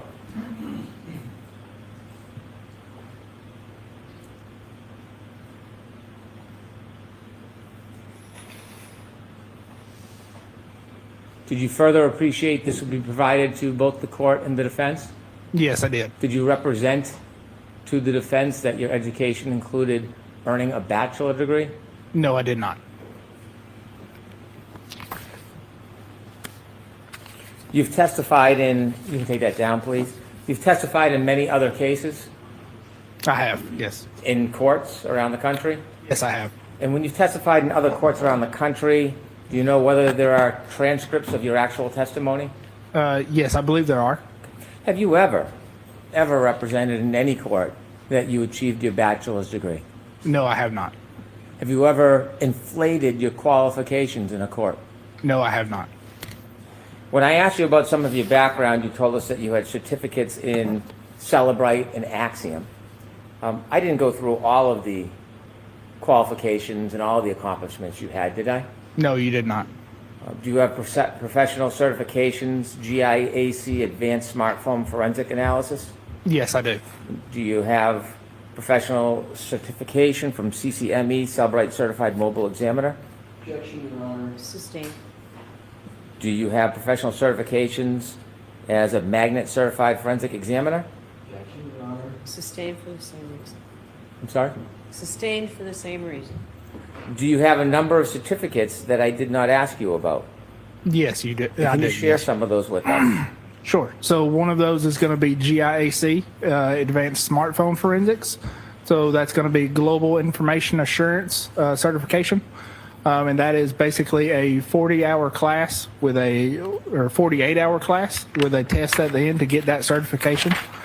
There's also a Celebrite Certified Mobile Examiner certification. That is specifically to, kind of demonstrate your knowledge of the Celebrite software, as well as Magnet Forensics certifications, again, for their software specifically.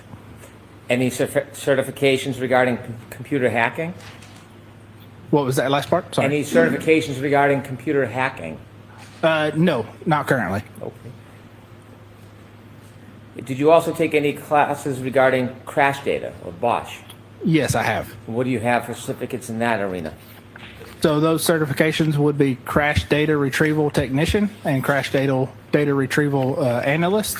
So those courses would be around acquiring and analyzing crash data from airbag control modules. You mentioned that you had over 700 hours. Yes, I do. Of classes and certification? Yes, that's of classes and classes and seminars or conferences, specifically in digital forensics or vehicle forensics. Do you need a bachelor's degree to be competent and achieve in this area? No, I do not. Is a bachelor's degree a prerequisite of success in a particular field? No, it is not. You ever hear of Bill Gates? Yes. Stephen Jobs? Yes. Oprah Winfrey? Sustained. You had become engaged in this case in October 2024? Correct. And when you first became engaged, you had a chance to look at photographs and some data? Yes, I did. At that point, you hadn't had a chance. Did you have had you had a chance to actually inspect any of the physical property? No, I had not. Did you have an understanding that somebody else did? Yes, I did. Who? Miss Gaffney and a number of other people with the MSP. Attended some type of procedure? Correct. And do you know who led the actual procedure? As far as I'm aware, it would have been Miss Gaffney. The defense expert? Correct. You filed a protocol. What was the purpose in October when you first got involved in filing a protocol? Sure. So the first purpose of the protocol was just to address the fact that we were missing data that we expected, and address a potential solution to gather more data. Without having looked at the physical property, the actual boards, how did you conclude simply on data and photographs that there was missing data?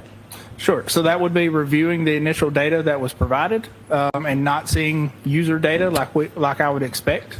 And that's because there's a number of different chips that are on a circuit board for an infotainment or a telematics or any other module. And there's a number of different data bearing chips. The purpose of those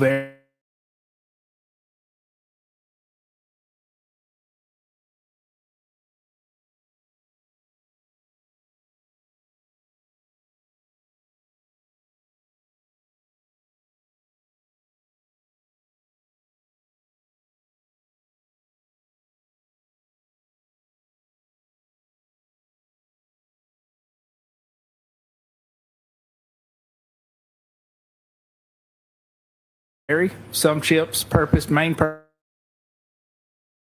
An alerting that there was missing data? No, there was not. Was there anything to indicate that the person who did this,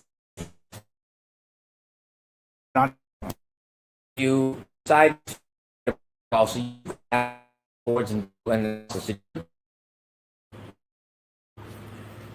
do you remember if that was around October 10th, 2024?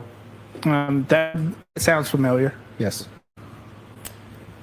Now, when you were cross-examined, the attorney asked you if you knew what the word mendacity meant. Do you remember that? Yes, I do. And you didn't know. Do you now know that means to lie or be untruthful?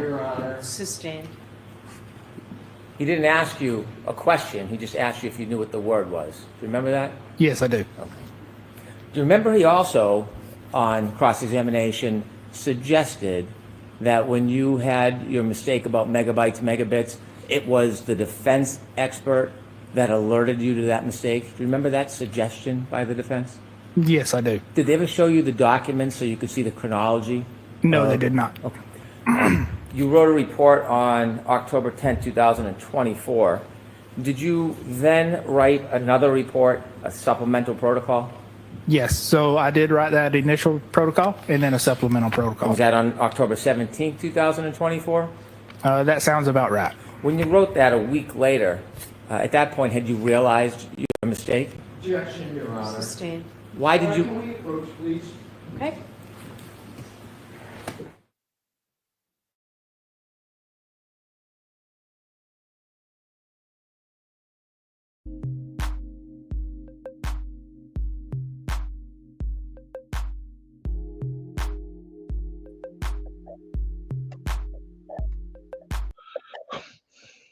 Yo, how we doing, people?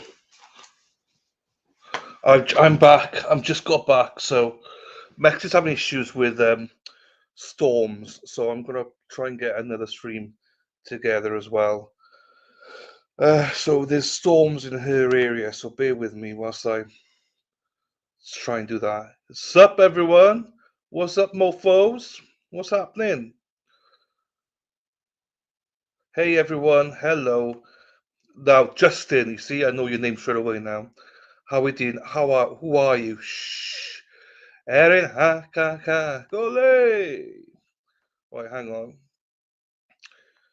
What's a fun stream? Hang on. Erin Hattree drives a bus, yellow bus, yellow bus. Erin Hattree drives a bus all day long.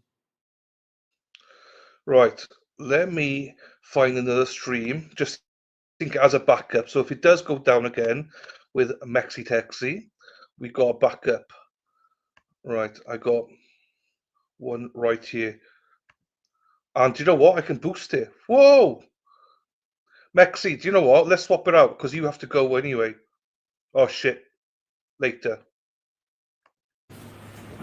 When you realized your error, what did you do?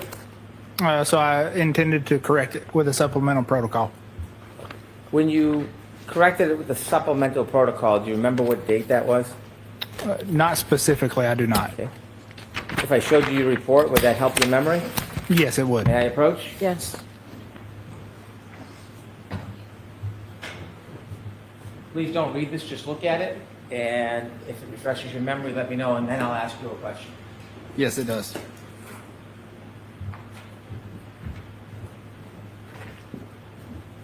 When did you correct your error with the supplemental protocol? That was on October 17th, 2024.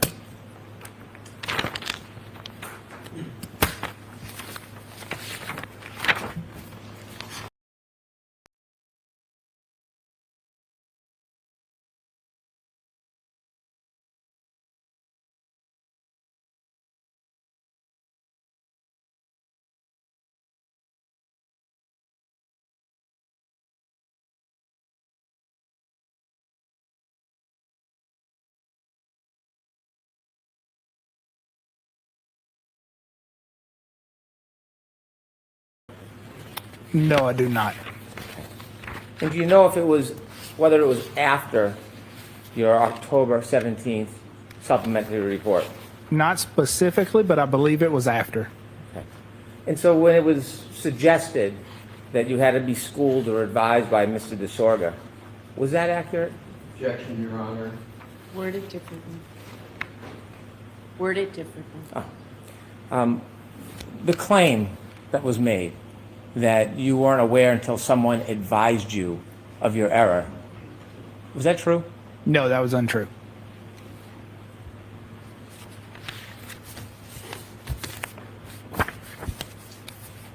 When you realized there was an error and you put it in a report, were you ever dissuaded from publicly alerting all the parties of your mistake? No. Do you leave stuff in or out of a report if you find it helpful or hurtful to one side? No, I do not. Have you, in this effort that you've made in this case, have you always been encouraged to provide all information, regardless of what it is? Objection, Your Honor. I'm going to allow that. Yes, I have. And who's encouraged you to always provide all information, regardless of what it says? No one. So my job is to assist the jury. So the jury, assisting the jury means presenting all the information. Have you ever been discouraged by me? No, I have not.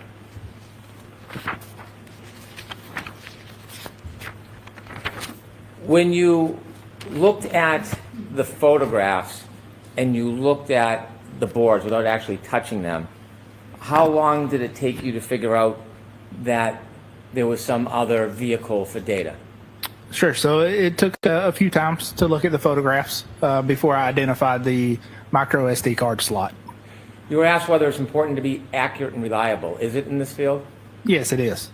And if data is not found on the chips, is it a standard practice to look elsewhere? Yes, that would be a standard practice. Was that done in this case before you became involved? No, it was not. Who was the first person to identify where the missing information was? Myself. What happens if you miss information because you don't see it? So if you miss information, that's information that won't help in the analysis. In this case, the information on the SD card that you found, how important was that to this entire analysis? It was important to timestamp certain events. Without that information in the SD card, would you have been able to so accurately timestamp certain events? No, not so accurately. Before you were involved, was that information, that very important information for timestamps, was that available for either side? No, it was not. Is it now? It is. You were asked about Burla. When Burla did not have updated software to simply plug into a car and download the information, what process would have to be used? Sure. So best practice for vehicle forensics is if the module or a vehicle is not supported by a forensic tool, would be to remove that module, or let me start over, manually document the screens on that infotainment module if it's available and it can be powered up. But then also going through disassembling the module, identifying any type of chips or SD cards that may hold data, and acquiring that data. Is that called a chip-off process? It is called a chip-off process. Does it describe the process well, chip-off? Yes, it does. Since Ms. Gaffney did the original analysis and did that chip off, has the software updated? Yes. And is that the Burla software? No, I'm sorry. So she has not done a updated analysis with the Burla software.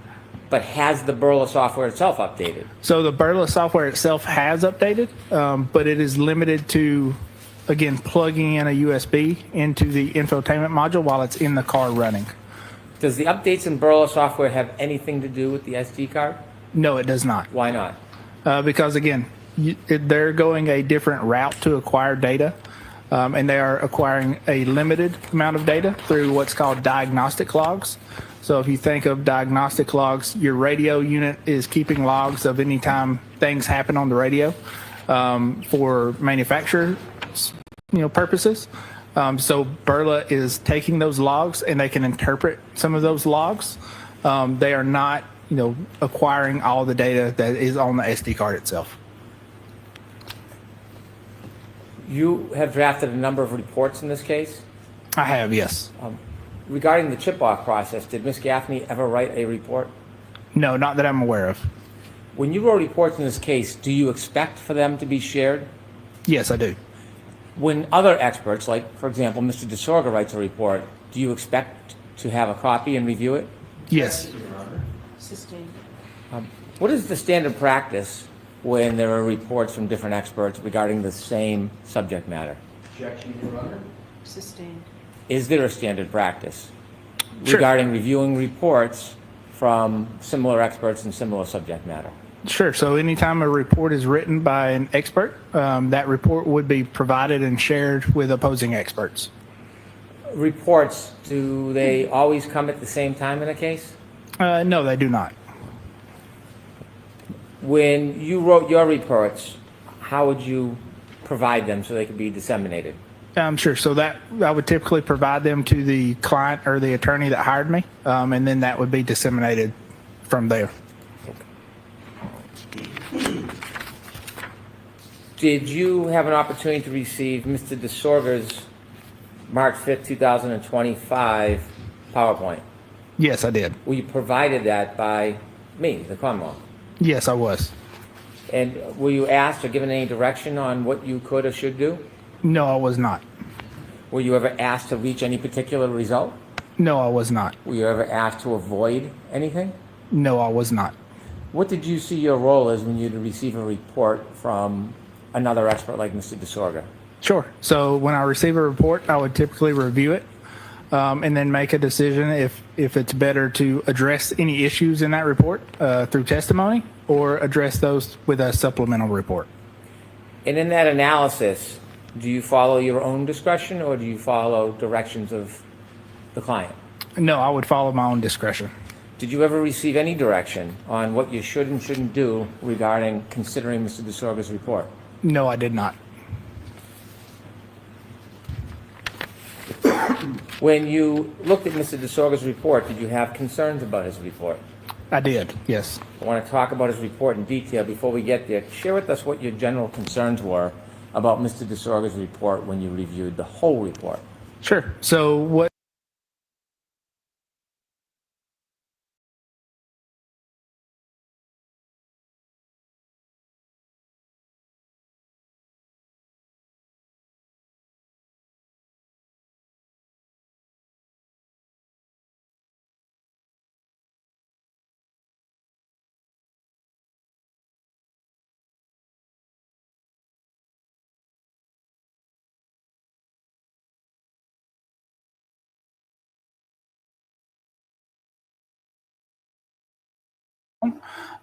but what he does is takes a lot of methods or data points that are not applicable to the time that we're interested in. What do you mean? Can you explain with a little more specificity what he does? Sure. So if you think about it, your clock is constantly, changing as far as it syncs up with other GPS satellites or network time servers, and it's updating constantly. So a clock variance between two devices may be different at, say, 12 o'clock in the day versus 1 o'clock in the day. So best practice is to choose an event that is nearest to your time in question. So you have the most appropriate adjustment for that clock variance. Mr.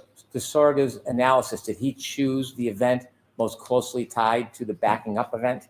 Objection, Your Honor. Sustained. The backing up event. Are you familiar with that time frame? Yes, I am. Okay. Was Mr. DeSorga's analysis based on information most closely related to that event? Objection, Your Honor. Sustained. What information did Mr. DeSorga choose to use for that analysis relative to the backing up event? Sure. So he chose a couple things. That's going to be call logs that happened on both devices or that was recorded on both devices, as well as a GPS data point, which was incorrectly identified as being near that or encompassing that 3-point turn. So what we did is did a more thorough analysis of that 3-point turn event when it occurred within the iPhone data, and then compared that and adjusted with the Lexus. Explain to us your concern about using call logs. Sure. So there's a number of call logs that you saw earlier that were recorded by the phone and the Lexus. The one thing you'll notice, and it's hard to kind of go back to it without the graph, but the calls that happened between 1 and 5 o'clock that morning actually happened when the car was powered off. We know that based on the power on and power off events. So those timestamps that are recorded with that 2-second and 1-second offset is actually from Mrs. Reed's iPhone as she gets back in the vehicle and her phone connects up and syncs back up. So the 8-second and the 16 or 21-second offset are the only offsets that we have to compare to calls. Was that a concern? It was a concern. Why? Because if you're using the 1 and 2-second offsets, that could be misleading because it's not actually comparing the Lexus clock with the iPhone clock from Mr. O'Keefe. What's it doing? It's comparing the Mr. O'Keefe's iPhone clock with Mrs. Reed's iPhone clock. What other concerns? Sure. So the other concern was a GPS point known as GPS 154, which if you remember yesterday, we talked about it a little bit. So that was misidentified as being the end or towards the end of that 3-point turn. But when we look closer at all the location data, we can see that actually occurs between 12:23:59 and I believe it was 12:24:07. Let me ask you some questions about what compelled you to look at the 3-point turn and synchronize the clocks. Were you aware of Mr. Whiffin's report where he offered that the last user interaction on Mr. Whiffin's phone was 12:32:09? Objection. No. You were asked, did you consider Mr. Whiffin's report where there was a last user interaction of 12:32:09 by the user? Objection, Your Honor. I'm going to allow that. You were asked if you considered that. Did you know that information? I did know that information was available and existed, but I did not use that in my analysis for the clock synchronization. Did that have any part of your motivation to do the clock synchronization? No, it did not. Were you attempting to match the synchronization with any of this other information that exists in data? No, I was not. You were also asked if you were aware of Mr. O'Keefe's phone that at 12:32:16, it ended its movement. Yes, I was aware of that, yes. Did that in any way affect your interest or your decision to synchronize the clocks? No, it did not. So my primary focus and to adjust the clocks was because I thought the PowerPoint slides by Mr. DeSogra were misleading.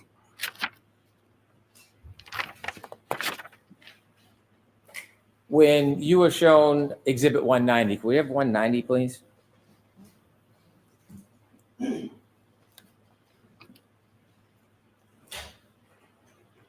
You were shown this chart.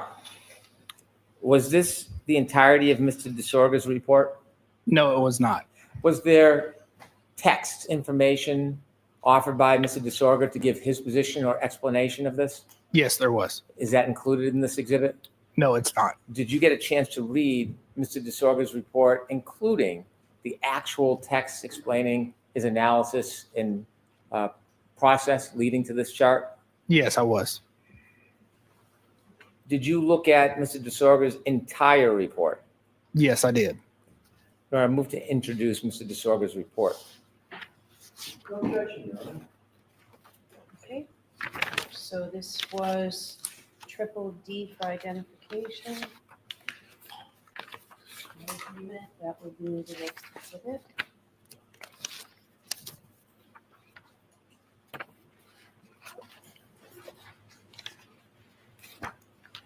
Exhibit 191.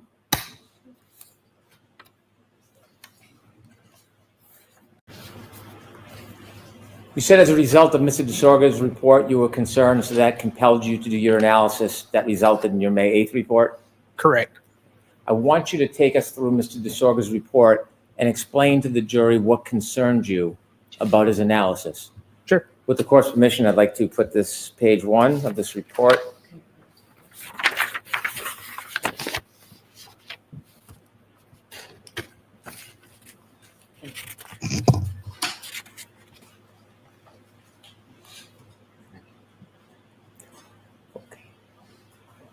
Is this the front cover of Mr. DeSorga's March 5th, 2025 report? Yes, it is. Turn to page 2, please. What do you recognize this slide or photograph coming from? Sure. So this slide is coming from Dr. Welcher's overall PowerPoint slides. When you first saw this slide, where did you first see, what source did you first see this through? Through Mr. DeSorga's PowerPoint. Well, Dr. Welcher works at Aperture, doesn't he? He does, yes. Did you know he was working on this case? Yes, I did. Was he providing you his PowerPoint or slides before this point? No, he was not. When you first saw this slide, did you see information about the timing of the text stream event, which was the backing maneuver? Yes, I did. And what time did that show? Can we blow it up just so I don't get the time Please. wrong?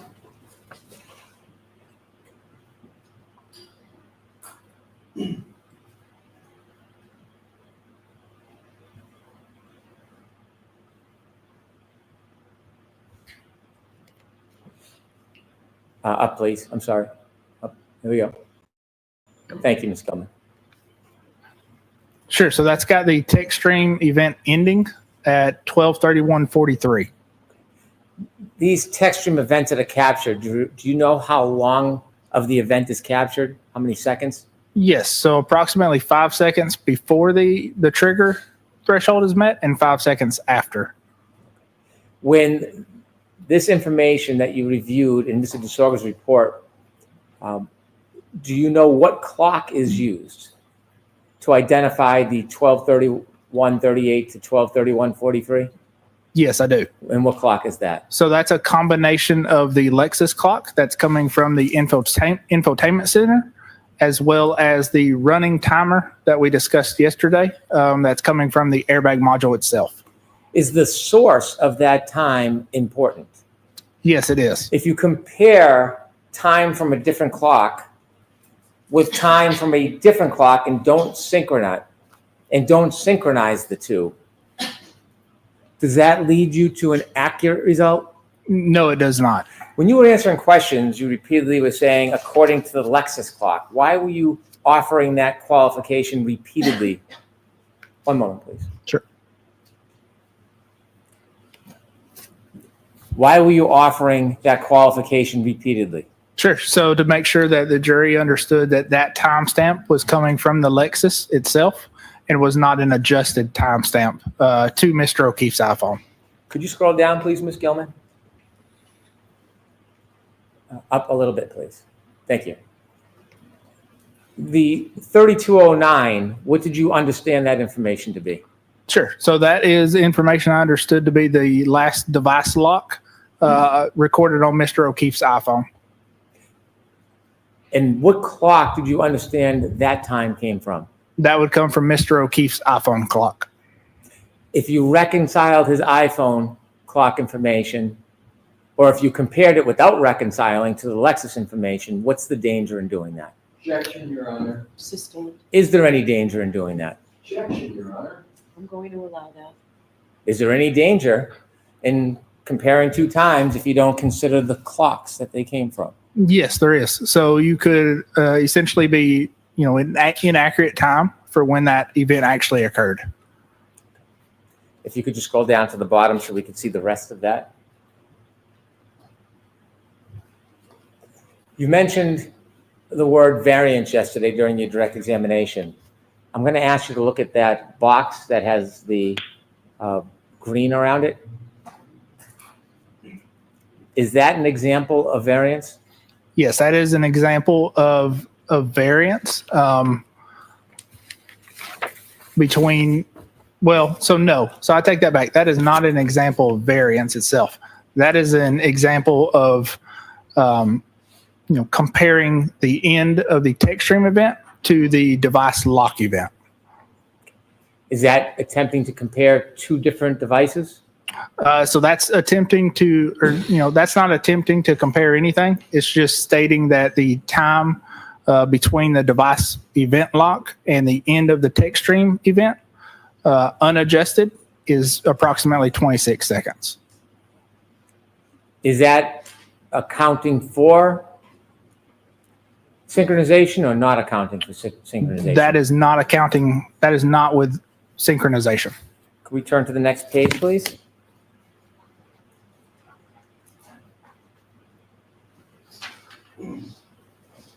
Did you review the next page of Mr. DeSorga's report? Yes, I did. And did it lead you to any concerns? This page specifically, yes and no. So this page again is just showing the time difference between the end of the text stream event and Mr. O'Keefe's last device lock event. Is this another way of showing the information that was in that green box? It is. It's another way of showing the information in that green box, but it is not a clock variance or an adjustment. Could you turn the page, please? When you read this page, is this a opinion or conclusion? No, it does not. What is it? So this is just pointing out that when the 26-second window, which they'll refer as John's interaction window, when that number is positive, then the phone interaction occurs after the end of the text stream event. When that number is negative, the phone interaction occurs before the end of the text stream event ends. Did you have any issue with that slide? No, not that slide in particular. Okay, if we turn the next page. Did you have an opportunity to review the next page? Yes, I did. And were you in agreement with this page? I was in agreement with this page, yes. And what does this tell us? So this page points out that two clocks are not always in sync. So again, to synchronize those clocks, you would have to have a shared event that occurred on both devices. If we could have the next page, please. Any chance to make that a tiny bit bigger, Ms. Gilman?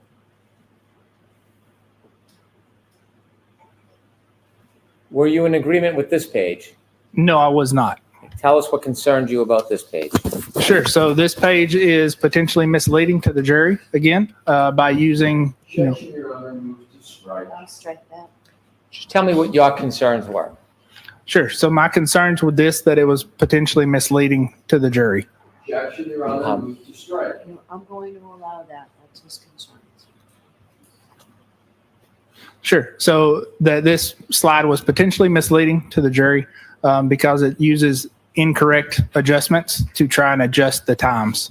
How does it use incorrect adjustments? Explain that to us so it's very basic, please. Sure. So as we kind of go through the next few slides, you'll see. But essentially what they're doing is, or what is being done, is they're comparing call logs, timestamps from call logs from when the phone was off, suggesting that, again, that the lock event occurs after the end of the text stream event, as well as incorrectly identifying the GPS point when the 3-point turn ends.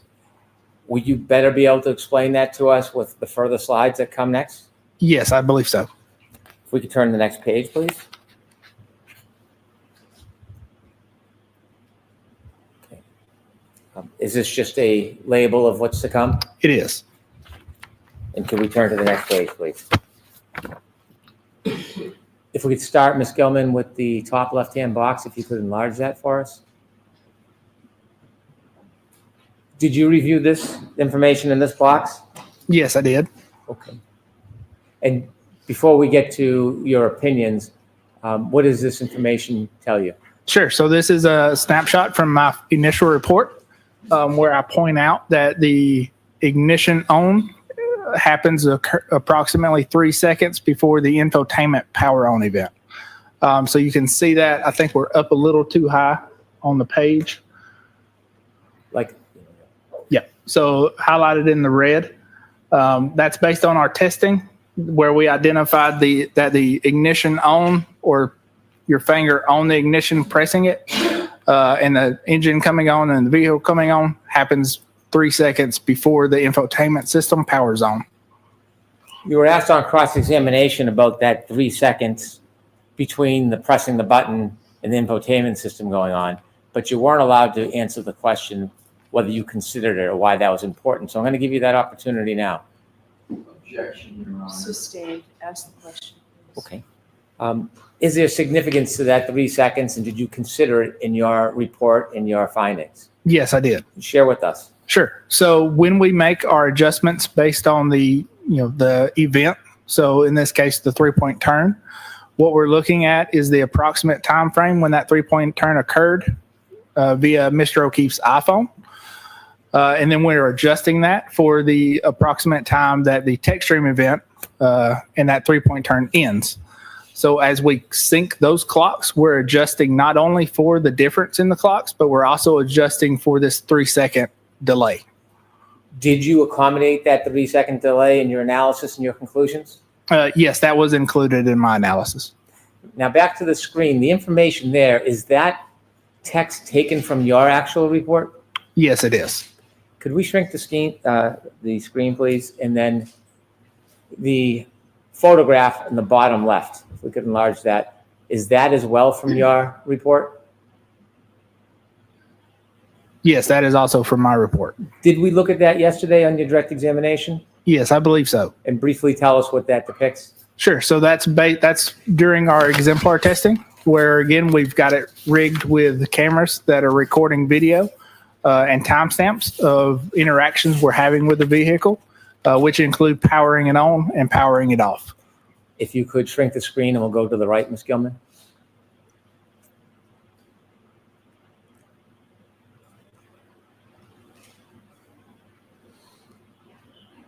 What was the import of this screen to you in its entirety? Sure. So this is not actually a valid way to adjust or synchronize clocks because, again, we're not adjusting based on a shared event. So the ignition on event occurs. It is not recorded by Mr. O'Keefe's iPhone. But again, we are adjusting and including this in our timestamp adjustment. If we turn to the next page, please.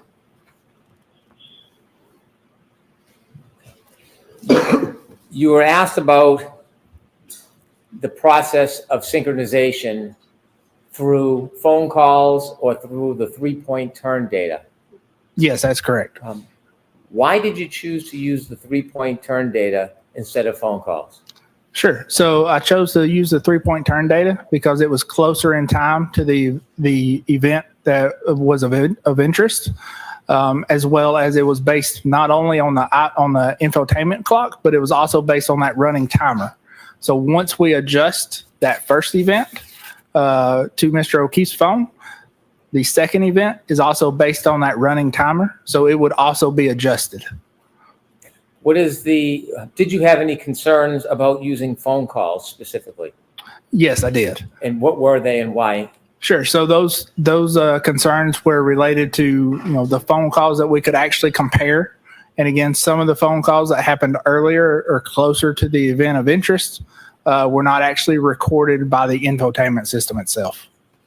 Why is it important to take an event closest to the time of the event you're studying? Sure. So like I kind of said before, clock variants will change between devices as they are constantly syncing back up with reference systems. So a clock difference that you see at 1 o'clock in the day is not going to be the same as you would see at 2 o'clock in the day. When you chose the 3-point turn, how close to the backing up event was that in time? I believe it was within 10 minutes or so. Was that closer in time or further away in time than the phone calls as a method? That was closer in time than the phone calls. If you think back to the phone call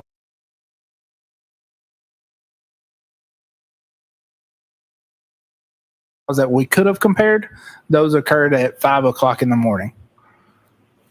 We turn to the next page, please. Did you have a chance to review this slide of the PowerPoint? Yes, I did. Okay. Now you see on the left is a box. Where's that box taken from? Sure. So that box on the left is taken from my report. That's going to be my initial report. January 30th, 2025? That's correct. Okay. And share with us what you were trying to express in this box. Sure. So again, this box is I'm sorry to interrupt you. I Sure. apologize. Ms. Gilman, is there any chance we could enlarge the box on the left? My apologies. Okay, please proceed. Sure. So this is a comparison of the calls. So the infotainment call timestamps are on the furthest left column. So again, your infotainment system, when you plug your phone in, is recording and synchronizing your calls. It's not great about recording and synchronizing every call. So there's a lot of calls here that we don't have that we know exist based on Mr. O'Keefe's iPhone. So the calls that we do have that were recorded in the infotainment system, we can compare to the timestamps that those are recorded on Mr. O'Keefe's iPhone.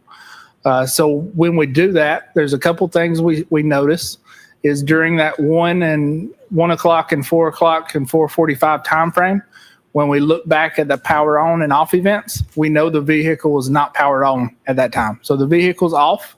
So those timestamps are not coming from the vehicle. They're coming from Mrs. Reed's iPhone or the defendant's iPhone.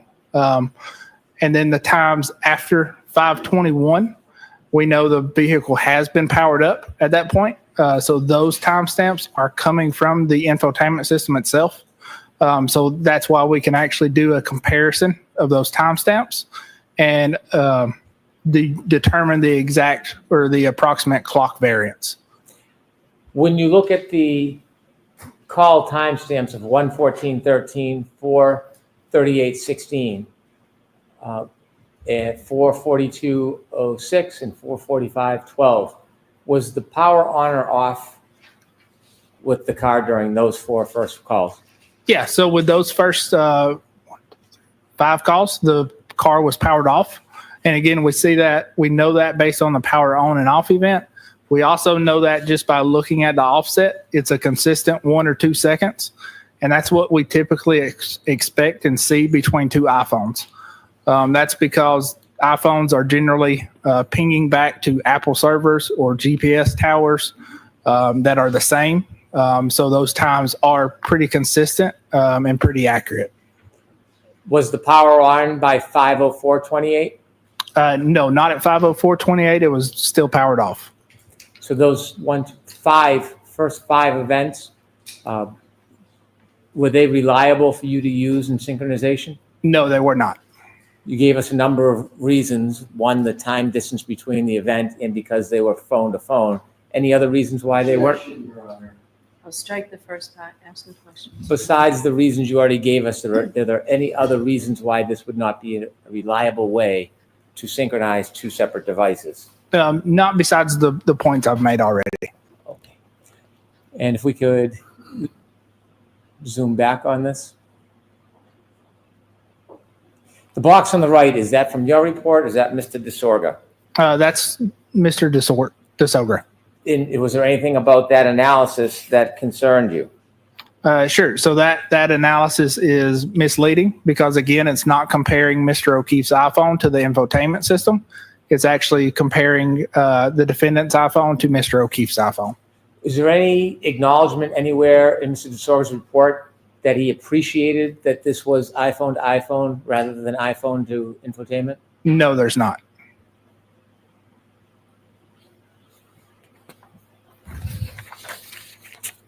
Did you ever receive any report from Mr. DeSorga that would alert that he appreciated that this was iPhone to iPhone and not iPhone to infotainment? Objection, Your Honor. If we could go to the next slide, please. Is this a similar or different slide? Sure. So this is a different slide. Okay. If we can zoom in on the left box, please. Where does that box come from? Sure. So again, that's coming from the same page of my report, just highlighting the 5:30 phone call, and this is comparing the iPhone from Mr. O'Keefe with the infotainment clock. At that point, is the power on of the Lexus? Yes. So at this point, the power is on. So this is a comparison of the infotainment clock with the iPhone clock at that time. Could you zoom out?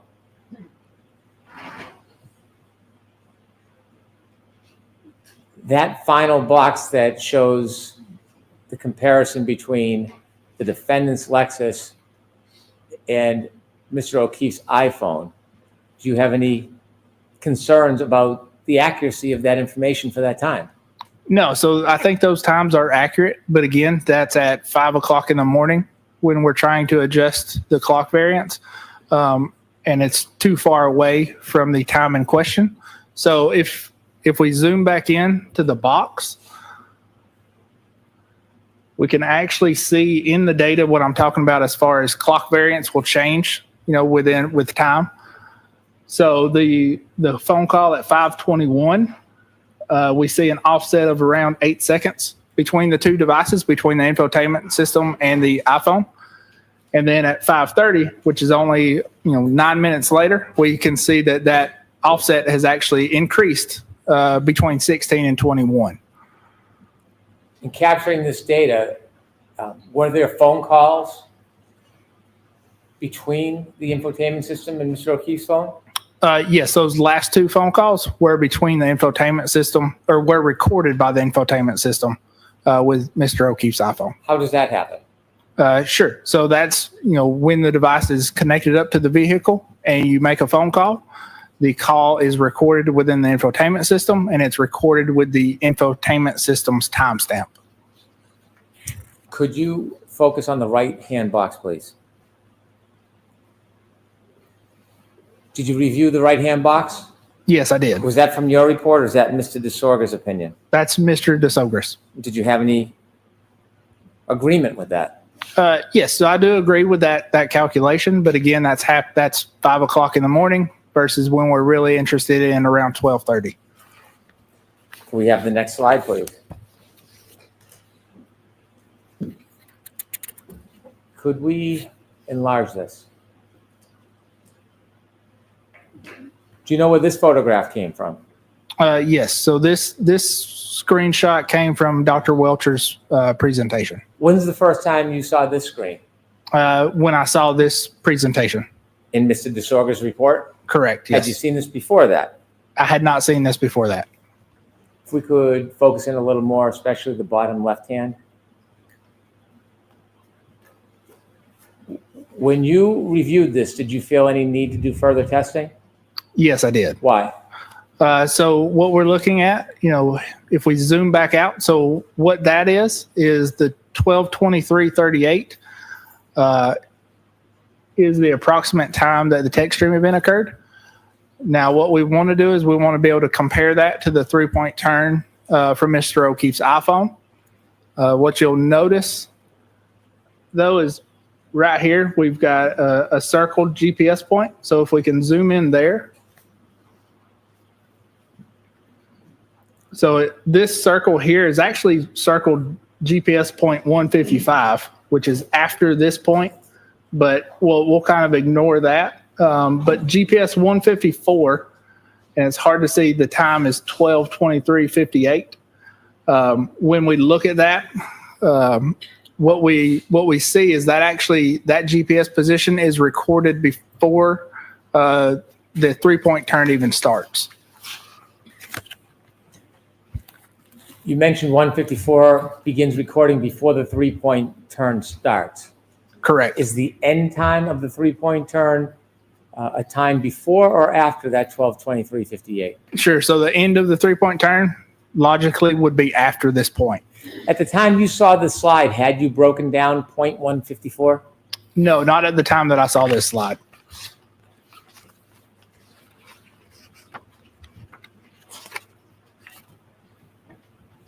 Could you zoom back out a little bit, please? The information in the right box, is that from you or from Mr. DeSorga? That is not from me. And when you read that, did that compel you to want to do anything? Yes, it did. So again, my initial thought was to address this during testimony. With further review and further thought, I decided it was best to offer a supplemental report.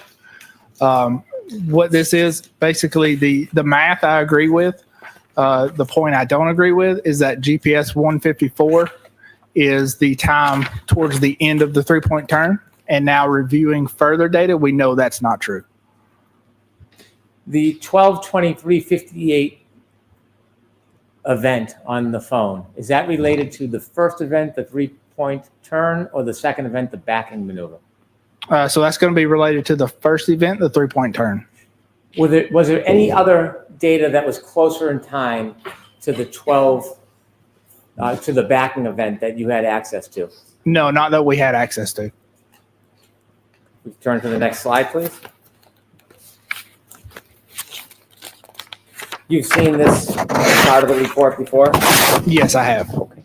Having seen the earlier part of the report, does it help you explain and understand this diagram? Yes, it does. Is this your diagram or Mr. DeSorga's? This is Mr. DeSogris. Do you agree with this diagram? No, I do not. Okay. Could you explain to us what this, from your perspective, from your experience, what this chart is trying to suggest? Sure. So this chart is trying to suggest that the lock event always occurs after the end of the text stream event. And again, that's using inaccurate adjustments to make that conclusion. I want you to use the pointer and I want you to take us line by line why you believe that this is inaccurate in trying to conclude the time of those locking adjustments. Sure. So it's kind of hard to tell. So what we've got is we've actually got two different sections. So we've got the top section, which is 6 events. So that's going to be the GPS event and those, let's see, no, that's going to be this, it's hard to say. That's going to be the phone calls and the GPS event that are calculated in this. And it's also done with the 3-second delay as well adjusted. But what we see is, so this obviously +1 is one of the phone calls that was from the defendant's iPhone time. So not from the infotainment system. So that's a inaccurate comparison. Same thing for the +2, the +1, the +2 again, the +8, the +16, and the +20 are going to be those last two calls. If you'll notice, the very last call, we can't really tell which phone call is the correct one to compare. So we're using both within that same time frame. And that's why we get the 16 or the 21-second variance. But again, that's 5 o'clock in the morning. So that's not appropriate for the time that we were interested in. And then the 20-second variance is coming from that inaccurate GPS position comparison. Could we enlarge that a little bit, Ms. Gilman?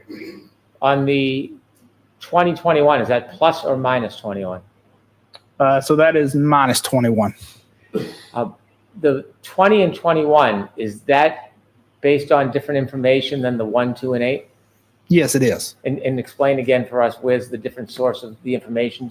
Sure. So the minus 20 is coming from that GPS point 154, which we know is not the end of the 3-point turn. It's right before the 3-point turn begins. And the minus 21 is coming from the last phone call that happens around 5:20, I believe, or 5:30. And again, that's 5 hours after the time of interest. The minus 20 and minus 21, is that suggesting that time should be taken off or put onto Mr. O'Keefe's phone for synchronization? Sure. So that's suggesting that time should be.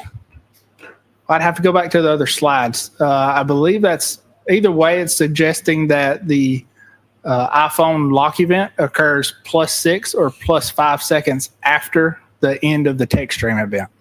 Besides not accommodating for the timing of that timestamp at the beginning of the 3-point turn, is there anything else about this that concerns you? No, just that overall, these numbers can be misleading, again, because they're based on inaccurate adjustments, and could lead, again, the jury to believe that the lock event always happens after the end of the text stream event. Could we go to the last page of Mr. DeSorga's report? Is this a conclusion offered by Mr. DeSorga? Yes, it is. Did you agree with that? No, I did not. Why not? So based on those inaccurate adjustments, this slide is again kind of misleading in the fact that it states there's always interaction with Mr. O'Keefe's phone after the end of the text stream event.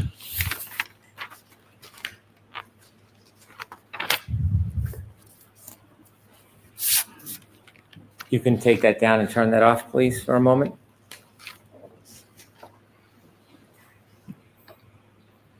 After reviewing this report, you told us you then engaged in further study for synchronization? Yes, I did. Did you call me on May 7th? Yes. Okay. And what were you told to do about a report? On May 7th? Yes. Sure. So I would finish the report and submit it. Did you? I did. When did you submit it? May 8th. And do you know that it was provided to the defense by email on May 8th? Do you know if it was provided to the defense? Yes, I know it was provided. I don't know when.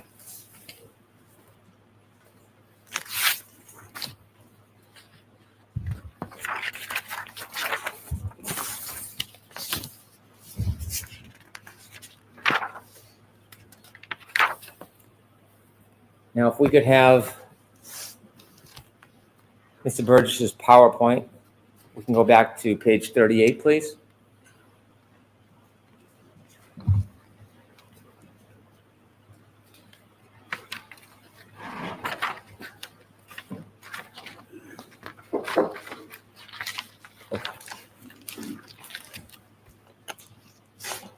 After you explain to us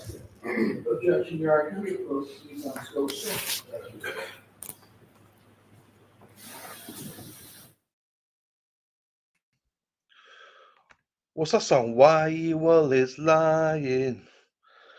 You always lying. Jeepers. I mean, he's trying to revamp this guy. I mean, he is an idiot. Hi, Coffee Girl. Hello, everybody. Hang on, let me get this. There we are. Just remember, everyone, it's always Dana's fault. Right, so I've just got back now.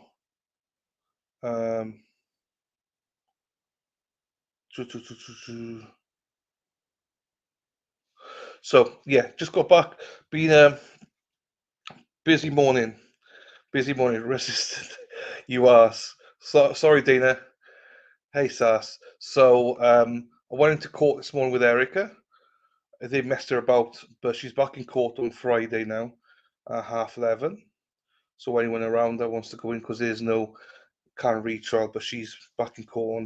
Well, she's have to go to court at 12 o'clock today as well for something else.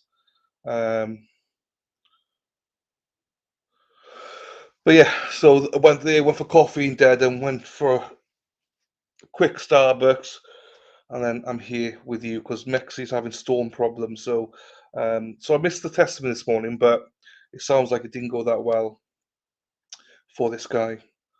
They might as well let Brendan sit in with the box and testify at this point. Yeah, I saw he was leading a lot, Love your song. Thank you. Hey, Coco, nice to see you, my darling. Thank you, guys. Lovely to meet you, Coco. You're totally different to what I thought you would be. You're really hyper, which I love.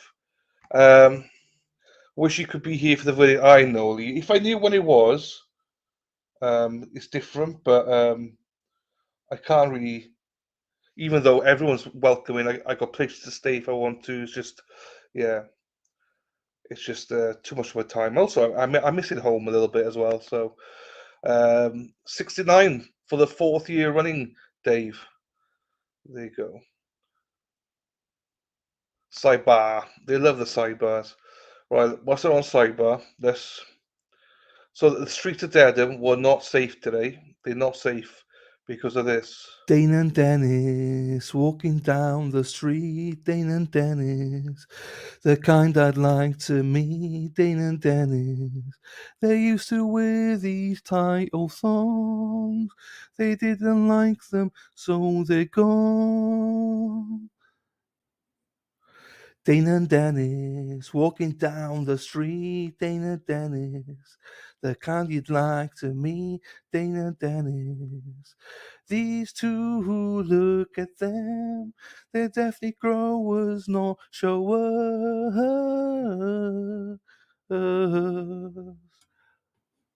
Dane and Dennis walking down the street.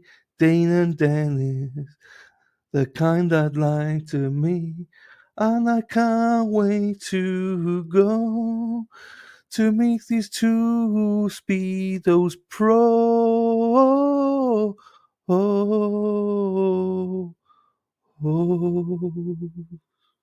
See you in Boston, boys. Yeah, so that was a scary sight, seeing those two walking down the street. What stay as long as you want? It's been like summer so far this month. I know.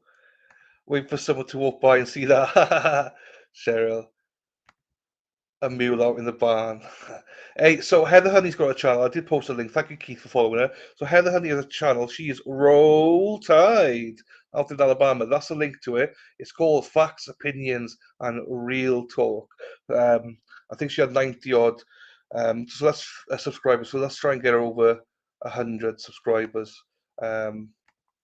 If we can. Heather Honey's a lovely, lovely lady, trying to do a difference out there. We've got 97 subscribers for her already, so please go over and subscribe to her. It's always nice to support genuine people. So she is definitely a genuine person. Does a lot of good stuff. So we like to support good people here. So you're more than welcome, Heather. Kathleen Diaco. Hello, Kathleen, my darling. How are you? Hope you're doing well, my darling. Not seen you yet. No worries, Heather. My pleasure. Thank you, Cheryl. Maybe a sheep. Hey, Daffy. Hey, Hot Mama. Josie, how are you? Daddy, subscribe. There you go. Let's get away over 100 now then. How many have we got now? 101. Happy days. Thank you, everybody. Thank you, everybody. You see, El Chatty, you're just the best. You know what I mean? I'm changing my hours, so I should be home around 4. Jimmy. Hey, Jimmy. How are you? Nice to see you, Jimmy. I know that surname, so I know who you are. Nice to see you. Hope she's behaving there. Thank you, Sarah. Thank you, Deb. Yes. Oh, sorry, I should have said yeah. So I'm not sure who's down there. There was a good crowd down there earlier on.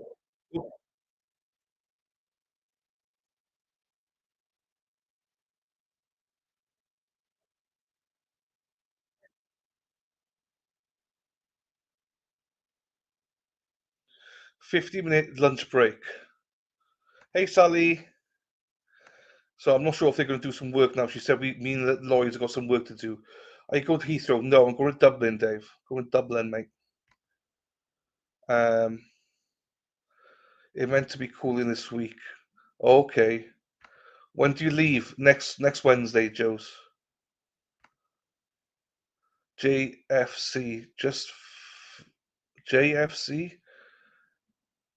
I don't know what that means. JFC. It's a swear word, but I don't know what. Is it really you? I've been in the background a lot. Mexi's been a star, obviously, but I've just been doing so many things here. It's been hard for me to be on stream. So, right, are they coming back? They might come back. So we'll just wait a second to see. So who's down there, Cheryl? Is it Brandy still down there? Erica down there? Oh no, they're gone for lunch. Okay, 150 they're coming back at. Cheese and rice. There you go. Are you ready to go back up? Yes, I am ready. Do you know what I mean? In a sense, I am and I'm not. Do you know if that makes sense? I am because I'm missing home a little bit, but yeah. But also I'll miss the good people here. They're all. I'm go. What the fuck's that? Oh, that's not me. What the hell's that? Oh, it's music. Shit. Hang on. Let me turn the music off. Where's it gone? Where's this music? Why is this? Got it. It's there. Right, fine. Um, but I'm coming back out, so it's not a problem. I'm coming out back out. Um, so yeah, so it'll be good. Right, hang on. Where was I just now? Here we go. Give Ireland back to the Irish. They have got it back. Don't worry. Oh, okay. Thank you, Keith. I knew when I knew it was a swear word, I knew that you'd be probably in here. You or the Druid. How are you, Keith? Thank you, Sass. They ran over to the court. Oh, here she is. Where's Mike meet when we need him? Hang on. How are we, Brandy? Hi, how are you? Well, how are you, my darling? I'm good. I'm over in the scary area. Scary area. Yeah, here comes Nick and Dina, beautiful Dina and Nicholas. They're coming out now. I got till next Wednesday, Sally. Yeah. Hi, how you doing? You look all spiffy and handsome.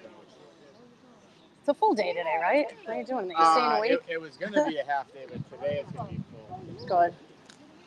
She said, hold on. He needs you. I'm going with. Oh, she needs a ride too. The only thing is No, on the way back, Esty can ride. okay, all right. Esty left, but I'm leaving after I go she was over. supposed to drive. We'll see what happens here. Dina probably speaks something now. Yeah. Here comes the fam. Looking all nice. And the pizza man, rich for this man. Get back to what I am. And the Galera. There's the Galera. Oh, poor Galera. That makes me so sad. Oh my God. That's so sad. Somebody carry him. Mrs. Reed, give him a piggyback. Aw. Oh, there's Esty. Over there. Look at everyone waving. The whole crowd. Poor guy. Larry, down with the bad, up with Thank the you too, good. Catjo. I miss LJ. Still got another week though, so. Get him a wheelchair. Poor guy.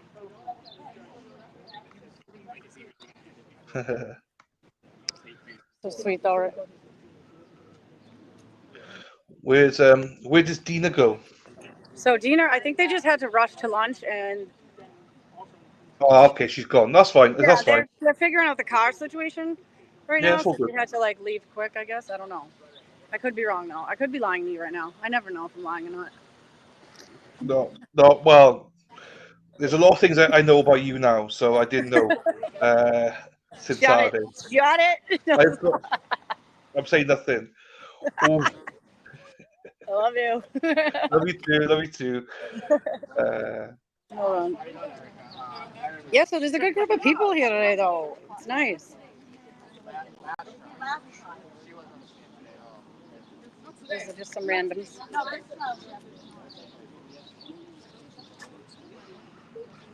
I'll go stand over here. See if we can catch them coming out. That's all good. What are you doing? Did we already eat lunch? No, I've not had lunch yet. No, No. but I'm a trooper. You're a trooper? Hang No. on, I got hippie chick phoning me. So hang on, you carry on for a second. All right. Oh, yeah. I gotta tie my shoe. Let me see the comments. I haven't seen them. I know, you hurt his knee. That's so sad. I don't know what happened to him. I forget. No, I don't think so. Is the car still there? Yeah. I know. What did happen to, hi, LPH fix to Glera? Do you know what happened to him? Who? Claire, what? How Somebody did you said he get was hurt? jumping a fence or something. He fell. Oh yeah, he locked himself out. That's right. I did hear that. Listen, Turtle, he's doing his podcast up there. Don't interrupt. Oh, oh. Yeah. Is he? Is he? Oh, listen, Turtle. Can I go up there and say that? Listen, Turtle. I could. That's never. That was my favorite thing ever. The head peeking behind the pole. Yeah. We're gonna leave after this. Yeah, you want to put the TV and everything away? Yeah. There's John.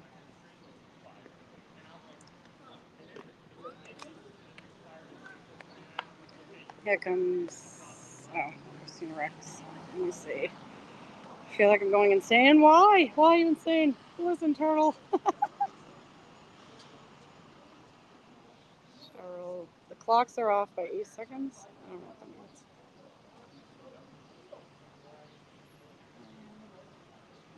Oh, here they come. There they are.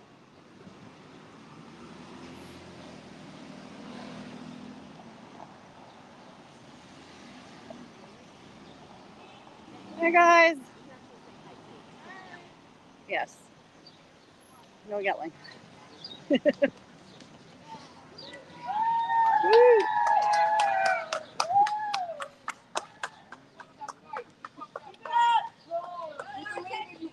Alessi, after lunch, Alessi. We love you. After lunch, we got you. No, don't you dare. Oh my God. Are you kidding? Behave. We have to behave. I gotta get out. I'm leaving, but I'll good see luck ya. with everything. Thanks. Okay. I gotta get back to work. So.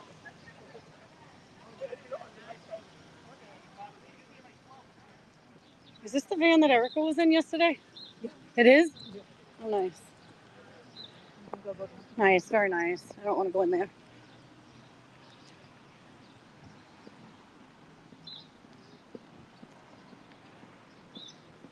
Hey. All right, so. Dylan, my boy. What are you doing? Let's see. Well, that guy's an ass. Who's an ass? They're all asses. No, I'm just kidding. Sorry, I'm No, back. don't be sorry. I forgot you were on a call, right? Yeah, well, that was hippie chick from Indiana. She's just arrived. She will be Oh, with you in really? 10 minutes. She'll be with you. She's heading to Dedham. She Oh, will be with. no. I'm She's gonna be. leaving. Are you leaving now? Are you? Yeah, I'm leaving. I gotta go Okay. get my daughter. I'm already late. I usually only stay till like 1:30 every day, but is Yeah. she gonna be here tomorrow? Yeah, she's here for a week, Oh, cool. All right. so it's fine. So it works out fine. Yeah, you literally going out. So I told her Scott McGinnis is there. I said, so it's fine. Yeah. Oh shit! I gotta go say bye to Scott. Thank you for that reminder. That's fine. Don't forget Ross He's either. on tonight, right? Oh, you He didn't is. put the TV away yet. Thank you for that reminder. Where's Scott? Just love the fun he's got to go to the truck and drive away without TV or off. I go in the car to leave. I was like, I gotta go say bye. I just wanted to say bye. I'm gonna watch tonight. You sleeping? Yeah. He's on tonight, everybody. Oh, tonight. Yeah, he is on 6:30. tonight. Listen to Silence, 6:30. Scott McGinnis. Yeah. Did you see them? Yeah. You did? Oh. I love it. I gotta leave. Give me huggies. We're leaving too. When you come, and I'll text you. I'm coming tomorrow. I'll text you. You are? Yeah. Okay, good. I mean, Are did you you already coming talk in to the her, or should morning? I text No, her? Oh, I you're didn't coming in the call. morning, not to. I'm gonna ask Erica about the thing. Yeah, Okay. let her know. All right, cool. I don't get here till 10 every day. Yeah. I'll be here. So- I got a good video. Did you? Oh, good.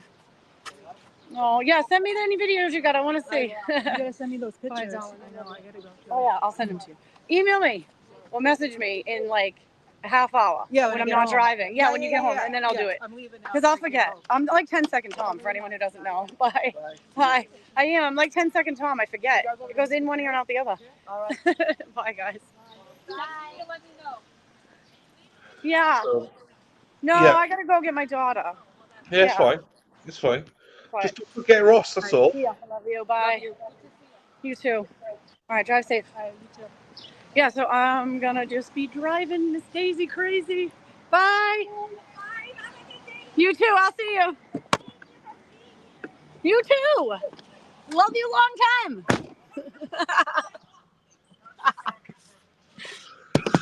It's crazy. Dylan, what's wrong with me? There's a lot of wrong with you. So, how much time have we got? Listen, you should be actually what's right with me, right? Yeah. That's shorter. No, I love it. For people that don't know, if you've not met Brandy, you might think, fuck, she's got a gob. Yeah, she does. She just talks all day long, but you know what? We love her. We love her for it. She doesn't stop. It's hard to get me going, and once I get going, I don't shut up. I'm Hard sorry. to get you I got a going. lot It's hard to fucking say. stop you. Get you going is not a problem. Stopping is a problem. I loved it on the. No, I was loving it Saturday because you were talking and then Ross was in the corner going, he's having a break. Yeah, I was like, you Ross, you're right. Shh.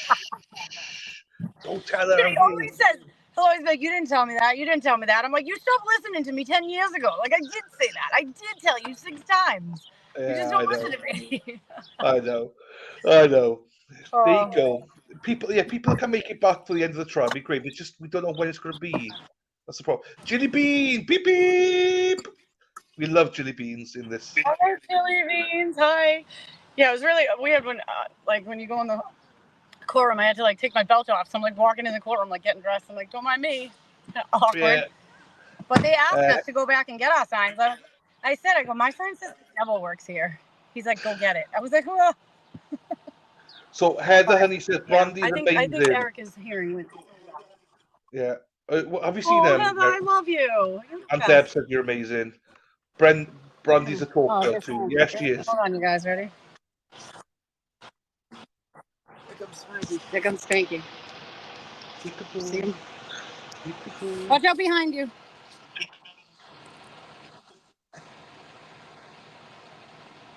Oh, hi, Tracy Murray. We love you, Tracy. I'm surprised they didn't just do nothing. She just gave him the finger. Beautiful Tracy. Yeah, the cops it's saw her. terrible. The cop looked back at her. So Erica's doing good. I got to meet Erica's daughter today. They're like twins. She's so sweet. She's so beautiful. Aw. Yeah. They're I'm twins. so excited for her. She's graduating. And it's that's her only Wow. baby and she's graduating. It's bittersweet, Yeah. Keep it Yeah. I can't. I broke the hang of it. What? It's a little thing I'm gonna have to hold my phone. But the lawyer was asking her if she could come to the other case on Thursday or something. I think she's like, well, my daughter's graduating. I'm like, that's once in a lifetime. She can't be there, okay? Yeah, no, definitely not. Right. She's in court right now as well, isn't she? No, she's out now. Yeah, no, She's there's another case at 12 o'clock, I think. Oh, wait. What time is it now? We're past 12 o'clock. 10 past 12. Yeah. It's 1 o'clock, Dylan. Don't get me confused. What? What? Why have I got 12:08 then? I don't know. No, we already did the 12 hearing. Put your seatbelt on. What? Because it's bothering me, the beeping, bro. Okay, I'm an hour Tell behind. him to put his seatbelt. trying. I gotta Safety set all your first. crap up Safety. first. Oh, trouble. Hey, what's up, Tim? Going to get. That was, huh? Yeah, I thought it was so good. It was so good. He was all. It's gonna go our way. Yeah. All right. Have a good day. Yeah, that was Tim from CCTV. He was in there too. So My daughter was so good. just a rough estimate for you people. So basically, Erica went in at 9 o'clock. She had to be called up twice. They weren't ready, wherever. There's a special prosecutor assigned for her case, and they were given to 9:45 to appear because they weren't there. I couldn't stay, so Erica informed me after that she's been called back in on Friday at 11:30 to court. So she's got to come back. So nothing happened today. They've added another charge and taken away a charge, but she doesn't know what it is yet. But she's going to court 11:30 this Friday. So we'll see. You're muted, Outside Brandy. there in the public, Oh. that's their kingdom. So it was great. Okay, good. I didn't quite understand what you said, but that's fine. He said he was just good. He was like, if you want to be the judge, that tells people they can't have a sign that says freedom. He goes, we'll be famous because I'll be the lawyer that goes against you. He's like, if that's what you want. And I was like, yes. There you go. And the judge was kind of like, no, I don't want to do it. You know what I mean? Like, he was kind of giving like a little head nods, making you think like he's agreeing. Yeah. So it's good. It's good. No, I thought what I saw of him, he was very stern, but good. Did you expect my dirty mind? No, you was great. You were great, Coco. It was lovely meeting you. I love when Dennis comes in as well. He goes, Brandy, speak slow. What? Brandy, I can't. take a breath, Brandy. He always said, "Jeepers." Listen. Brandy, take a It's breath. because no one ever listened to me before. I got to get it all out. Yeah, we love you for it. We love you for it. Just put me in like, rewind it and do like 1.5 speed. Minus 1.5, yes. Yeah. There you go. Yeah, they don't know the charge her. She's in court right now for. There's another charge, not for her, but she's, I believe, part of it. So I don't actually know what's happening. 24 hours in a day. I just gave this one. That was for, it might have been for Dennis. There you go. Kidding. I'm just kidding. She's back in court on 11:30 on Friday. Basically, nothing happened. So 11:30 Friday, people should be in. The other guys have court Thursday. Yes, federal court. Jason and Alison Yeah, and he all said them. he wanted people to go, but that's too far for me. Yeah, I'll be in Salem that day. Sail away in Salem. So duck boats tomorrow. Tomorrow, yeah, bringing winter coats, winter hats, huh? No, I don't know. Yeah. It's gonna be cold, right? It's gonna be cold. I got no coat, but that's fine. You know, I'll suffer. I'm so glad that my first time is gonna be with you guys. Don't start that again. Don't start that again. We're all fucking duck boat virgins. So Brandy came up to me Saturday night. I was like, sat down right next to me. And she goes, "Do you realise that Wednesday's gonna be my first time with you?" And I'm like, "Okay, well, Brandy, I've never done it. This is like, hey Ross, I like Ross. So what are we doing?" Like, and then she explained, "No, first time on the duck boat." I was like, "Oh I was fuck like, hell." it's gonna be awesome. We're So, gonna get so wet. You would definitely get it wet. So there's a lot of us who are virgins on the duck boat. God.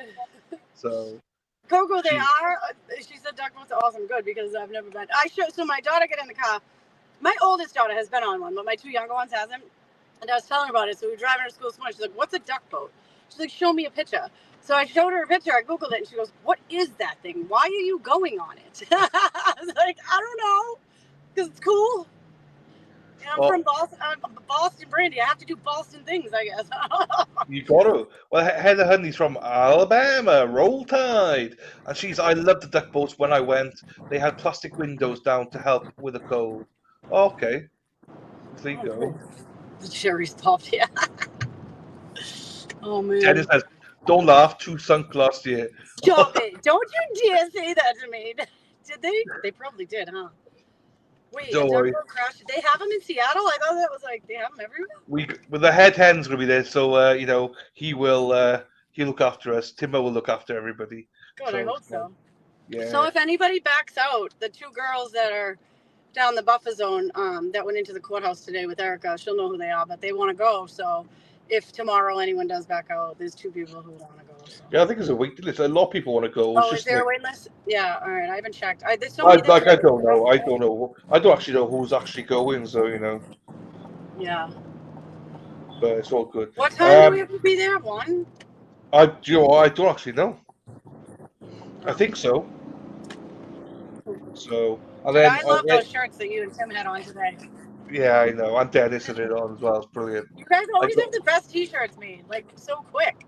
Yeah, well, I designed it last week, and then Oh, did you? it got delivered last night. So the post will leave at 1, I think. So and also say anyone that's going to Salem on Thursday. I know you guys aren't, but anyone going, we're going to meet there about 10, half 10. I'm not sure where, and then meet up in Champions Pub at about 1 o'clock-ish for lunch. That's my plan. So it's up to other people who want to stay longer and stuff like that. So yeah. What's in Salem? Are you going to see the witches? Yes, the witches. Dennis really wants to go into all the witches' houses and stuff. So Team Ocasio said, Ross seems like the calm to Brandy Storm. Oh, yeah, he is though. He is so You gotta have calm. balance, right? You do. You're opposite, you know, so it's great. You know, Yeah, that's why you complement each other so well. So Yeah, he's the mute, and I'm the voice. yeah, pretty much. I can't believe the picture though of Ross's head. Oh, I know. Oh my god, I gotta zoom in on that and like post it again. Like, it's hilarious. He was like peekaboo. He's like, I'm here too. He down said, "Hey, he's fuck." He's always in the back. He's like, yeah. The other day, he's like, I was standing on the thing to get in the picture. I'm like, you were standing on a stool? And I'm like, oh yeah, look at you. Like, you look tall. Yeah, I love it. I love it. Dennis hates the witches. I know, Dad. I'll let you know, Dad, once we know. We're leaving about 9 o'clock, so it might take us Wait, over 9 an hour. a.m.? 9 a.m. And where are you going? Salem. Oh, tomorrow? No, but what about tomorrow? Oh, we're leaving. About 11, 12. I'm not sure. Okay, so Probably- you're leaving Dedham at 11 or 12. Right? Yeah. Well, no, I think Compton probably.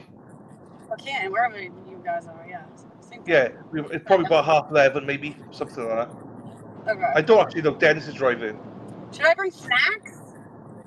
Are snacks allowed? Do I bring snacks? What do I bring? Just myself? Well, you're a snack anyway, so you know. Yeah, that's what Ross said. So you know, sorry, Ross. No. I You think just the over there laughing. You didn't even talk to the people.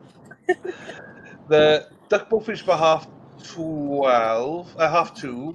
Then we're going to Erica's place of work, so we're having food there. So if you're hungry, then bring some snacks. I don't know if I can stay. We're gonna go in, but I don't know if we can stay. We might have to take off after. Like, we can stay for probably a drink or something, but yeah, I don't know if we can stay the whole time. It depends on how long it is. I don't know. I always feel bad for my babysitters. Yeah, you they do don't you. care, but You do I get you. like separation anxiety from my kids. I don't know why. I do. Dennis says, leaving Canada 11:30. He said, bring snack cookies. Dennis. Cookies. I want I think I think you know what cookies Dennis wants. Yes. Can you bring nips on the boat? Can you drink on the boat? Can I Don't drink on the know. boat? I don't know. Helian, allegedly. Allegedly? Hi, allegedly. Wait, is she coming? Is she going? No, she's working. Bring nippies. Bring your walking shoes. Shit. I got a bad back. Special cookies. Wait, are you really gonna wear water shoes? You should wear like duck shoes. Are you gonna? I don't. I'm now getting worried because I was just going to wear normal shoes. I don't even know what we're doing. I don't know. I just don't want to end up in the water. I'm too cold. I can't do it. I can't take the cold. Don't No, put I me in the know. water. I know. I know. Oh, Actually, are you going on we're going on duck boats. Heather Honey, do we have to wear anything special?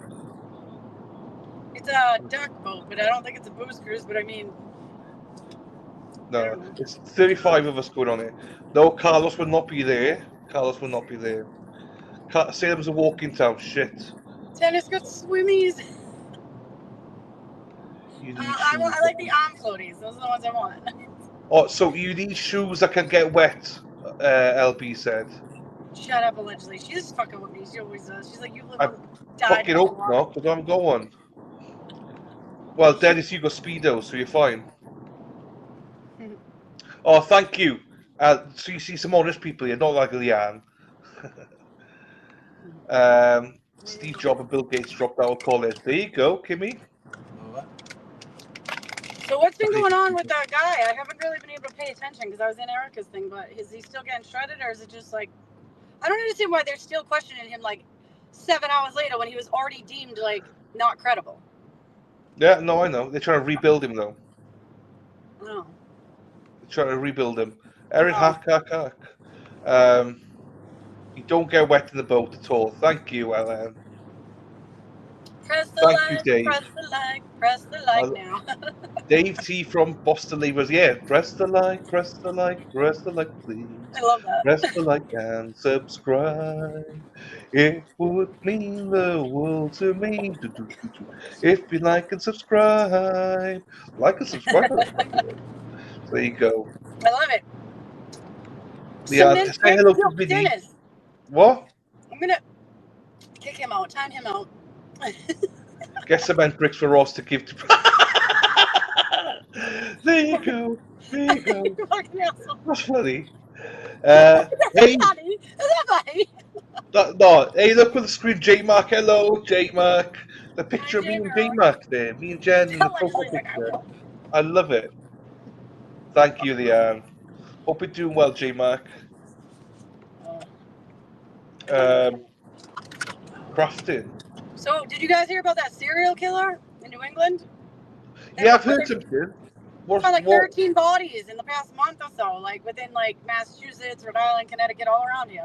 It's crazy, huh? It's probably a cop. No, I don't know. But yeah, it's scary. Making rumors up here. Thank you, Heather. I'll take a look.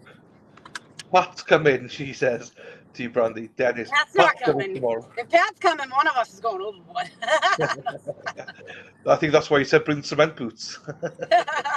For one of you. Oh, man. There you go, J-Mac. Hello to Rhode Island. Hi, Dylan, Brandy, and my Dennis. There you go. So J-Mac's coming to Duck Boats as well tomorrow. Oh, really? So, yeah, she's there tomorrow Oh, cool. as well. I love it. I So can't we wait to go see down that. there. Looking forward. It's just like it's odd for me to be back in the condo streaming. I haven't had a chance really to stream that much, so it's good. Make sure you request the duck boat with the stripper pole. Already done. Already done it. I'm sure they sure did that, right? No.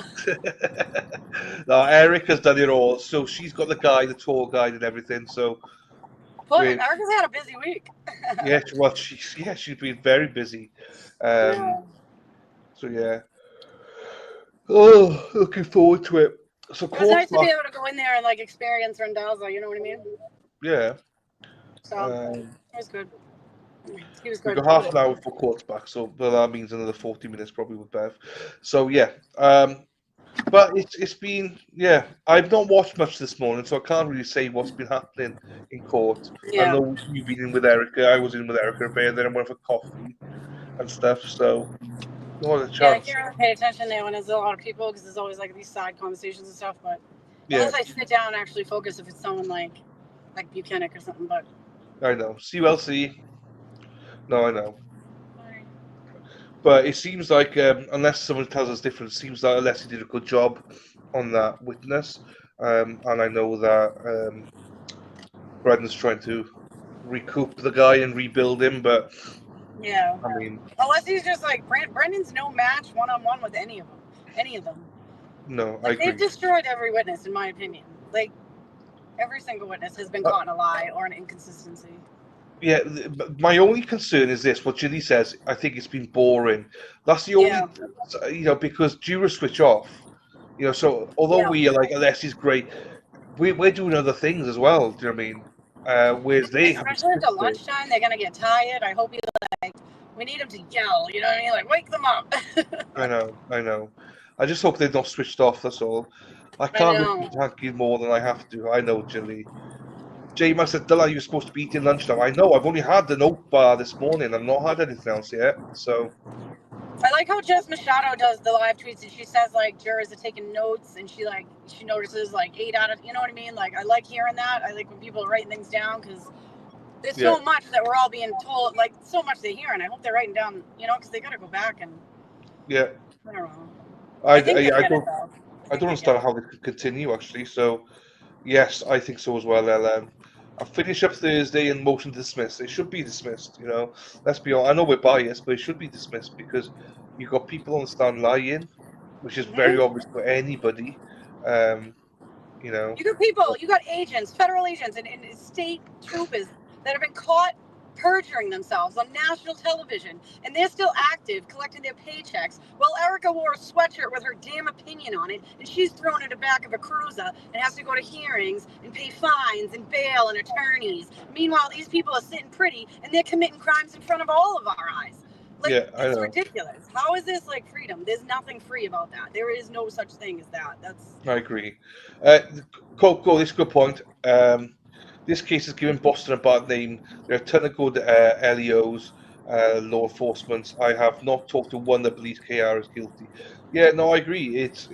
this happens everywhere. Just there's more exposure right now here. But there's a lot of great police officers out there. So Yeah. don't let these people banish all men in blue and women in blue, because there's a lot of great people as well.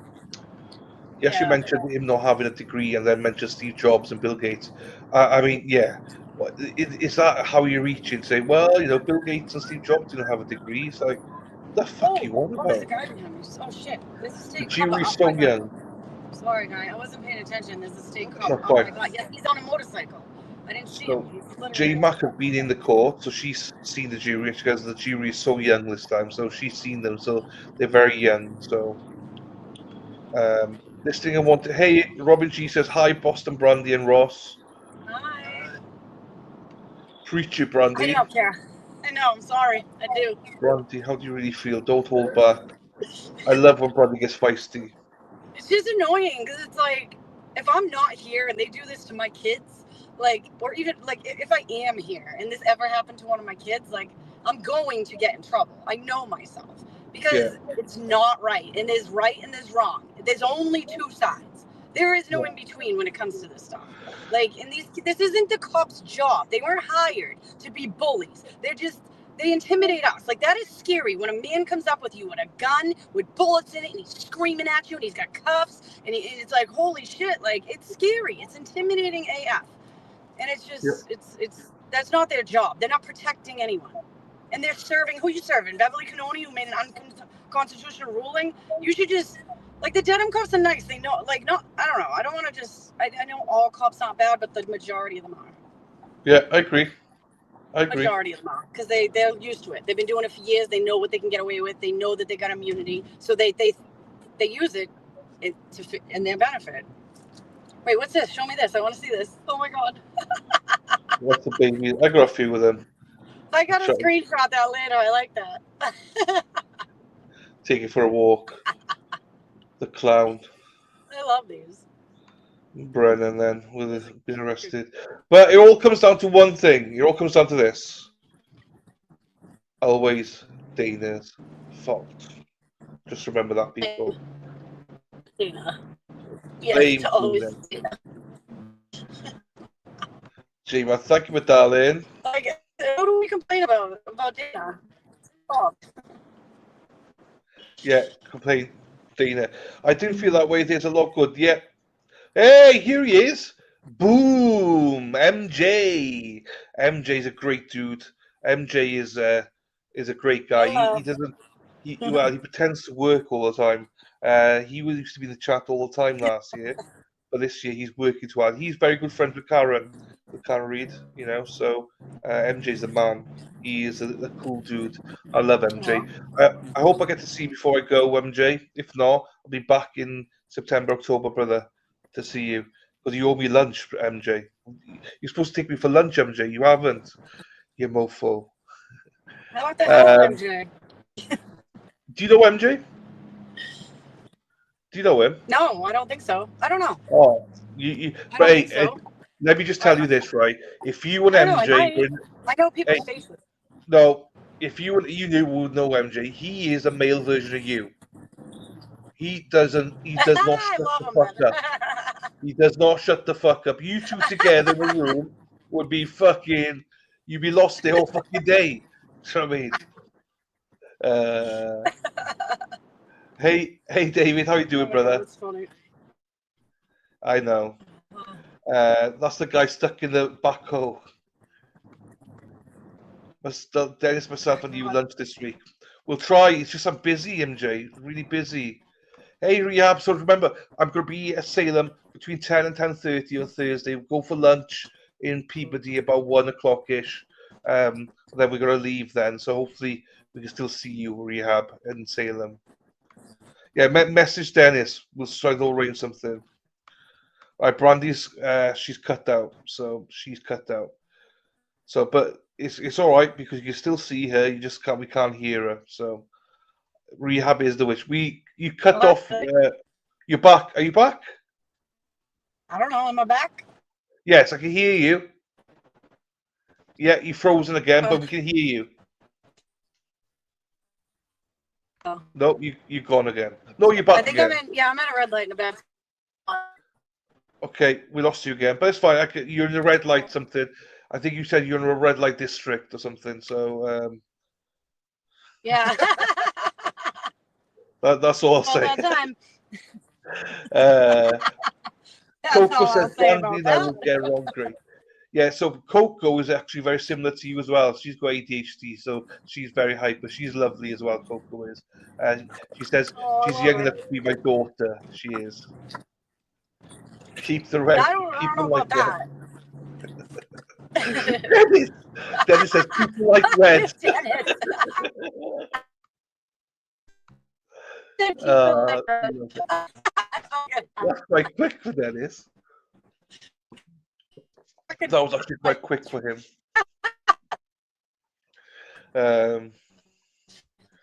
Right, I'm trying to catch up with everything. Okay, there's that.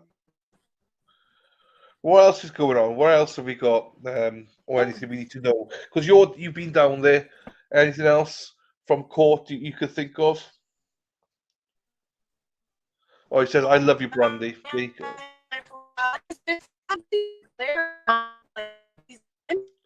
You like a robot.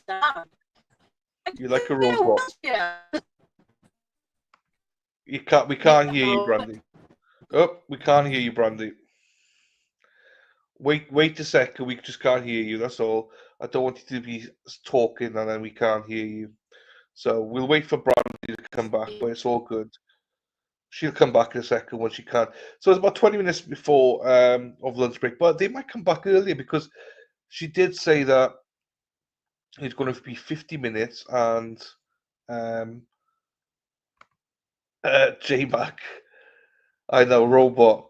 Who's the mod? Peter Murphy.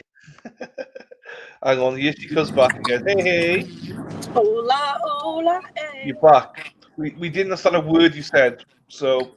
I don't know what I was saying. I was in front of the funeral home. I don't know what I was saying. Oh, okay, fine, that's fine. But you can start saying something again, wherever you want to Just say. start again. I don't even know. I told you I'm like 10-second Tom. I don't remember what I said. It's like Nah, don't worry about it. It's fine. fucking hell. People like it. People like when you speak your mind, you know. So what? Yeah, everything was fine on the court today, though, wasn't it? Yeah, There's everything good. seems okay. I think. I don't know. There's a good As crowd far as down I there. When I know. went past. Well, Huh? Nan was there. Nan was there. Yeah. Scotty. There's quite a few. Yep. Tim was there. Jack. Yeah. Quite a few people. Yeah, a lot of people showed up today. Usually, like a lot of people leave before I get there because I don't get there till 10. But there was a lot of people there for 10 o'clock. I was shocked. But the parking man came and he's nice, but we moved our cars around. We did what we had to do, and So yeah, because what happened? So Scott was explaining it. So the traffic guy was coming around saying you have. So in Dedham, you have to move your car every 2 hours. yes. So they literally made them move their car. So Ross And he finally went in and met the lady, Barefoot Betty, that we had the problem with us and said she was going to call every day. Yeah. The owner of the dance studio. He told me today he finally met her, and she watches out the window and like she records and she calls like on the hour. Like she's just a customer. She's just annoying. Like she just doesn't want us there at all. She said she doesn't want to see us. Like it's too bad. And I don't want to see what's happening in the world around me. But guess what? We don't always get what we want. And we're not here standing in a Chick-fil-A line. We're here because we're fighting for our birth-given rights, you ass. Yeah. I don't think anyone got rolled today. I know, but it's the fact that they made Scott and Ross just swap cars all the time. That was just so every 2 hours had to swap the trucks. So they. Well, there's always spots behind me. Look at that license plate. There's always spots behind us, just like near the post office a little more. So like, it's not like we're taking up spots and not having any available all day. There's still spots available. It's just they're further down, like 3 cars down. That's it. We just like to be up near the sign because it's where the buff. You know what I mean? It's like where we can sit, and that's where the TV plugs into my car. So I'd like to be in the front. Yeah, if you're ever in Dedham, people, you probably hear Brandy before you see her, but she's always got a TV there. So if you're there on your own, move down to where Scott McGuinness is and Brandy is a TV. People stay there to watch and stuff. So yeah, just go down that way. Just listen out for a screeching voice and then just follow that voice. It's Brandy. Listen, No, yeah, I don't yell down there. Even today, I was like, Shh, we gotta whisper. Like, I get afraid to be. I can't. I don't know. You're like, stop! No more of those voice things. It's like, no, that's just Brandy's normal voice. That's not. What do you call those things? That you shout into? The microphone, like the Like- video enhancing. Oh no, I didn't. Can you Oh, I tell never her? called the school either. Shit. Yeah, You tell know Kira it, that we're yeah. gonna be like. Oh, we're not gonna be late, are we? She's already out right now. Oh yeah, tell her she's gonna 1:41. walk then. So Keith, I haven't met Keith yet. Megaphone, that's the one. Megaphone. Megaphone. Yeah, That's the new nickname, Megaphone. Brandy, you said you get there at 10. What time do you usually leave? So I stay there for like 3 hours. I can leave anywhere between 1 and 1:30 to get back to get them. Okay. So I stay from like 10 to 1:30 ish. But Thank you. 1:30 is kind of pushing it. Hippie chick is there. I'm here, but see, what's So where are you, hippie chick? Because some people went into like they'll go down to the restaurant. They kind of disperse a little bit at lunchtime. But where are you? If you go in front of the post office, Scott is usually right there at his car. You'll see his truck with the signs in his truck in the back.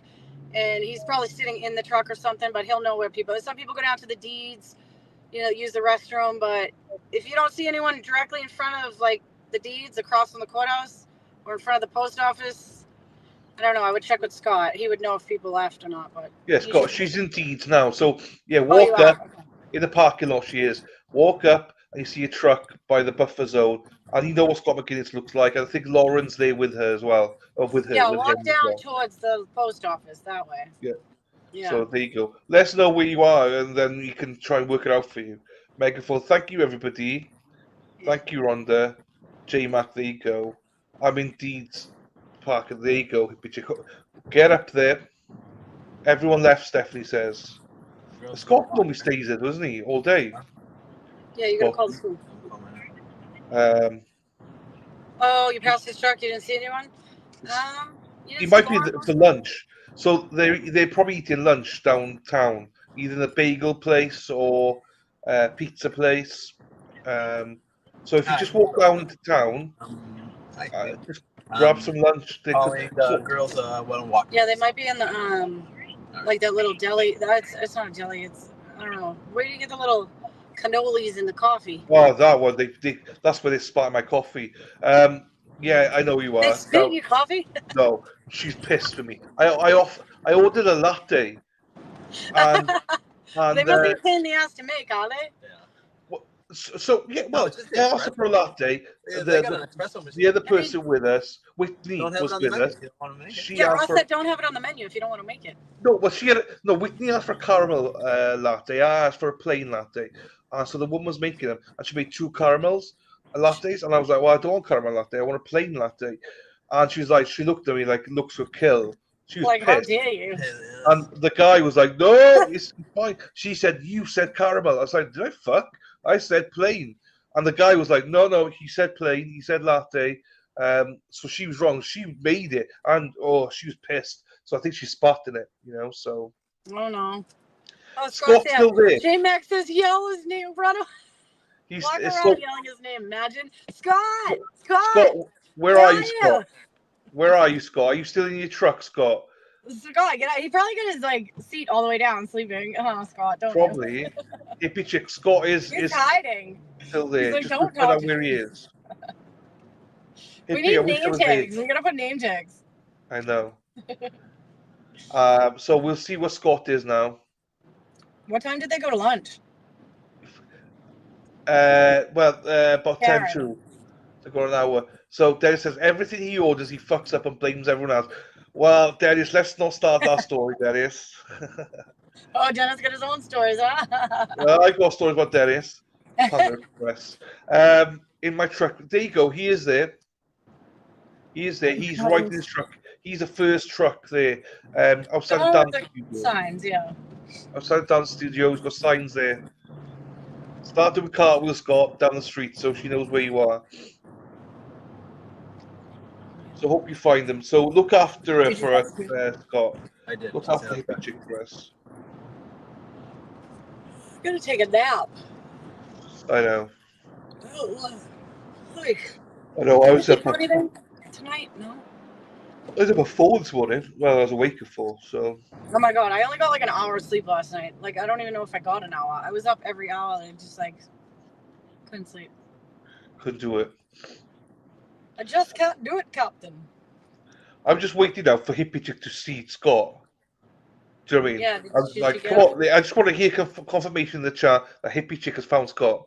Then I'm Yeah. happy. Dennis, I saw you ordering a Dunkin's. He wasn't pretty. You're still laughing at the whipped cream. That's funny. We were ordering Dunkin's and he asked for hot chocolate. And she's like, do you want cream? And he's like, yes. And she asked again, do you want cream? Yes. Do you want whipped cream? Yes. Where do you want the cream? Where the fuck do I want the cream? On the fucking top. What? Yeah, she was off her head, you know. In my ass. She, Dennis was not a happy bunny, so. Dennis, no way. I know. J-Mac cute picture. He is cute with me in it. Dennis is like, you cannot bullshit around him. He'll just be like, what the fuck is wrong with you? And they passed us the drinks and they got the orders wrong as well. So you can imagine that went down well. So patience of nothing, Dennis Sweeney. You get to see her soon, Rhode Island. Deb, you'll see Coco soon at some point or another. So I'm driving by this railroad track right now in Abington. I don't know if anyone else lives around here, but I think there's like 5 people this year already that have been killed there. Sorry, Lisa. It's crazy. Lisa says, good to see Brandy and Scott. There you go. Oh, hi, Lisa. I just want to make sure. Wanted to know to put whipped cream on top or bottom. Rise and does what a weird question. Like, is signal. Just go back to where Scott is. He's in his truck. So. Oh man. There you go. Oh yeah, I don't know. I just want Go to Court to come family back in night there. tomorrow at the kids' school after the duck boats. Okay. Oh, They always yeah. make me spend money there. They're like, buy books. I'm like, the school's almost over in 13 days. We're gonna have a book fair. I'm sick of them. I don't read them. Hey, Christine. Yes, I'm good, thank you. I hope you're well, Christine Fortunato. Yeah, we'll come back. So yeah, there's quite a few people down there today. Annie Elise is in court today, I believe, or maybe she's not. I'm not sure. She's down there somewhere anyway. So, hello, Mary. How we doing, Mary Bagwell? How are you, my darling? Dennis, whipped cream is good to eat off your bottom. Did Hippie Chick find Scott? No, not yet. No. So we got to send some signals out. Oh. Adler, she probably got some good stuff in that Yeti. Text Scott, tell him to stop beeping his horn. He said he's there. So somebody got kicked out of court. That's why I'm asking. She court. Somebody got escorted out of court from Karen's side. So I don't know who though. What did they say? Yeah, I'm going home, Lisa. I actually gotta go get the kids. Damn things can't raise themselves, unfortunately. My kids don't read over summer. No one's kids reads over summer. That's the thing, isn't it? No, especially when I have a camper and a pool. They know. So they left back in 10 minutes later. Okay, there you go. There you go. Hang on. I try to make them read it though. Actually, my youngest still likes to read a lot. My oldest used to love to read. She used to read a book like a day, before school. Hang on, Scott. She will take a breather in a second, Scott. Hang on. She'll take a breather. There she is. She's taking a breather now. Scott just joined us. How are you doing, Scott? Hi, Scott. I don't know how anybody can't find me. I'm standing right here. Scott, say I'm here. Hippie Chick, this is Scott. You see him there? If you see the screen. He's coming up from the registry of Deeds parking lot. Hello. You gotta stop beeping. Wave your hand. No, you'll get arrested. Hippie Chick, see him. Karen and her team just drove by. Just dropped off. So they go back. Sorry, Daffodil. We'll be starting back up soon. Yeah. Well, hopefully, Hippie Chick can see this. She's gone for Horizon. Wait, someone got kicked out of the courtroom?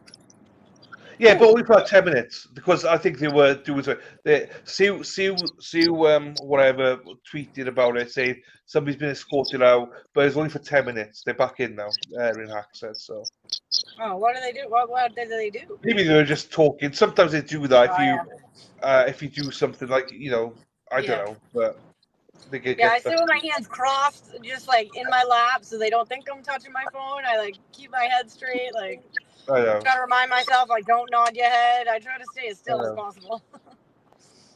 I know. No, Yeah. Tricia.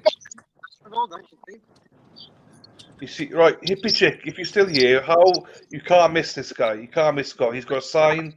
There he is. He's way down by the post office. Right near the district. Near the district court. Go down there. Ooh, excuse me. Sorry, I keep yawning. I hear the birds, but I don't hear Scott.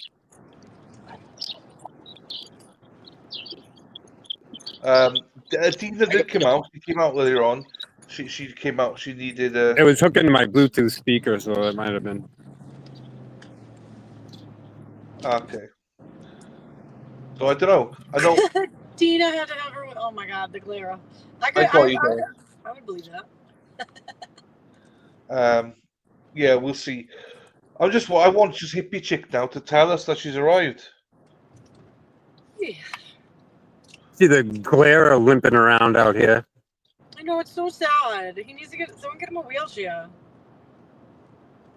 He looks like he's in pain, and you know what? I had ice packs in here too, but I didn't give it to him. Thank you, Lisa Reed. I don't know why.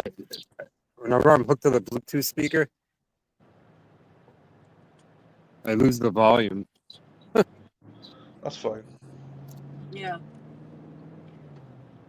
It's all right. It doesn't like when my phone's hooked to the Bluetooth speaker, and I know. I'm sorry, Robin. It's Thing out, catchy. Oh my God. back out because I can't hear anything. That's fine, Scott. It's fine. We can hear you. Oh, okay, he's gone. Let's say we can hear you, Scott. It's fine, but sure. Scott will be on Resistance Science tonight at 6:30. Remember, people. So that'll be a good show. So he will be on with a lovely, beautiful Tracy and unfortunately Dana as well. So I love Dana. Oh my God, I was so excited when I got to go and like go behind the scenes and see where they sit. I was like, oh my God, we're here. I feel like I'm on a set in Hollywood. Yeah. At their kitchen, at their table or whatever. I was like, this is cool. Love it. Tracy, hi Tracy. Everyone is Tracy. I know. We Tracy's the tolerate best. Dana. She's the best. She said, "Don't shoot the Claremont. I don't know what happened to him. I don't know either. I don't know what happened to him either." Make sure you sub to Resistance Silence. That is the link for there. And go watch tonight at 6:30. At 6:30. 6:30. Fuck. Yeah, you got different lingo to me, don't you? No, I like it. I'm at 6:30. I like it. With their background. There you go. That's the link for tonight. So. Oops. Yeah. Oh yeah, Tracy. I saw Nathan there too for a minute. Yeah. There you go. And subscribe to the Alter Corner as well. Please like and subscribe. Tracy's freaking amazing. I know. It's like you do. Like I do, Chappie. Does she? Do you think she's still walking or no? 6:30, I know. Hang on, because Ross like this, and I'll do it because it gives us me and Brandy a minute here. So let me, and he's in the chat. Thank you. He's in the chat, so I've got to play it. So here you go. Dane and Dennis walking down the street. Dane and Dennis, the kind I'd like to meet. Dane and Dennis, they used to wear these tight old thongs. They didn't like them, so they're gone. Dane and Dennis walking down the street. Dane and Dennis, the kind you'd like to meet.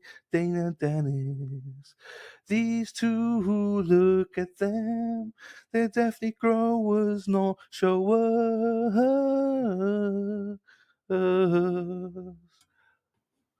Dane and Dennis walking down the street. Dane and Dennis. Are we back? Is Court back? The kind I'd like to meet, and I can't wait to go to meet these two speedos pro. I don't know if you can hear me. Can you hear me? Yes, See you you in can hear Boston, you. boys. All right. Here we go. Scott's here now as well. Scotty. Here we go. Hey, here she is, hippie chick. Hi. She's here. She's so excited. Where's Hey, Steve? friend. Hi. Mr. Hippie Chick. Mr. Hippie Chick. Hey. How was everyone? We can't hear you, but I'm so glad that she found you. But I made it. it's fine. You made it safe. We love you. Not you, Scott. We love you, Hippie Chick. Right. There you go, Scotty. I don't know what the problem is with the audio, but when I keep disconnecting from my Bluetooth speaker, it screws it up. That's fine. Hey, Scott, if I don't speak to you, right, good luck tonight, Scott, on Resisting the Silence. Yes, good luck. Yeah. Thank you. I don't know what I'm talking about, but Scott, we'll see. Swing it. That'll be a problem for you, Scott. I don't think that'll be a problem for you. You'll be fine. Right. Hippie chick, hippie chick, hippie chick. They found you, hippie chick. Everybody loves hippie chick. Look at that. Are they even done with this witness yet? Yes, I don't Robin, know. I am. I hope No, so. no, yeah, no. I will be, Robin, yes. As long as This the guy gonna take up the whole day impeaching this guy? Go, honey. Go. Dennis, is there Legacy Play Sunday? If there is, I'll be there, Robin, yes. Are you gonna go get her? You gonna go get her? Or you want me to? I know. I do, but yeah. Right. All right. I just wanted to let you know that he made it. Thank you, Scott. Thank you. See you later. Thank you, Scott. Yeah, I'm gonna hop Somehow off too. she found me. I don't know how. Right. No worries. Yeah, I know. See you later, Scott. See you later, Brandy. Wait, actually no. All right. Bye. Bye. See you, Brandy. Bye. Take care. Have a good day. And you, my darling. Right. That's everybody there. Let's get the court back up here so we can see when it's ready. So that's Hippie Chick and Mr. Hippie Chick. So I'll be meeting her first thing in the morning. Looking forward to that as well tomorrow. And Coffee Girl, my morning was great. Yeah, was down there. Got to go to court for a little bit with Erica. Went for coffee with Maria. Back here now, taking controls. Giving Mexi. Mexi's busy today in work, so I have to be here this afternoon, which I cannot wait to be with you guys. I need some lunch. So once court's back, why does it say 12:53 on my laptop says 12:53? The fuck? It's 13:59 on my phone. I'm not sure why. So left me alone. On vacation this week and have to work tomorrow for someone. Oh yeah, I know. Hello, Nancy. How are you, Nancy? Your laptop says, but why does it say 12:53 though? It's actually 13:59 on my phone. I don't get it. Right, let me just unmute this. I've unmuted it already, so we can. Let me just double check that I've got it. The boost is on. The boost is on. Yes, the boost is on for Deb. There you go. Got that ready. Happy days.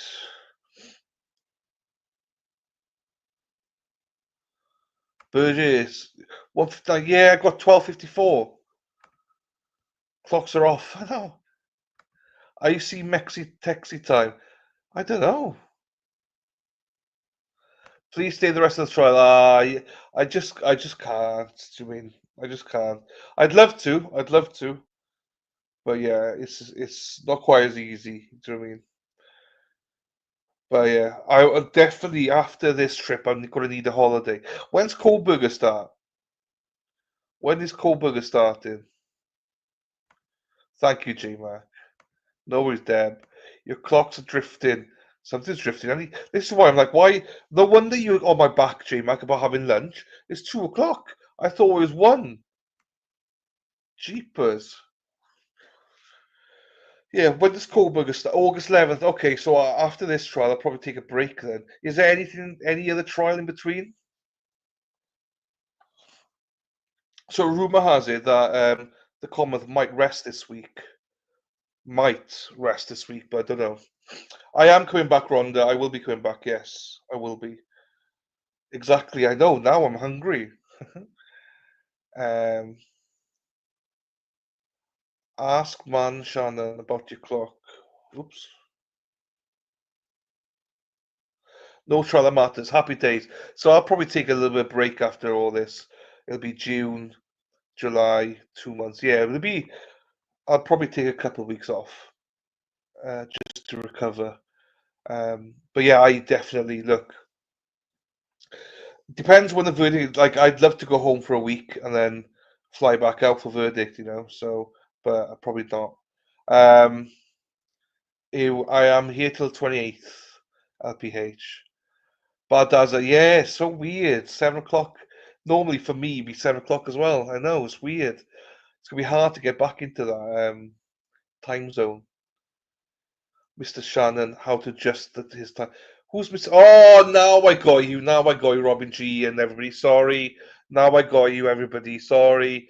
I'm slow. Sorry, Robin G. I'm slow. Sorry. I was slow. Even Sarah P got the joke. So, yeah. Take half a month off. Half a month. Yeah, there you go. You got it, J-Mac. You've been off since you've been here, Jeepers. I'm telling you. I am knackered. I need a holiday, Dana. I'll pay for your stay. Don't be silly, Christine. Thank you, my darling, but don't be silly. Thank you, though. Jodie, it was a pleasure to meet you as well, my darling. As always, great to see you and Robin. Do you know what I mean? So it's always a pleasure. That's the bonus of meeting everybody, meeting all the good people from online and meet them in person. There's nothing better than meeting people in person.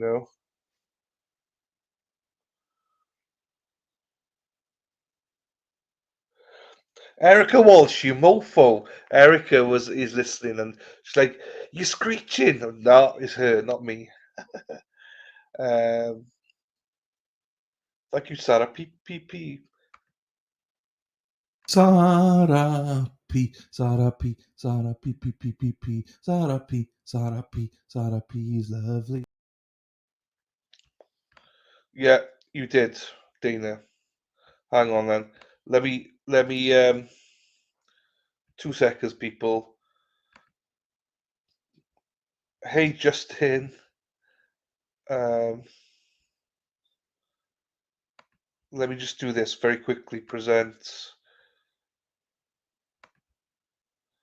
Let me do this, and then I'll get back to the stream. So this is Wicked Psyched. Me and Wicked Psyched last night. She came down to Daiba, her and her husband. So yeah, so which is cool. It was lovely to meet her. She just came in as I was leaving, but it was lovely to meet her. Thank you, Wicked Psyched. Again, thank you for the gift, my darling. So yeah, special to meet her. It was great. There's lots of other pictures. Just it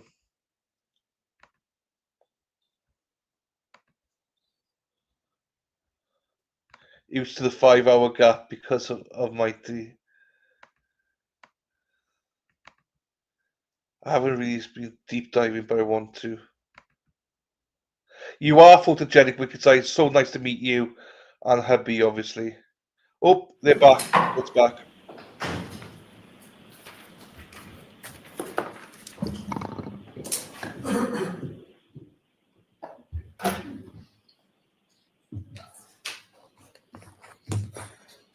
Where did you send them, Coco? Whereabouts? Email or Facebook?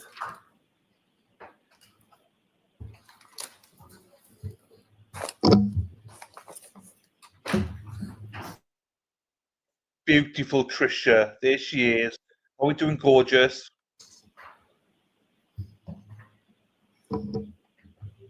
Back in session, you may be seated. All right, Mr. Brennan, whenever you're ready. Thank you.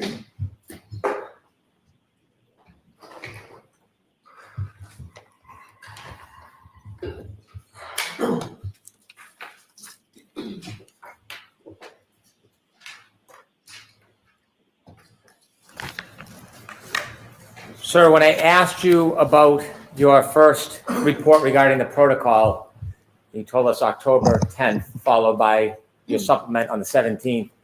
You did not remember the day that you first received any information offered by Mr. DeSorga. Is there a document that may refresh your memory? Yes, there is. May I approach? Yes. Thank you. I want you to read this. I just want you to look at it. You can look at any part of it. Okay. And look up when you're done, then I'll ask you a question.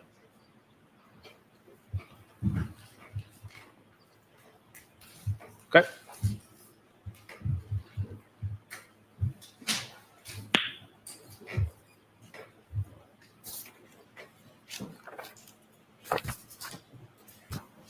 Does that refresh your memory the first time that you saw any information provided by Mr. DeSorga? Yes, it does. And when was that? November 7th of 2024. Before or after you recognized the megabyte oversight? That would be after.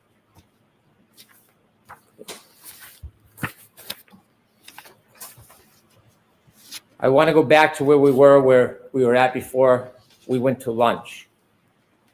You had described two text stream events. I want to focus on the first text stream event, and that is the text stream event relative to the three-point turn. Okay. You had described that there was a timestamp 154. Just to reacquaint us, can you very briefly tell us the significance of 154? Sure. So GPS point 154 is a GPS point that occurs just before the three-point turn starts. And why is it important to identify when that turn starts and when it ends? Sure. So what we're specifically looking at comparing is the end of the three-point turn. That's going to be the text stream event ending, which is near the end of the three-point turn, as well as the end of the three-point turn as recorded in Mr. O'Keefe's iPhone. Was it important to identify the beginning and end of that event to come to a conclusion to a reasonable degree of scientific certainty regarding the variance between the text stream data and Mr. O'Keefe's phone? Yes, there was. So we can't say, we can pinpoint approximately when the three-point turn ends based on the GPS data. But best practice would be to use a range of time. So the range we're using is the time that the three-point turn starts to the time that the three-point turn ends. Could we have from Mr. Burgess's PowerPoint number 41, please?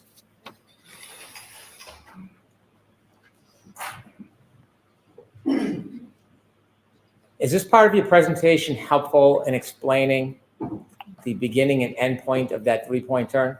It does. It does. So if you look at, and if you recall yesterday, the heading change, first heading change from a general north heading is depicted by that green shading circle. Could you use your pointer, please? Sure. Yes.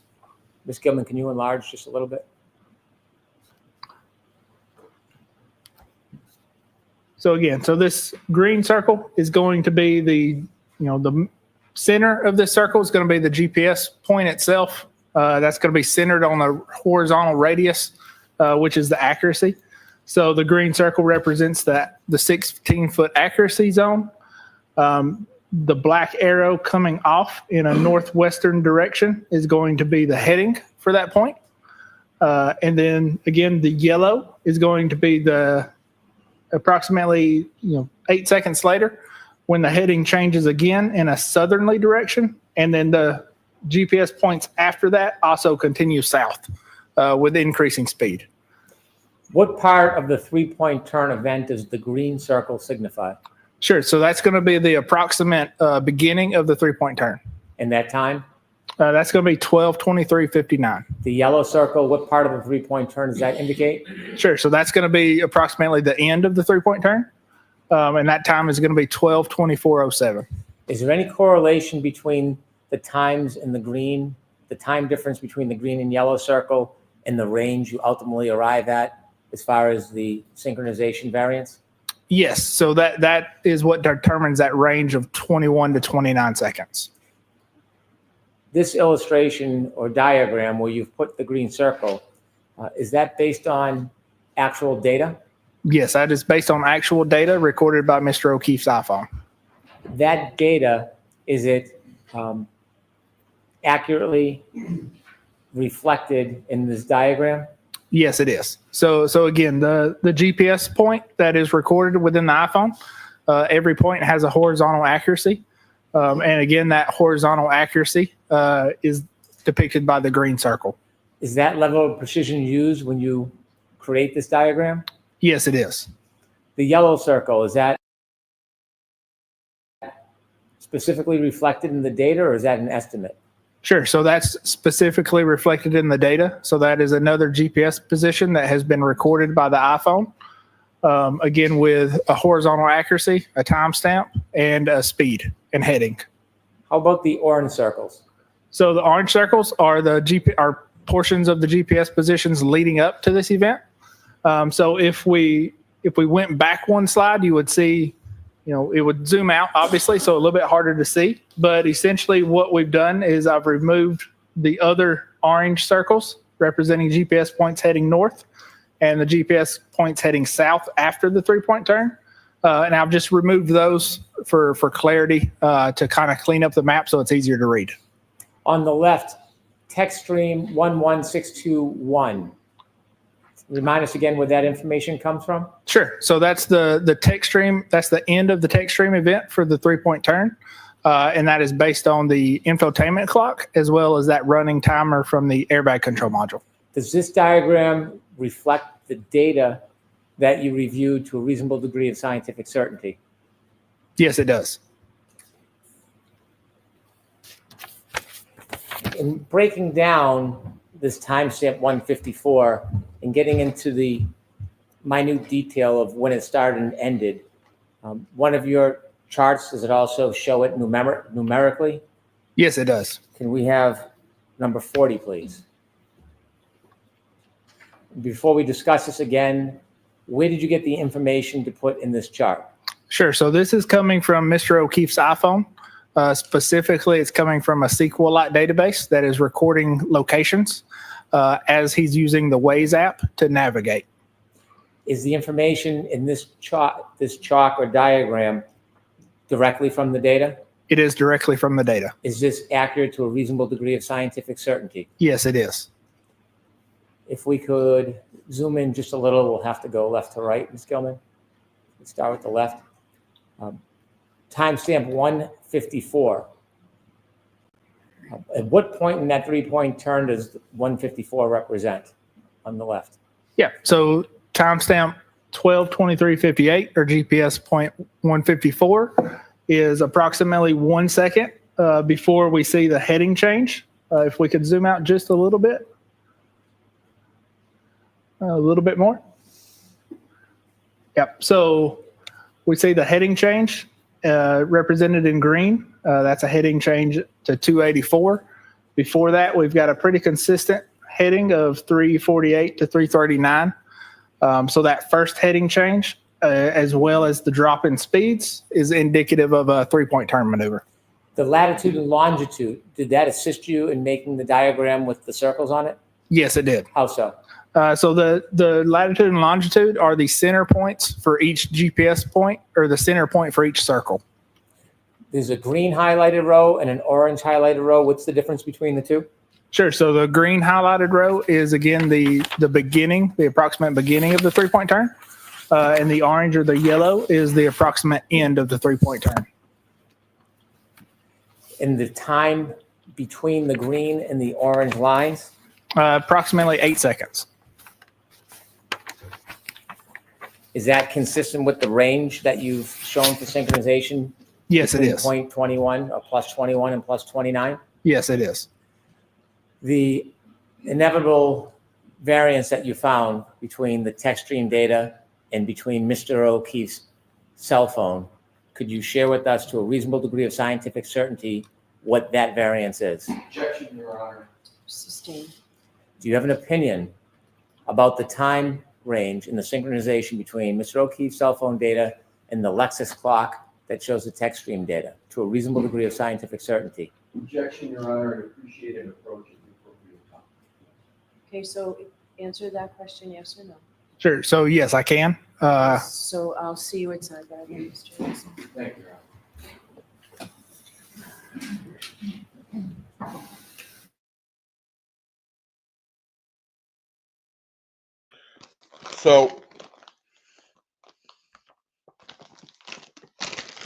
So J-Mac from chat, she bought me Cheetos Crunchy. So that's my lunch. I'm eating this and fucking gorgeous. See it? The only thing is, your fingers become orange. So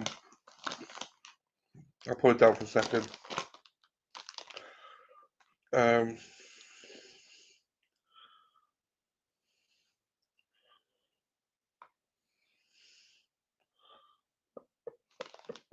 Everyone's very kind, Deb. Yeah, it's been amazing. So we're at a sidebar. Right, hang on. Put that there.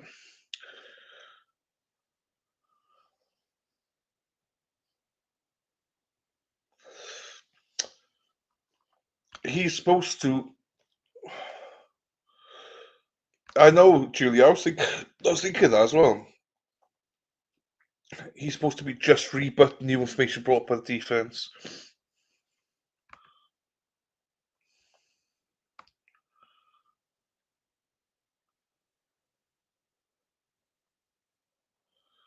Yeah, I just think we got over all ground here. Why wasn't this covered in his direct? But anyway, right. So we'll see what she rules here about something. I don't really know.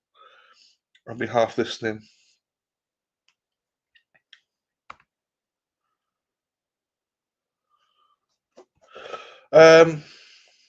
You need a suitcase.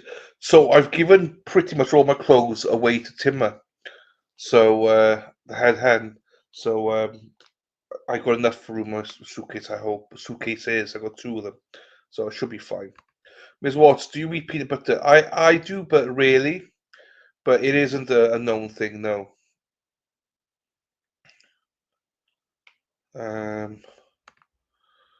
We could use that who we're dealing with, right? 3.2 in 8 seconds, come on. He's repeating his original direct. Did everyone else have a rumour about Brian Albert and his leg stroke or whatever? I can't say. I don't know, Brandy. I saw him on Sunday. He drove past the Canton standout in his big truck.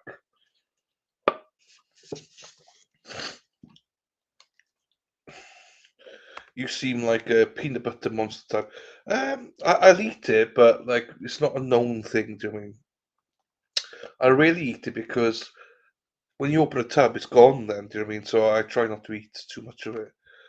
When you hear that, I feel like he's just hiding. I hope he doesn't fake his own death. No, well, I saw him on Sunday, so we saw him on Sunday. Too claggy. Unless he gets another whack at the more. Yeah, he does on recross. Depends on what obviously what he's doing on redirect right now. 3.2 on Cedar Crest.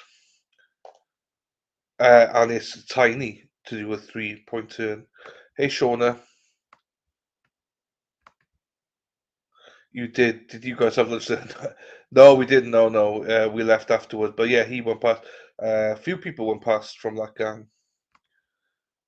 Loves PB and honey sandwiches. I like PB and honey toast. Okay. Peanut butter sheet cake melts in your mouth. Till your phone in your hand, take a panoramic video will show where heading change, so proves nothing, especially as he's driving south down Fairview, while you're heading 180 south. Hey Shauna, now I want a fluffer nut who went and brought up peanut butter. Peanut butter, anything sounds good to me. I know. These are nice, though.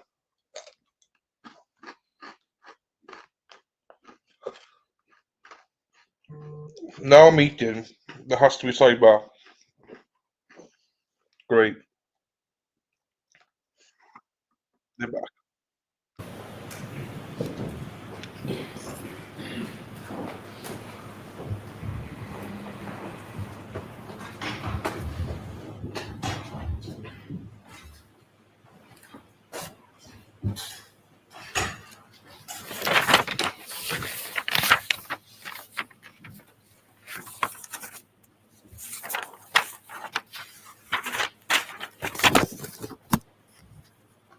Can we go back to slide 40, please?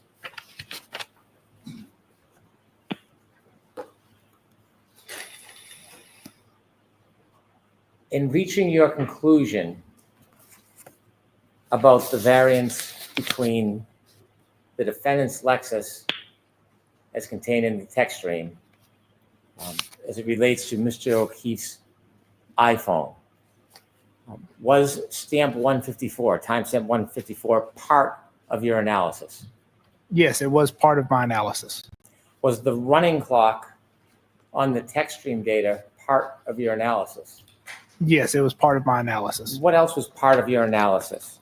Sure. So in addition to the location data, including the GPS 154, that would be the running clock for the text stream data, as well as the infotainment clock from the Lexus. How does the running clock correlate with the text stream data and with the time on Mr. O'Keefe's iPhone? Sure. So they correlate. So the running clock and the infotainment clock are used to create that timestamp for the text stream events 1 and 2. And then comparing those to the iPhone, we can adjust and get a clock variance for those. Did you come to a conclusion to a reasonable degree of scientific certainty about the variance range between the defendant's Lexus and its clock system and Mr. O'Keefe's phone? Yes, I did. And to a reasonable degree of scientific certainty, what is that variance that is needed to identify for synchronization? Oh, That is 21 to 29 seconds.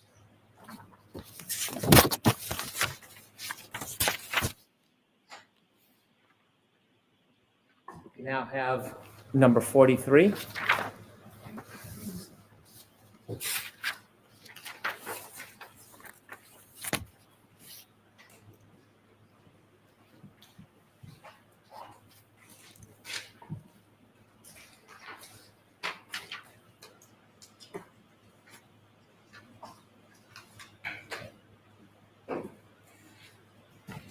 Did you create this diagram? I did, yes. When comparing the text stream event, the backing maneuver, to Mr. O'Keefe's clock on his phone, do you recognize the different timestamps on each device? Yes, I do. When you are trying to synchronize them, what do you do? What is the base? Do you start with the text stream event and you add, or do you start with Mr. O'Keefe's phone and subtract? Sure. So we could do it either way. Because we're wanting to compare this against other events that happened or occurred on Mr. O'Keefe's phone, we're going to adjust the text stream clock or the Lexus clock to Mr. O'Keefe's clock. But you could do it either way. The window that is depicted on this diagram, this is not the 3-point turn? No, this is not the 3-point turn. Which event is this? This is going to be the backing maneuver. The green, what does that green depict? Sure. So the green depicts the range of time that this text stream event ended. So based on our range of 21 to 29 seconds and applying that, adding that to the Lexus clock, we get a adjusted time of 12:32:04 to 12:32:12. And that's going to be the approximate end time of text stream event 11:62:2. Now, again, the text stream data has a limit on the amount of time available. Can you rephrase your question? So I Sure. You said understand. a window is captured during a triggering event. Sure. Yes. So there is a window that's captured during the triggering event. And what is that window? How much time? Sure. So from the text stream trigger, there's 5 seconds before and 5 seconds after. Can an event be longer than that 10-second window? Yes, it can. And in this case, do you know at the end of this reconciled event at 12:32:12, do you know from your study what direction the defendant's car was traveling at 12:32:12? It would have been traveling in reverse. And at 12:32:12, do you know how fast the defendant's Lexus was traveling at 12:32:12? I do not recall. Mr. O'Keefe's last user interaction with his phone at 12:32:09, where does that fall within the 10-second window that was captured by the text stream data? Sure. So that falls within that 8-second window. So again, the text stream event ends somewhere between 12:32:04 and 12:32:12. But that does not represent that the backing maneuver has ended. Just the recorded data has ended. And in your review, do you have around this time any other movement of Mr. O'Keefe's phone after 12:32:16? I did not look at that specifically. It was my understanding that Mr. Whiffen looked at that. To a reasonable degree of scientific certainty, did both these events, the last user interaction and the window captured on the reconciled data for the text stream, happen around the same time? Yes, they did.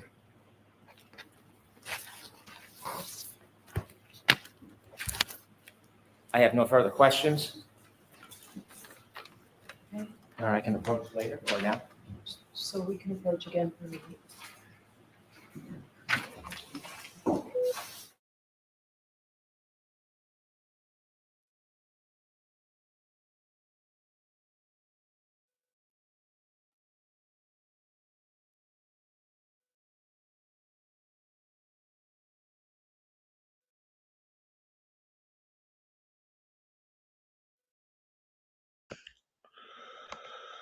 So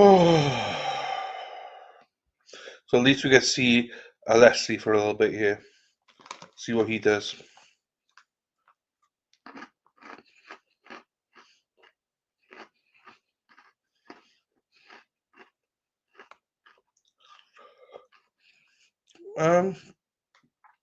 I don't know, Keith. I doubt it.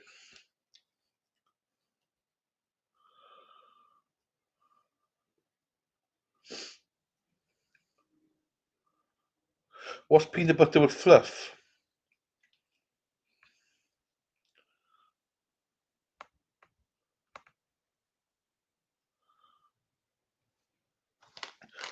You're eating my red apples. I don't know what you're all on about. Muscle. Fluff is a muscle thing. Yeah, what is it? I don't understand what it is. Nasty, in my opinion. Oh, okay, that's why people like it. I'm surprised that you don't like it. If it's nasty, Keith, I'm surprised. Frosty. There you go. New England staple. No fluff for me. Erin Hack. Erin Hack, hack, hack. Olay! Okay, so it's interesting. Whipped marshmallows. Is it nicer than chow mein sandwiches? I know, Keith. I thought you did.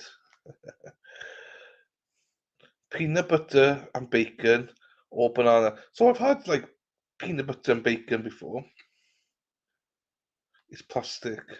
My kids eat that Nutella stuff. I like Nutella. I do like Nutella.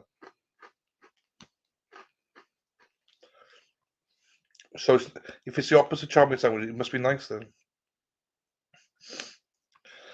You like chow mein sandwiches? There you go, Deb. That's fine, Deb. Well, it's great the hippie chicks are right, people. How amazing is that?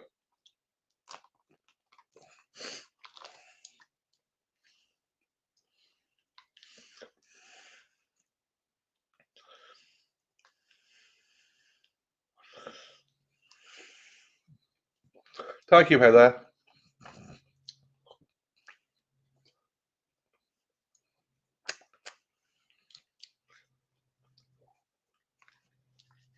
Apples with PB and Nutella. So we have like toffee apples, but which is similar but different. I have got Cheeto hands. I'm obsessed with these Cheetos. The crunchy ones are nice. Just been licking them. This is J-Mac's fault. I'm eating a bag of them. I'm eating a bag of them. They're fantastic. The crunchy ones as well. I need to put them down because I'm just obsessed.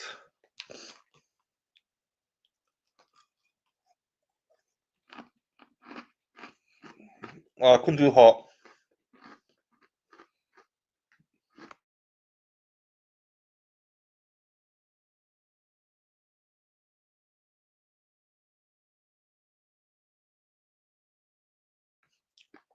Is that like green beans, Sarah? Green beans. So Glera is with his stick. He's done something to his foot. Annie Elise is there next to Kelly. I think Dina's in the corner.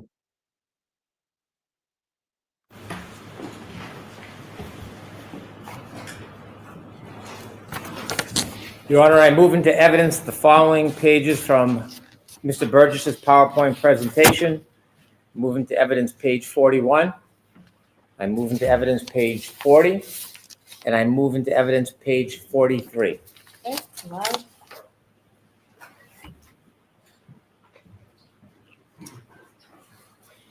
Thank you.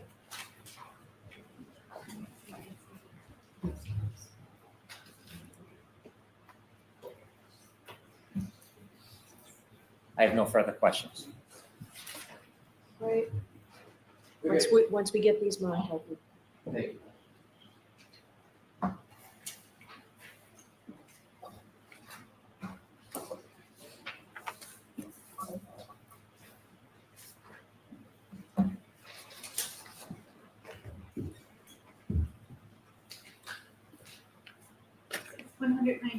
A, B, and C. All right. Whenever you're ready, Mr. Leslie. Thank you, Your Honor.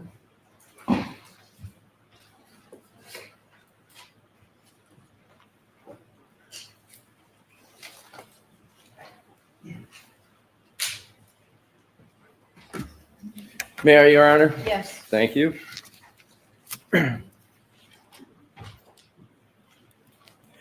Mr. Burgess, between the time you left the witness stand yesterday until this moment, have you talked to anyone about this case? No, sir, I have not.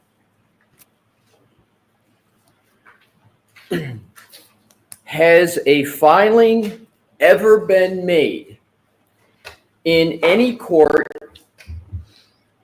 in which your educational background has been misrepresented? No, not that I'm aware of. Pardon me? Not that I'm aware of.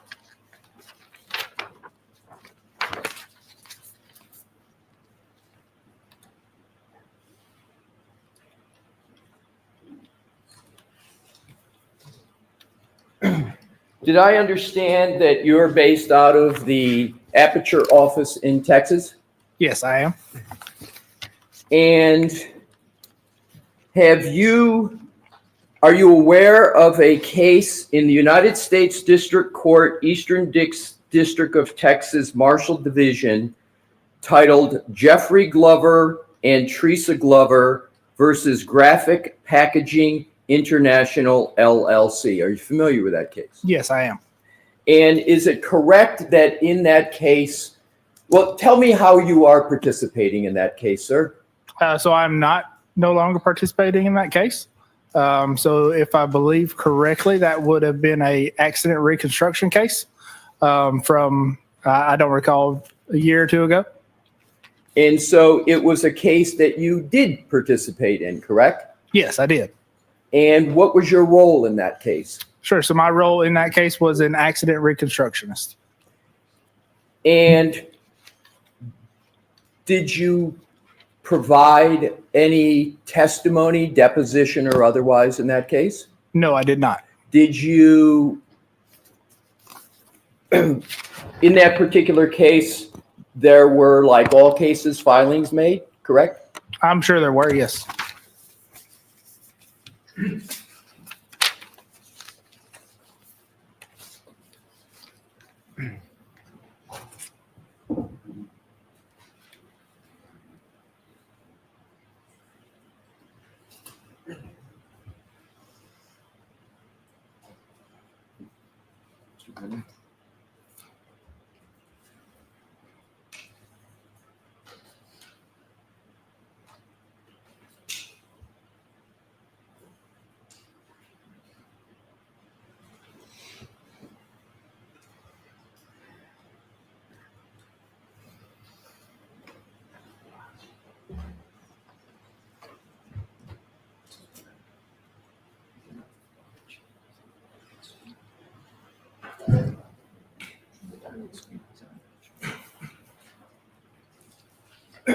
May I approach, Your Honor? Yes.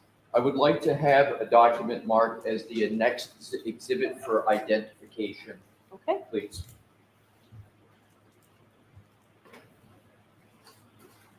Exhibit EEE for ID.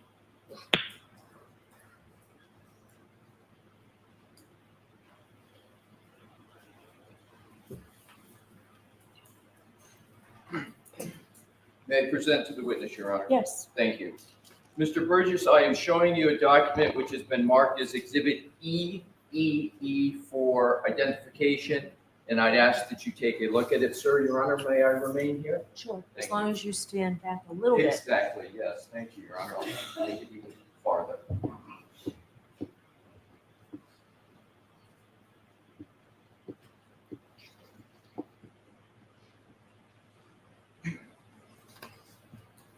Yes.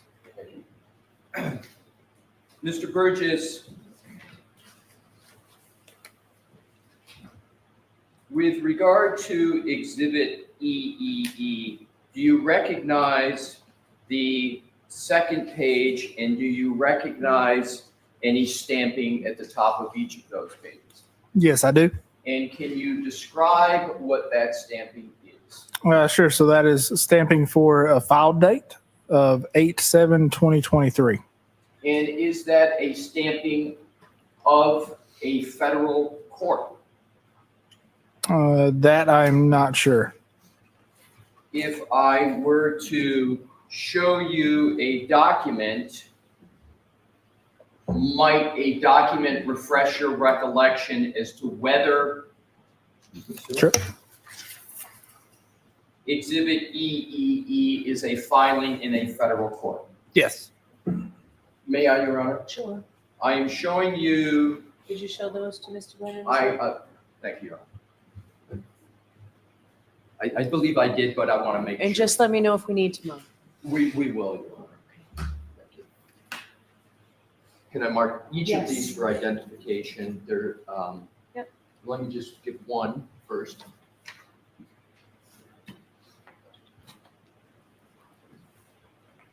See if I can see that back and court report. I want to see if this is the second page for that document. It is, so it can be marked as one document for identification. Exhibit FFF for ID. Thank you. I reach over you, sir. Yes. Thank you. Sir, I am showing you what has been marked as Exhibit FFF for identification and ask whether or not this document can refresh your recollection as to whether the court filing that you reviewed in Exhibit EEE is indeed a federal court.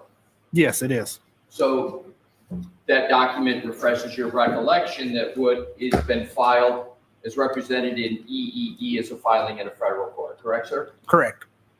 Now, what I'd like to do is to draw your attention to the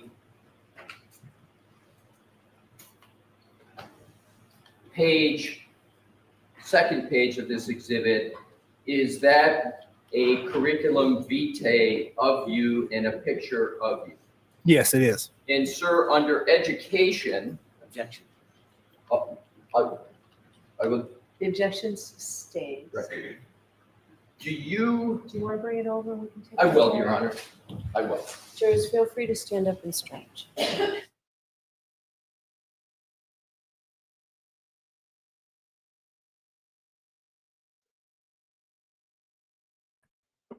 I was getting into the drawing as well, mother. I was enjoying that, and then my creativity's gone now. Alessi is so nice, isn't he? Do you know what I mean? So polite, but yes, Your Honor, yes. She's such a biatch to him, though. I mean, I don't know how the jury picking up on all this, but I hope they just take it in that this guy is cooked. He's a liar. I hope, anyway. So we'll see. I try, Deb. I try. But if I just burnt his collar, he's a red raw. He is ape. He is ape. Miss Cyrus Black, FFS. For forever, sir. First forever, sir. Is that what FFS means? Right.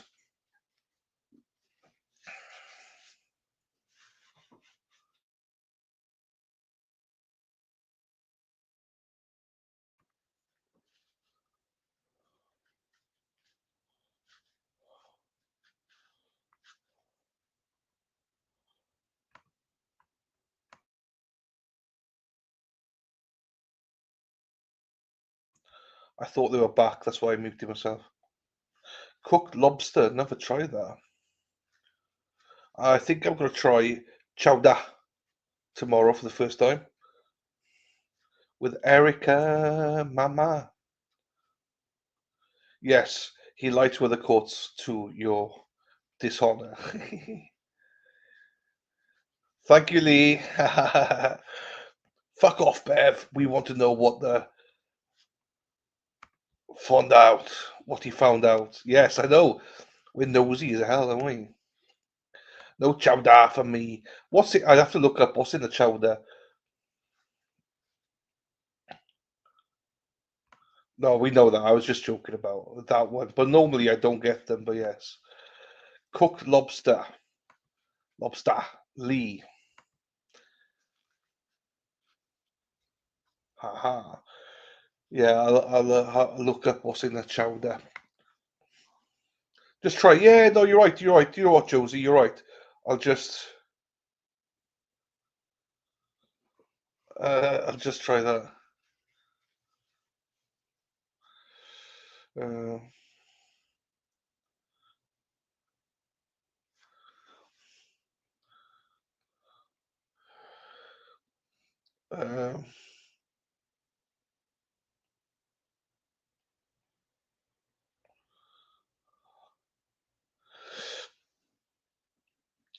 Thank you, Coco. Thank you, my darling. So look. I will just check my emails. I've not had them yet, Coco. But I'm sure they're on the way. They might just take a little bit of time because there's pictures.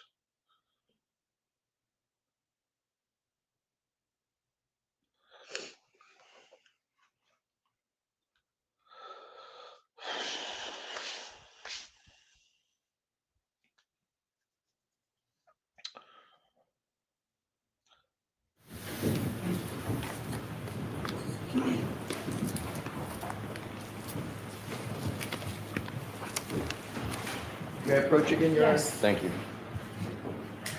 Mr. Burgess, I'm going to have to be a little closer in Sure. proximity. Bear with me, please. What I would like to do, sir, is to put before you again Exhibit FF for identification and Exhibit EE for identification. And what I would like to do is to ask you some questions, sir, with regard to the process in the case.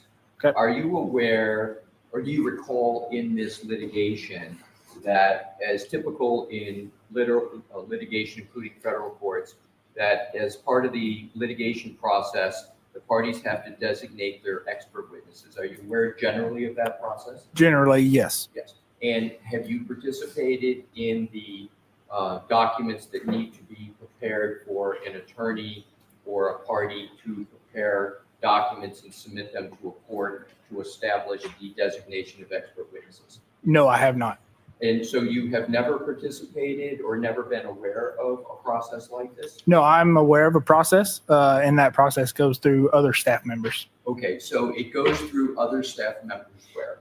At Aperture. Right. Correct. Are you aware that that process is occurring, even though it may be done by other staff at Aperture?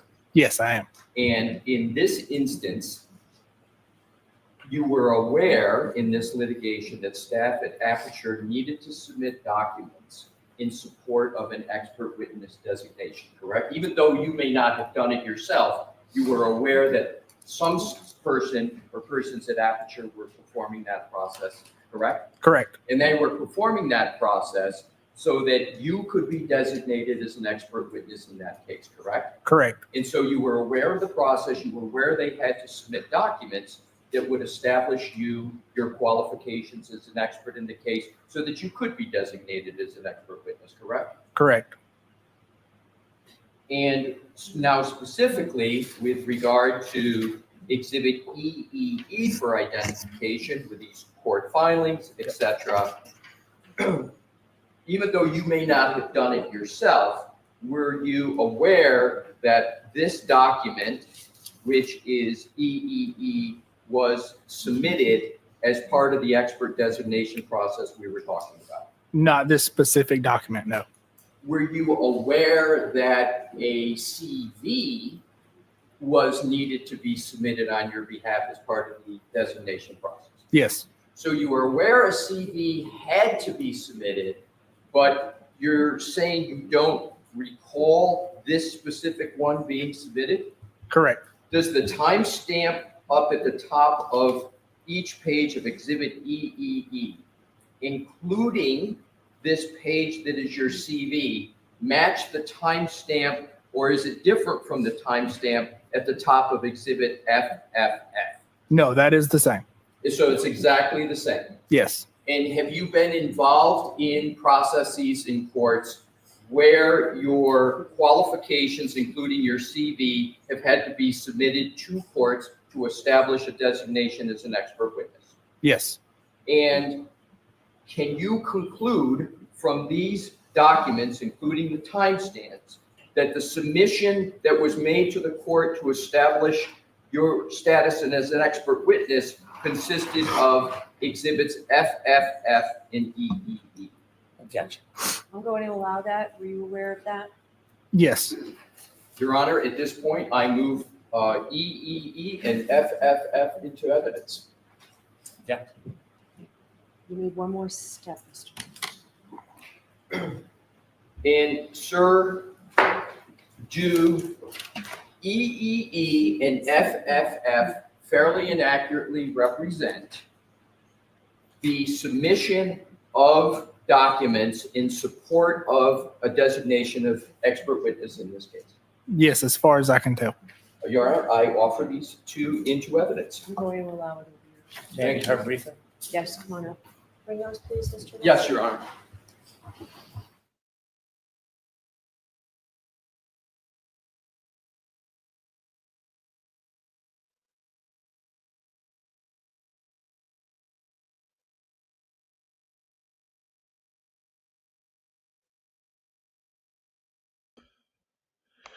Right, Keith. Are you here, Keith? Just try it. I got a couple of Patriots hats, Keith, just to keep you happy. One. I've got a few of them now. I bought these just for Keith.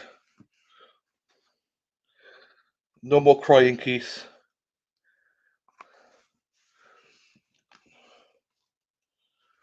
I prefer this one, I think.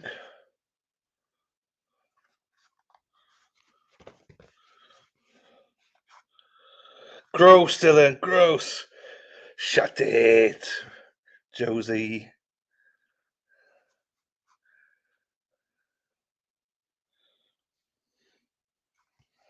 Sweetie.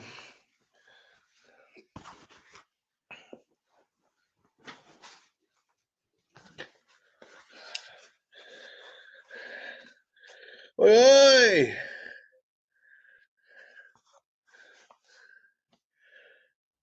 I got another one somewhere. Oh, there it is. Hang on.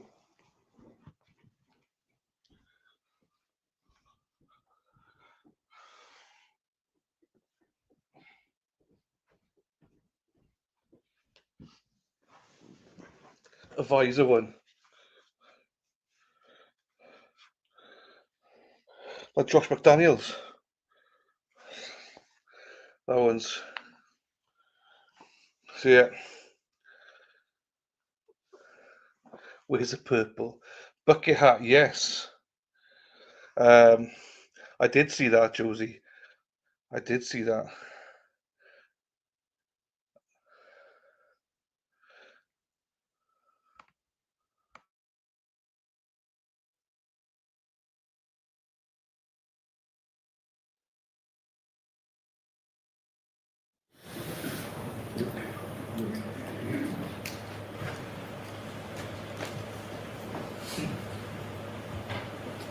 May I reapproach, Your Honor? Yes.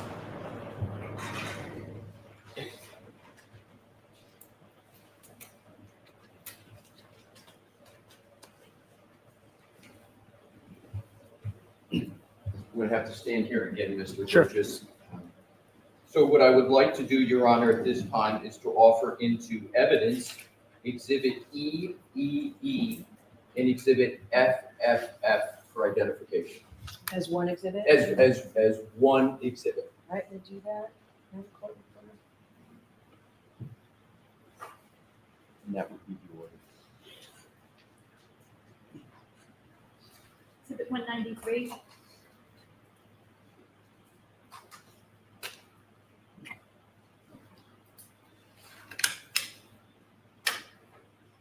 Thank you. May I hand it to the witness? Yes. Mr. Burgess, I am handing you what is now in evidence as Exhibit 193. I would like to draw your attention to the fourth page, which is your CV, and further, if I could, sir, draw your attention to the category of education, where it says BGS. Is it correct that there you state Bachelor of General Science in Mathematics and Business Administration, University of Alabama - Birmingham, Alabama, comma, 2024? Did I read that correctly? You did read that correctly. And this was filed in 2023. Understood. So now what I'd like to do, Your Honor, is to may I keep this for a moment, Your Honor, give it to the witness as needed. Thank you. With Your Honor's permission, I would like to publish a document that is already in evidence. Okay. Actually, there may be two, 183 and 184. Let's start with 183. Let's expand it. And then, Mr. Wolf, do we have what has just been to publish as well? So what I'd like to do is to publish first, with the court's permission, Exhibit 193 that we were just talking about, so the jury can see what has been the subject of discussion.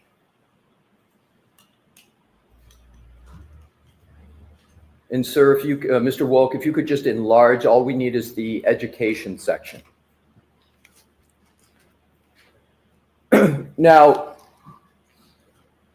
Mr. Burgess, as I heard it correctly in questions from Mr. Brennan, you answered the question that whether you had ever filed a document that misstated your educational background in a court. Do you recall that question asked of you? Yes, I do. And your answer was no, correct, sir? Correct. So let's look at this document, which we've just gone through, was filed in federal court in the United States District Court, Eastern District of Texas, Marshall Division, which is a federal court. And attached to it is your CV. And in the line of education, it lists under BGS, Bachelor of General Science in Mathematics and Business Administration, University of Alabama, Birmingham, Alabama, 2024. You see that, sir? I do, yes. Now, you stated, and now what I'd like to do is do a, is there any qualification whatsoever in that line, that reference to BGS, qualifications at all, explanation, sir? Is there anything? I don't know what you mean. It's just a statement, right?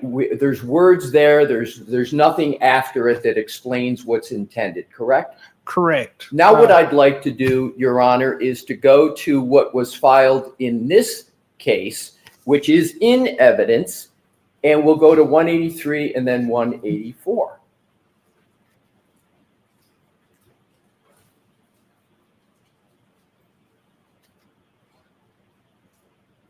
Now, in what has been filed in this case, there is a currently pursuing at the end after University of Alabama - Birmingham, Alabama, correct? Yes, that's correct. Let's go back, please, to Exhibit 193.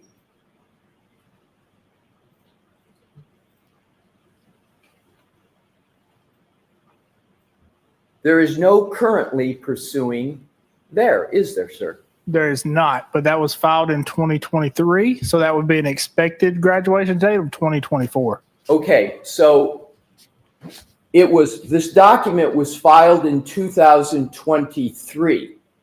However, there's nothing in this document that in any way leads the reader to believe anything other than the degree is obtained on 2024, correct?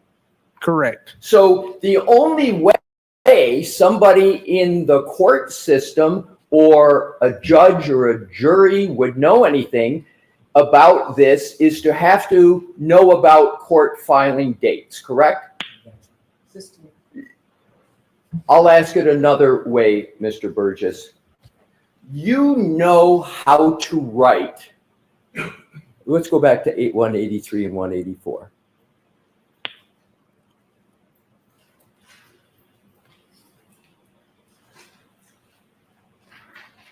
You know how to write currently pursuing on your CV, correct? Correct. And writing currently pursuing lets the reader know that you don't have that degree, correct? Objection. In that form, it's sustained. You intend by writing currently pursuing, don't you, sir, that anybody reads this to know that you do not have a bachelor degree, correct? Correct. Now let's go back to what you filed in what was filed in federal court in that case. And it does not have the words currently pursuing, correct? It does not. So the reader, so it doesn't have that verbiage, correct? Correct. So isn't it the correct answer that you did file a document, your CV, in this federal court case that misstates the status of a Bachelor of Science in Mathematics and Business Administration? Objection. Sustained. Excuse me, Your Honor.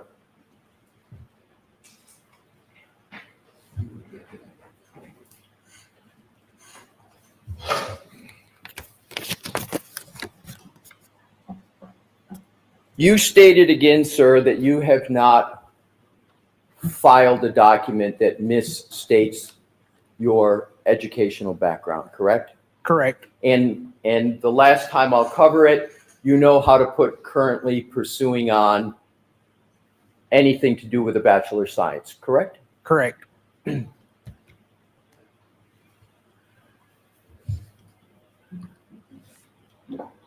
A Bachelor of General Science in Mathematics and Business Administration does not exist as an offered degree at the University of Alabama, Birmingham, does it?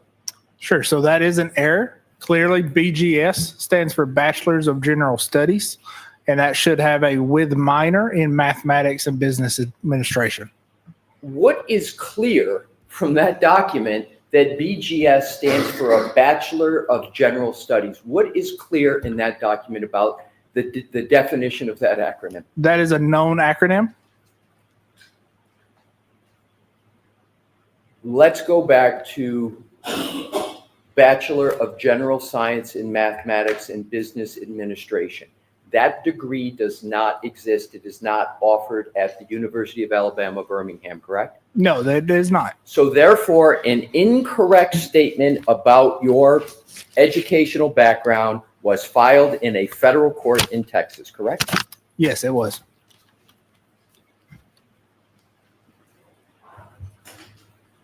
That's it, Mr. Lessie? You Yes. don't- Okay. Is there anything? There is. Okay.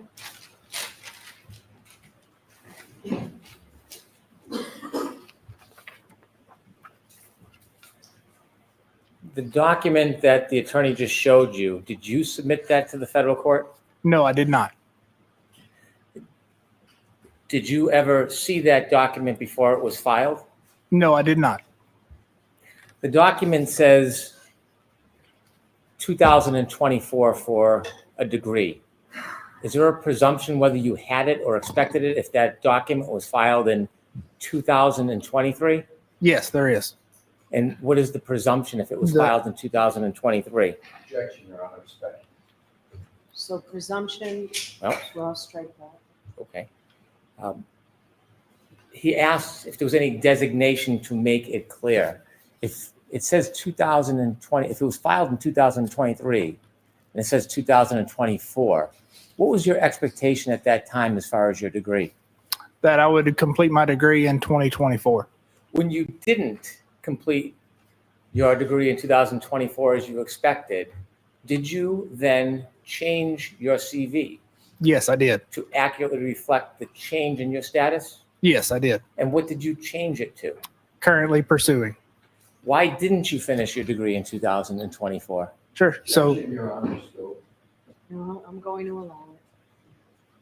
as most people can probably relate, work, family, and life many times get in the way. So as a personal objective, I would like to finish my bachelor's, but again, work and life gets in the way. Did you ever represent to a court that you had a degree that you didn't earn? No, I have not. He asked you a number of questions about this 2023 filing, but didn't ask you any questions about the data. Does your opinion regarding the data change in any way in light of his questions about a 2023 filing that you didn't file and someone filed on your behalf? Objection, Your Honor. The objection is sustained. I'm going to strike that question. No further questions. All right, Mr. Burgess, you are all set. Thank you.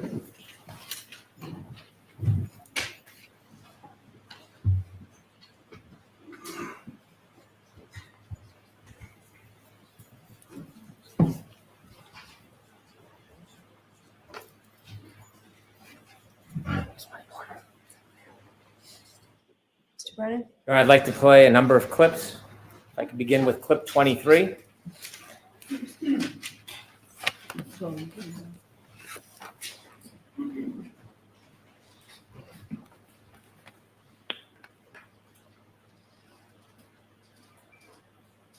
So we approach from the north, we actually missed the turn. And John says to me, it's Fairview, we just passed it, it's back there, it's on my left. I said, all right, so I pull nose into a driveway and back out onto the street, which I now own as Cedar Crest, and then come from the north onto Fairview. Like the next play, clip 25.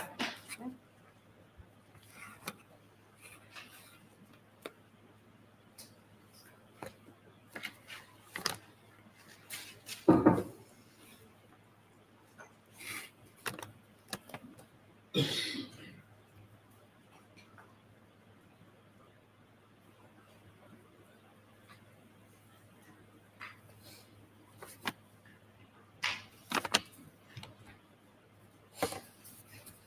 12:41, I leave a voicemail to John where you can clearly, and this will probably be played on Monday, you can clearly hear me pull into John's garage. You can hear my car sensors beeping as I come close to the sides of the garage.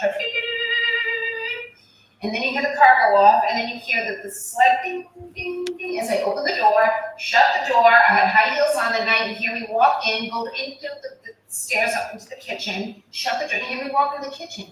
It's like a full minute long. That's at 12:41. And finally, clip 24.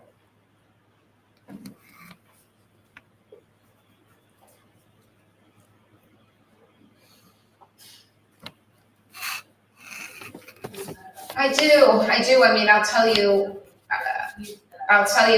John and I argued the morning of the 28th, Friday morning. So we think he died right around 12:25, 12:30 on the early morning of January 29th.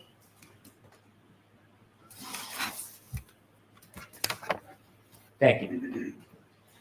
I have these for submission of evidence, Ron. 194. The next witness, Mr. Allen. Yes, sir. I'm calling up call Miss Christina Hanley to the stand.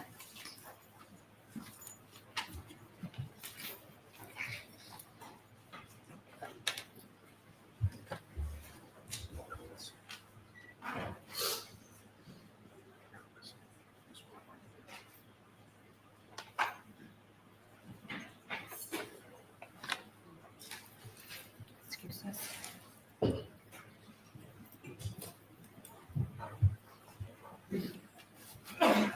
Step up, face the clerk, and raise your right hand. You solemnly swear the evidence in the court and jury of the case now and hearing to the truth, the whole truth, and nothing but the truth, so help you God. Good afternoon.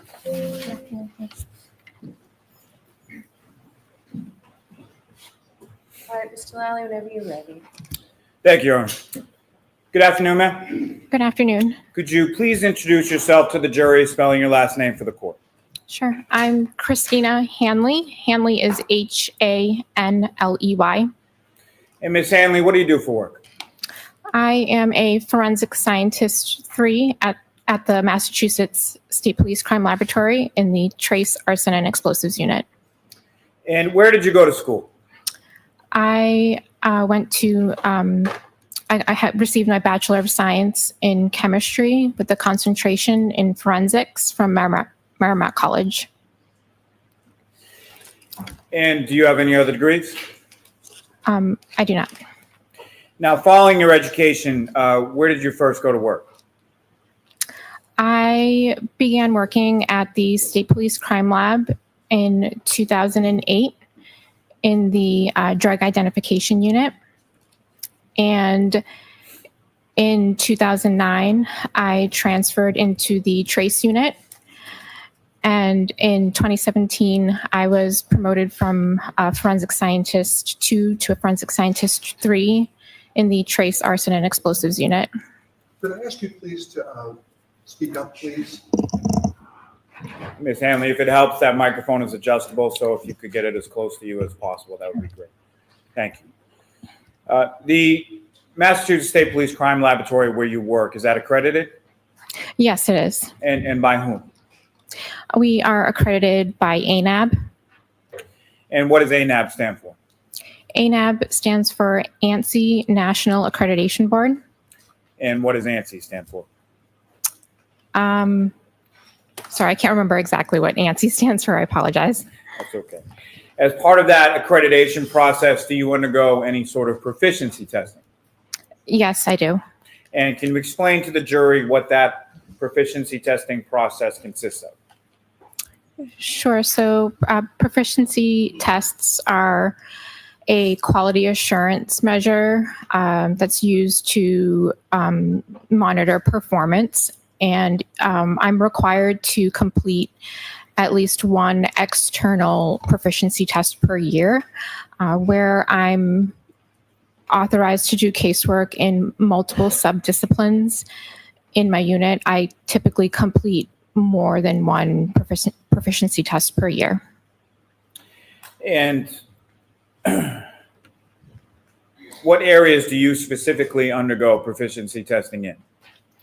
Sure. So I'm authorized to do casework in multiple subdisciplines in trace. So I complete proficiency tests in the subdisciplines of hairs, paint, fibers, glass, tape, and serial number restorations and physical match examinations. And generally speaking, what is entailed in those proficiency testing that you're given multiple times a year?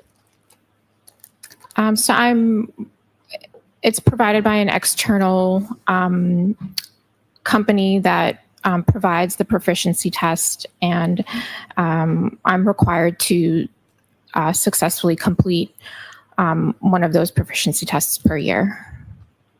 Now, have you successfully completed each of those proficiency tests that you've taken? Yes, I have. Now, what type of training or continuing education have you undergone at the State Police Crime Laboratory?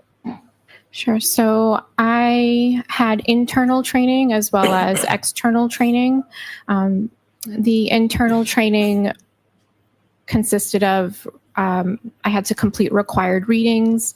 I was required to complete some laboratory exercises, learn how to utilize the instrumentation in the lab. I observed other analysts in the unit working on casework. I was also required to complete a written exam as well as a competency test, and in addition to that, a mock trial. Now, you mentioned earlier in the testimony you're a forensic scientist 3 currently, is that correct? That's correct. And what is the difference, or can you explain the difference to the jury between a forensic scientist 2 versus a forensic scientist 3? Sure. So forensic scientist 2 is essentially just like a bench chemist who their primary role or responsibility is casework. A forensic scientist 3 does casework, but in addition is also a unit supervisor. Now, what does the trace unit do or examine within the Massachusetts State Police Crime Lab?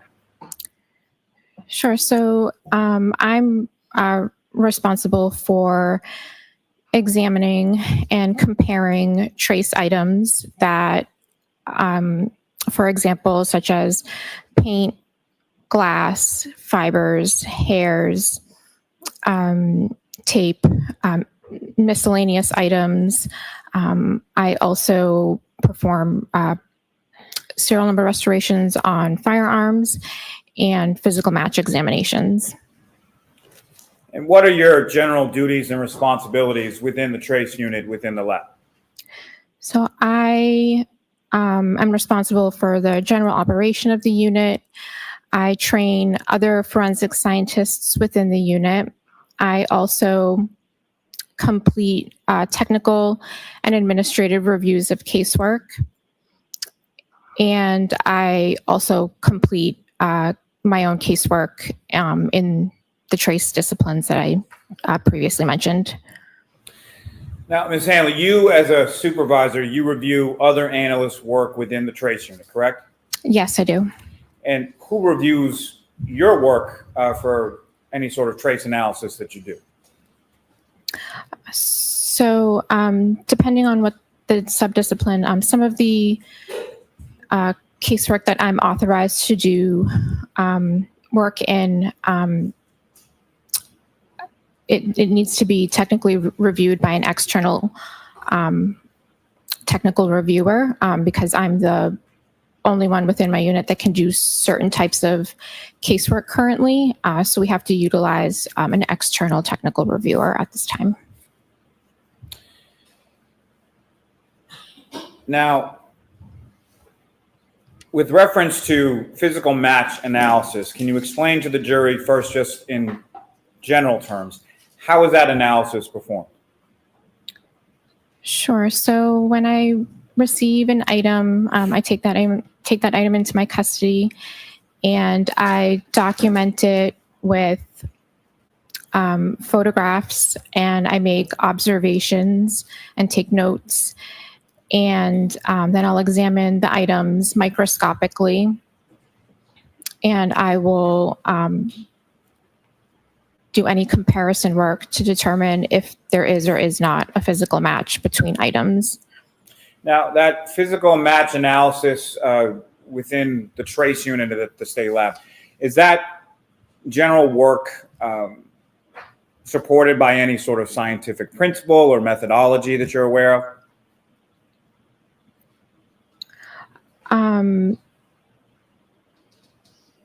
Yes.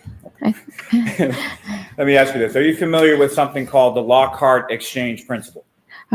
Yes. So the Lockhart exchange principle, it's kind of the foundation or basis of trace analysis. It is a principle that states that when two objects or two items come into contact with each other, there is an exchange of material. Now, with reference to your workspace, what is it that you do to your bench between your examination of separately packaged items? Sure. So the benchtop as well as the tools that I'm going to use are all cleaned with a bleach solution. And once that's done, there's a clean piece of butcher paper that's put down on the bench, and that's done in between looking at different items. And why is it that you do that in between looking at different items? That's done to prevent any cross-contamination. Now, you've alluded a little bit earlier in your testimony, but on what types of evidence can you perform a physical match analysis? Sure. So physical match examination can be conducted with many different types of material. For example, plastics, glass, tape, etc. Now, when evidence is submitted to your lab, how is it kept track of throughout its stay at the lab? Sure. So when evidence is submitted to the laboratory, the case information is put into our LIMS system, which stands for Laboratory Information Management System. And once it's assigned that number, how is it sort of tracked as it progresses through the different units within the lab? Sure. So the unique case number that's assigned to the case is tracked within the system.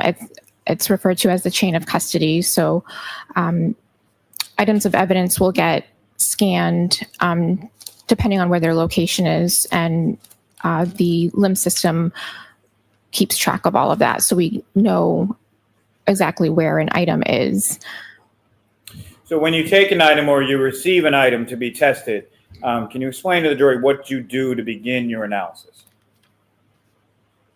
Sure. So when an item gets scanned into my custody, after I've prepped my area to examine the item, I scan that item into my custody, and I will document that item with photographs. I will make notes of my observations. I will examine the item microscopically. If needed, I'll proceed with sampling and possibly additional microscopic examination and instrumental analysis.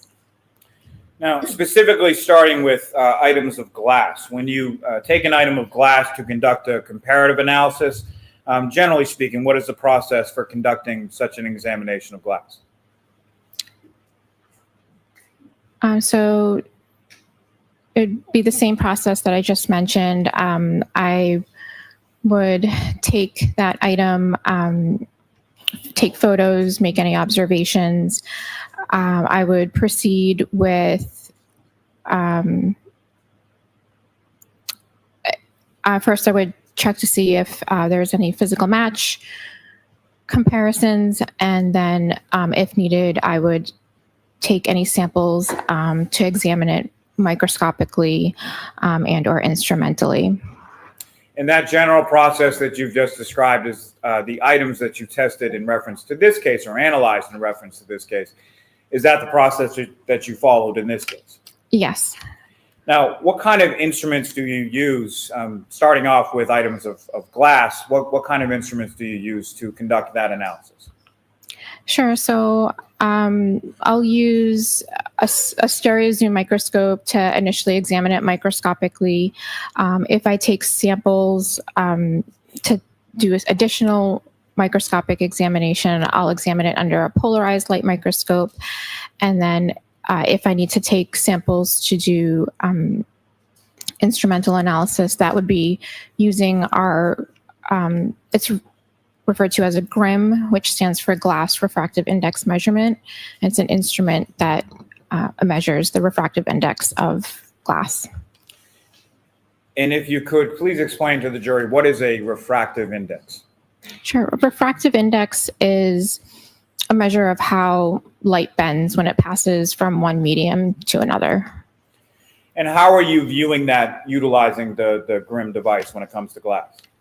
So a sample is prepped on a slide and it is placed on a hot stage of the microscope of the instrument, and the oil that the sample is in it goes through a cooling and a heating phase, and as it's going through a cooling and a heating phase, it passes through what we refer to as a match point.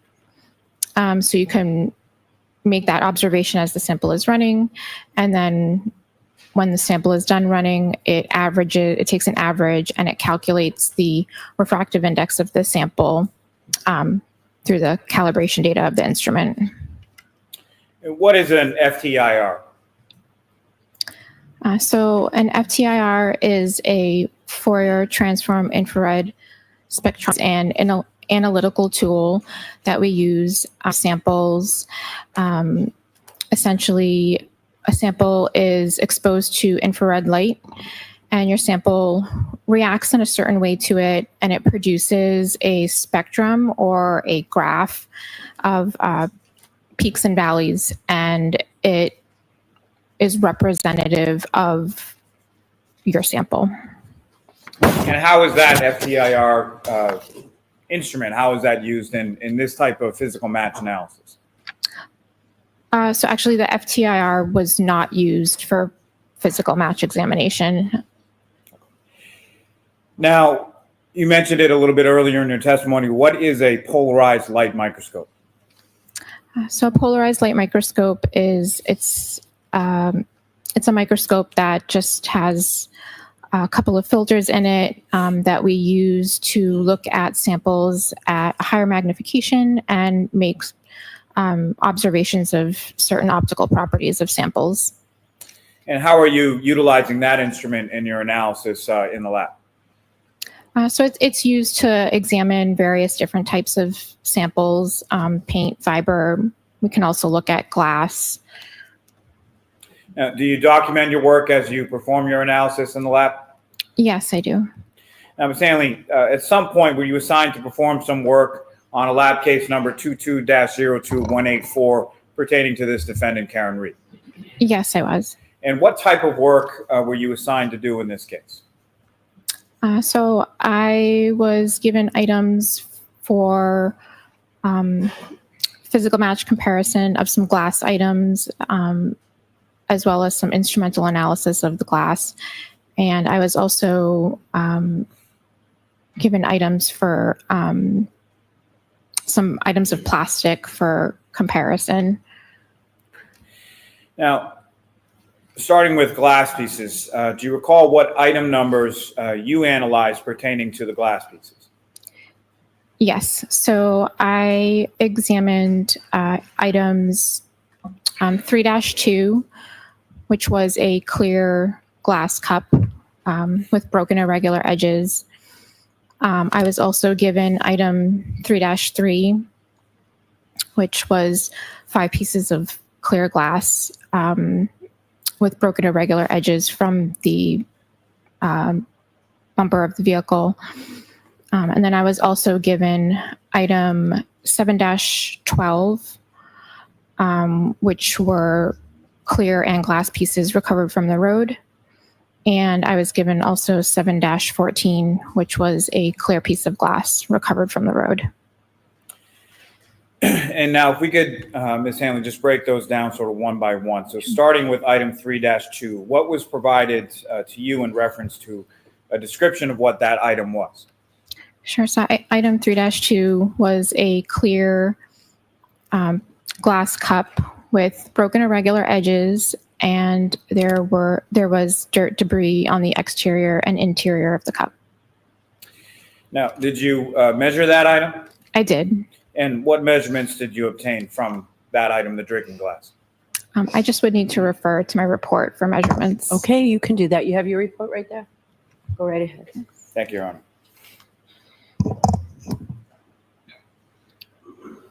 So the diameter of the bottom of the glass cup was 2 3/4 inches, and it measured approximately 2.5 inches in height. You mentioned that there was debris on both the interior and exterior of the drinking glass. Is that correct? Yes. Now, turning your attention to item 3-3, what was provided to you as a description of item 3-3? Sure. So item 3-3 consisted of 5 pieces of clear glass, all with broken irregular edges. And was there anything provided in the description of where those 5 pieces of broken glass were located? Yes, they were recovered from the bumper of a vehicle. And was there any identifying information provided to you as far as in reference to that vehicle?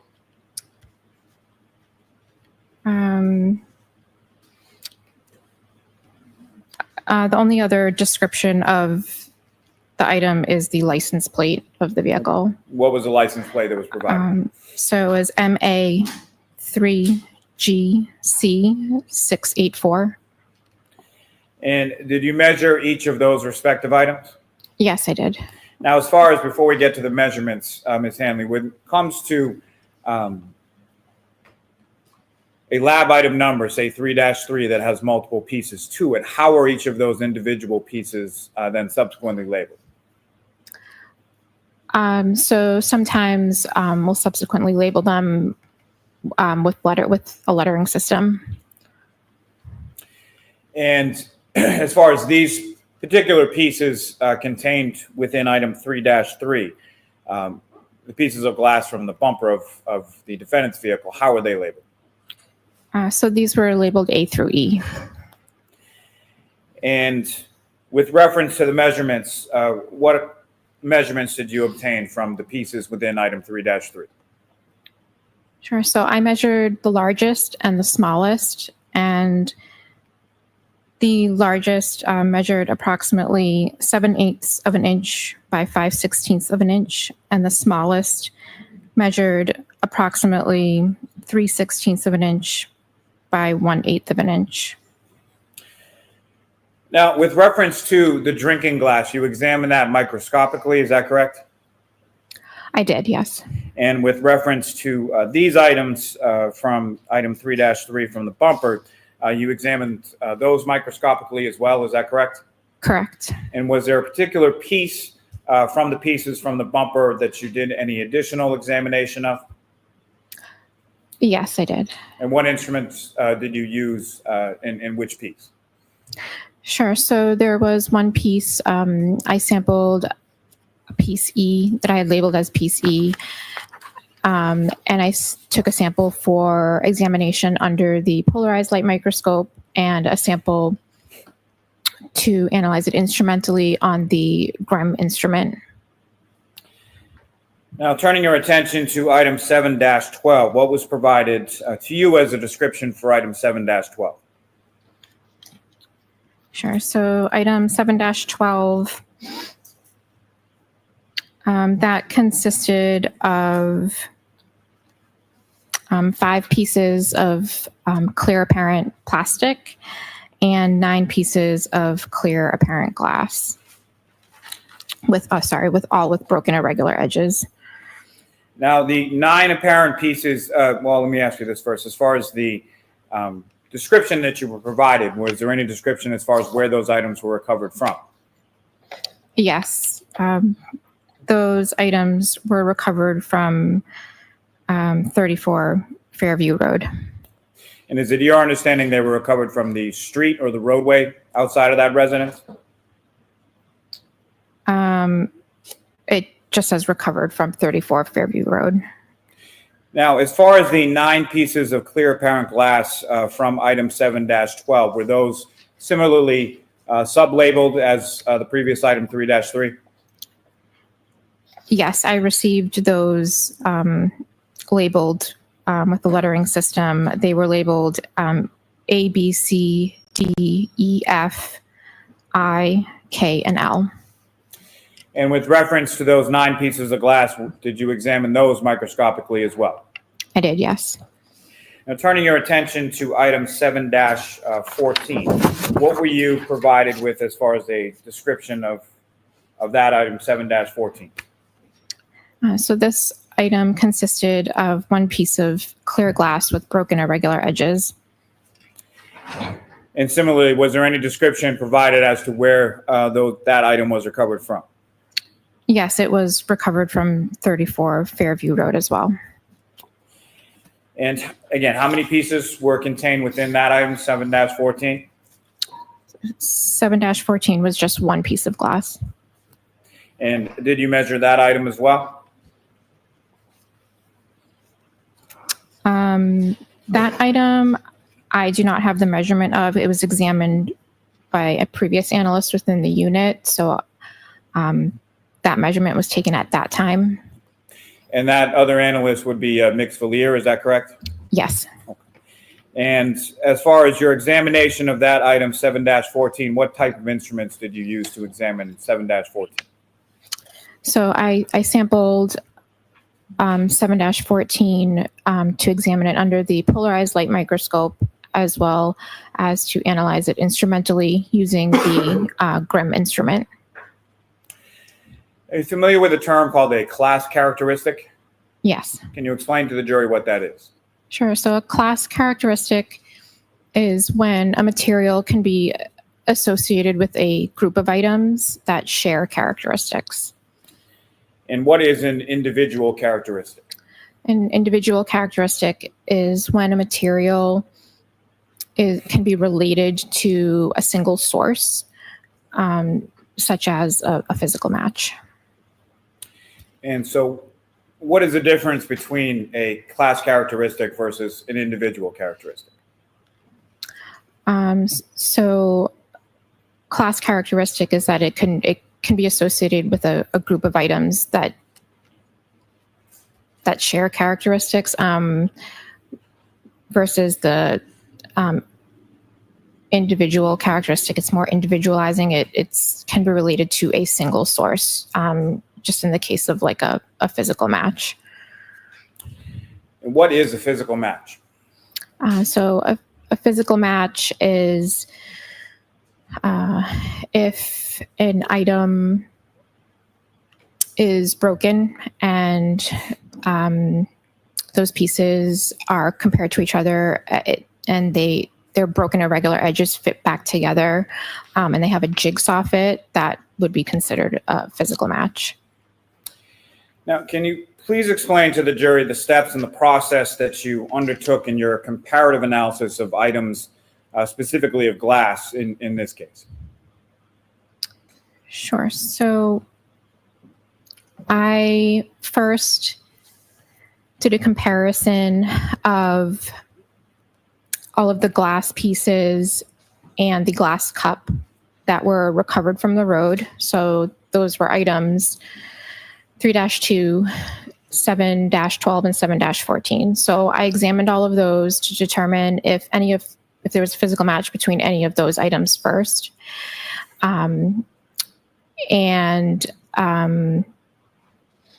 There were I believe, 6 pieces of glass from item 7-12 that fit mechanically to the cup that was also recovered from the road, item 3-2.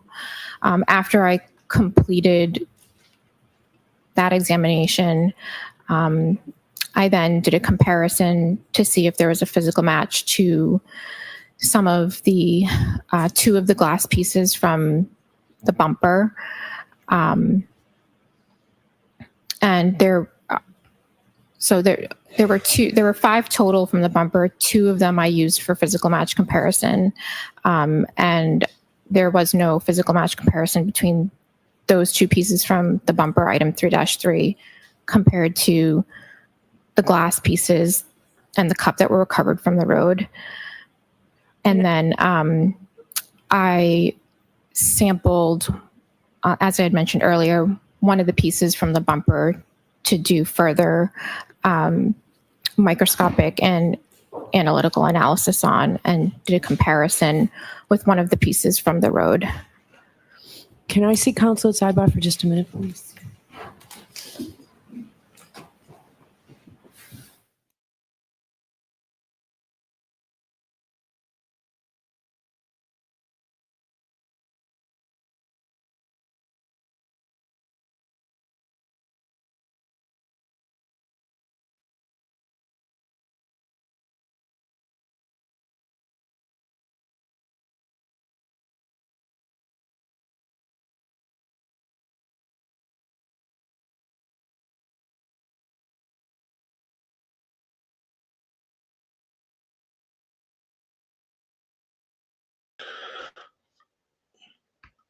I think I fell asleep.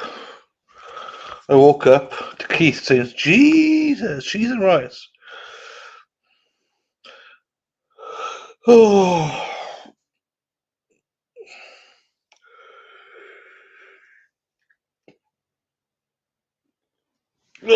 riveted, Miss Sirius Black, Siri Black. Keith. Right. Let's get some music, Barry.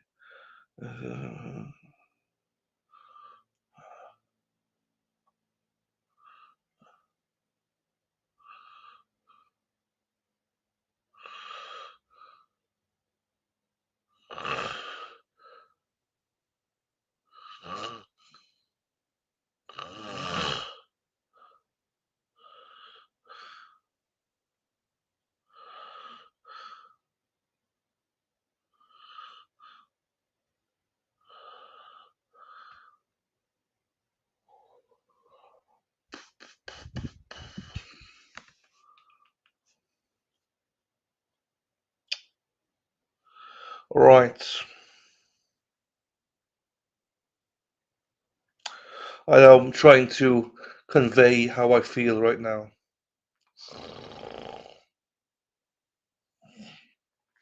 That's how I did.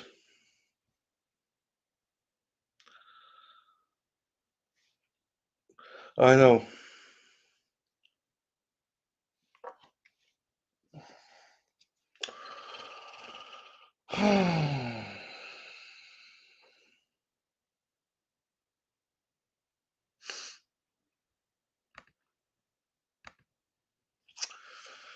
Just look at media here. Hang on.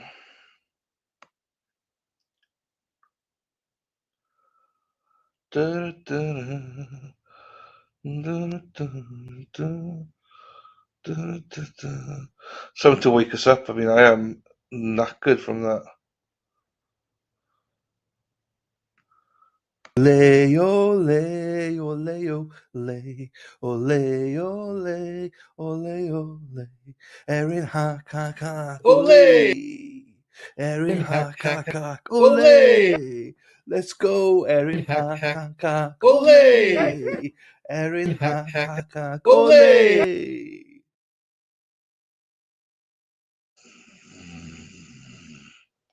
There you go. I know. Right. So easy, you can just rest your eyes, people. Just rest them. It's so easy when Lolly's on, just rest.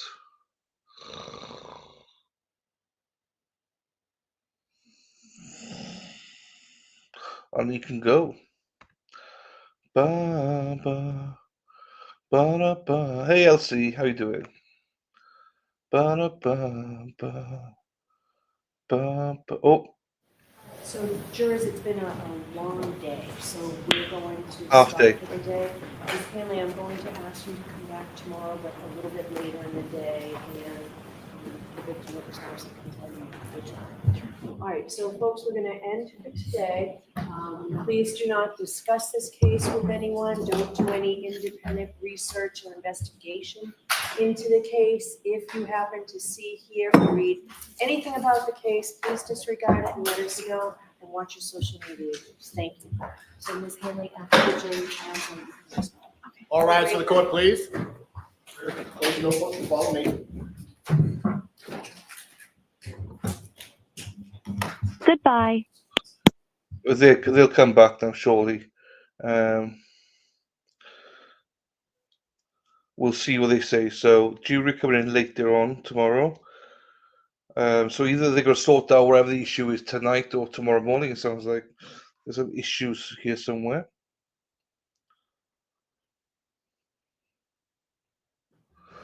Oh, they're coming back, I think. All right. Here you go. You don't need me for anything, right? We're all set? We're all set. Thank you. The fuck? What time?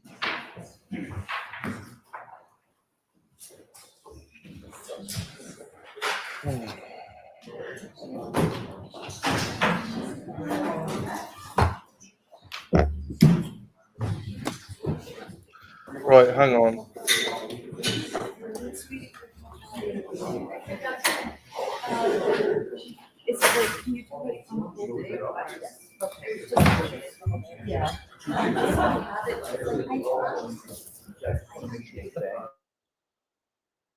I'm not sure if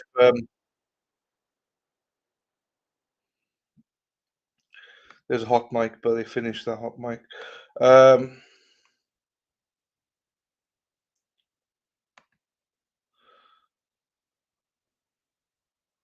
CULC.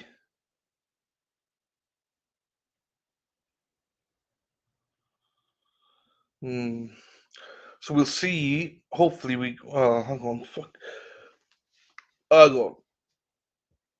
Hang on. Let's see if it's outside the courtroom.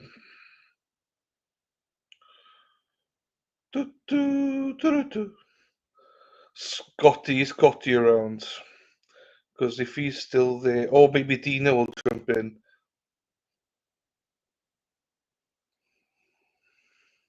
I don't know. Well, no, he's offline. So anyway, we'll give it 5 minutes. If not, we'll leave it for a day. But we'll leave it on for a few minutes to see in case Dina or somebody, Erica maybe if she's there, jumps on, and we might hear some more of what's going on. And I said, hey, yeah, yeah, yeah, hey, yeah, yeah. I said, hey, what's going on? Prosecutors reach way too far. They don't do all these changes in regular cases. Oh, wait, yes, they do. We should be called the corruptionists. Oh, fuck, I can't even say it. Coco, that I'm going to keep trying to send, but CK Messenger. Oh.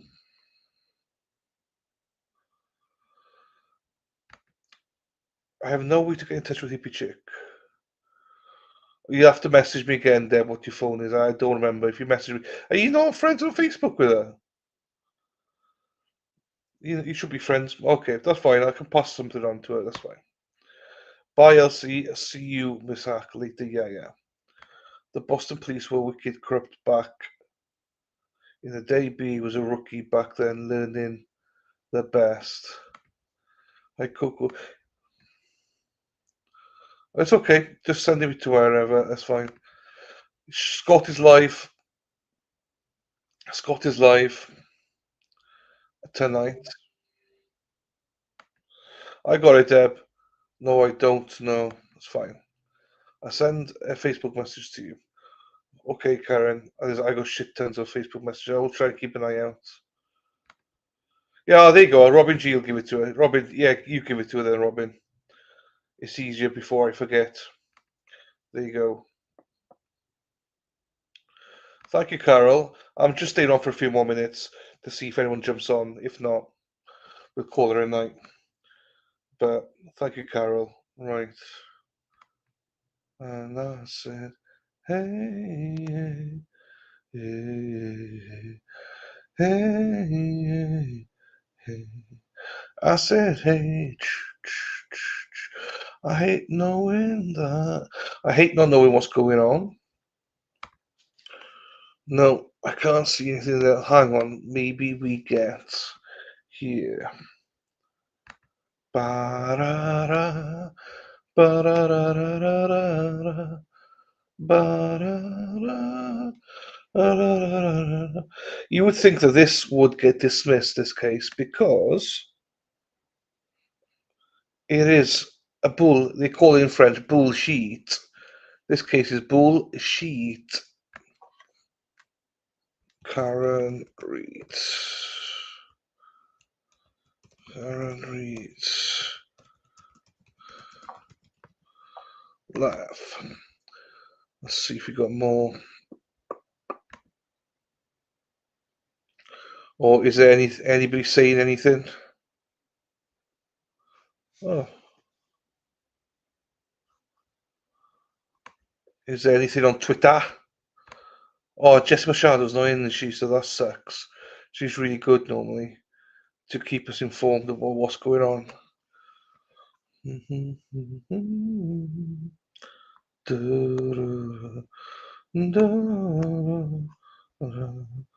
I said, hey, what's going on?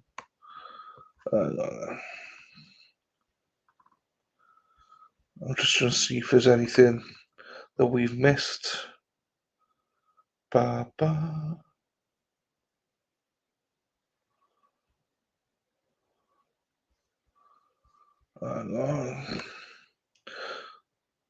Hi, Kiki. How are you, my darling? Well, hey, Amy. How are you, my darling? Nice to see you, my darling. Hope you're doing well. Hope you and Kelly are doing well over there. Erica's she's going back to court on Friday, 11:30 on Friday. Erica, so nothing happened today. It's just been pushed on to Friday, 11:30. So we'll know more then. I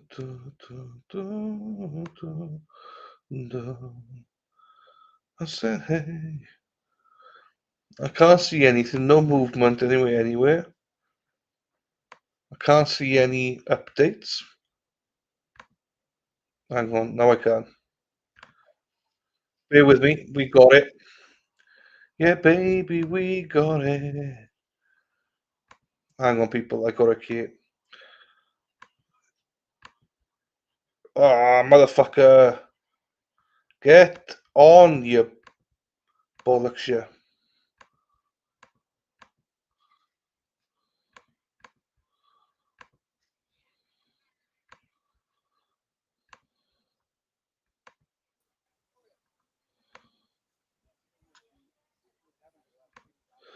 So this is live outside the courthouse.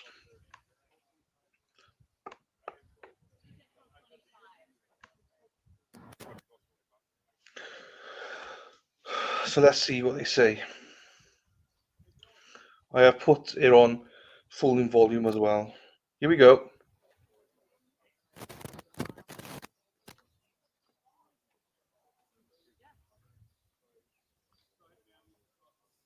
Ted Daniels there.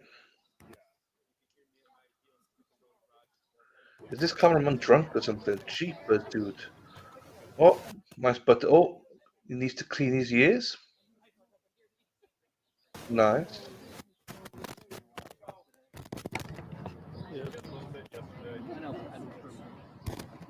I'll drop off when she comes out. Here she comes.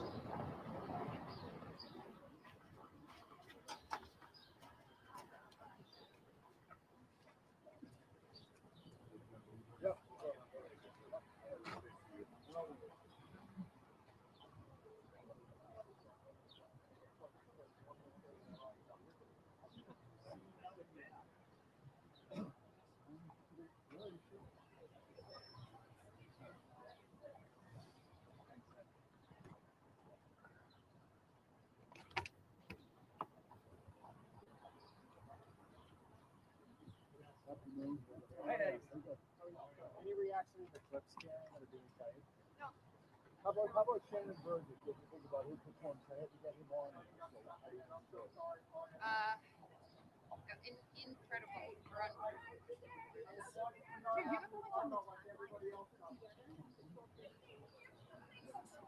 John's phone is still doing, he's still walking after the trigger, like common trigger. Why did you say that he died on the ID interview? How did you come up with that? At 12:25. I said, we believe, that's what we believe, and I said 12:25, 12:30, and that was based on phone data that we have, that everyone's seen now. How much longer is their case going to last? Probably a week. Me, I can't talk. All right. I think a week. See ya. What I did, take care, guys. Be well. Oh, sorry.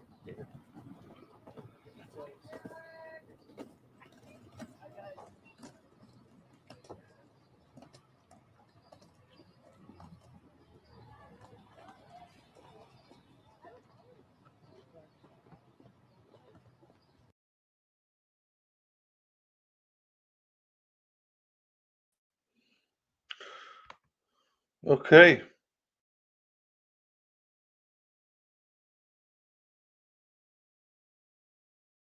I was muted, bollocks.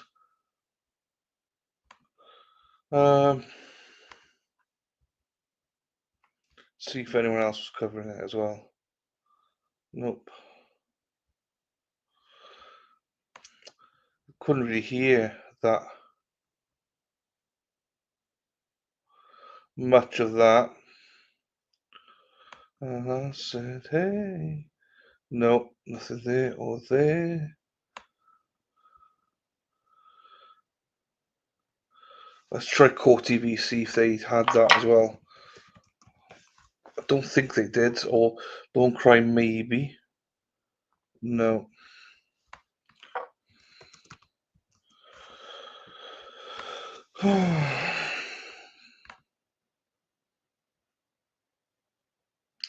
Fuck it. No, that's fine. That is fine. So it's only Karen that can answer the questions, but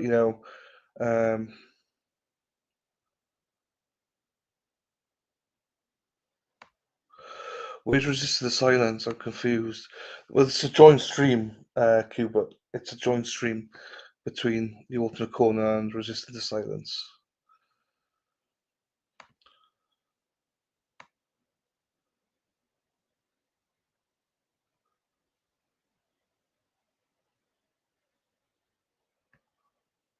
Yeah.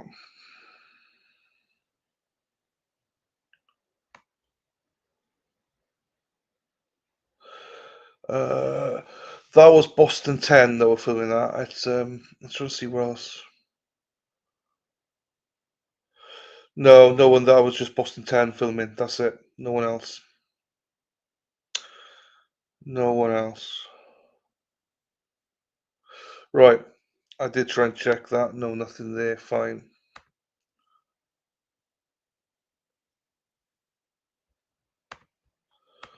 Okay. No, check that. No, nothing. Right. That's it. No one's going to jump on. So we will be done for the day. So I don't know what time it is tomorrow. I don't know what time. It seems like they started later tomorrow, but I had no idea what that means. So we'll have to see what happens. What time they go in. We'll probably hear tonight. Somebody will probably announce it tonight to see what time it will be done tomorrow. So they're done for the day. They come back tomorrow, but jury coming in later, apparently. But we don't officially know. So yeah, we'll see.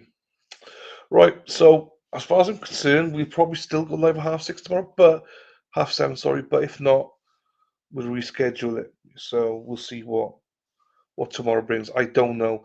If they're coming in later tomorrow, we'll just go with it. We'll see what happens. So right, so for now, we'll be back tomorrow morning, 7:30. But if not, it'll be a later. We'll, if we know more, we'll adjust the times, So, but I suspect we will still be back at 7:30. So we'll see. But anyway, for now, thank you very much, everybody. There's nothing else to say. No one's jumped on, so I'm not going to hang around. We're going to go. So we shall see you all tomorrow. Thank you for hanging out with us. And thank you, Mexi, for this morning. And Mexi will be back in control tomorrow. I've got deck boats. So, yeah. I'll go duck boats. Well, I'll be around the court in the morning, then go to duck boats. So, and also see Hippie Chick in person. And with that, catch you all later. Take care.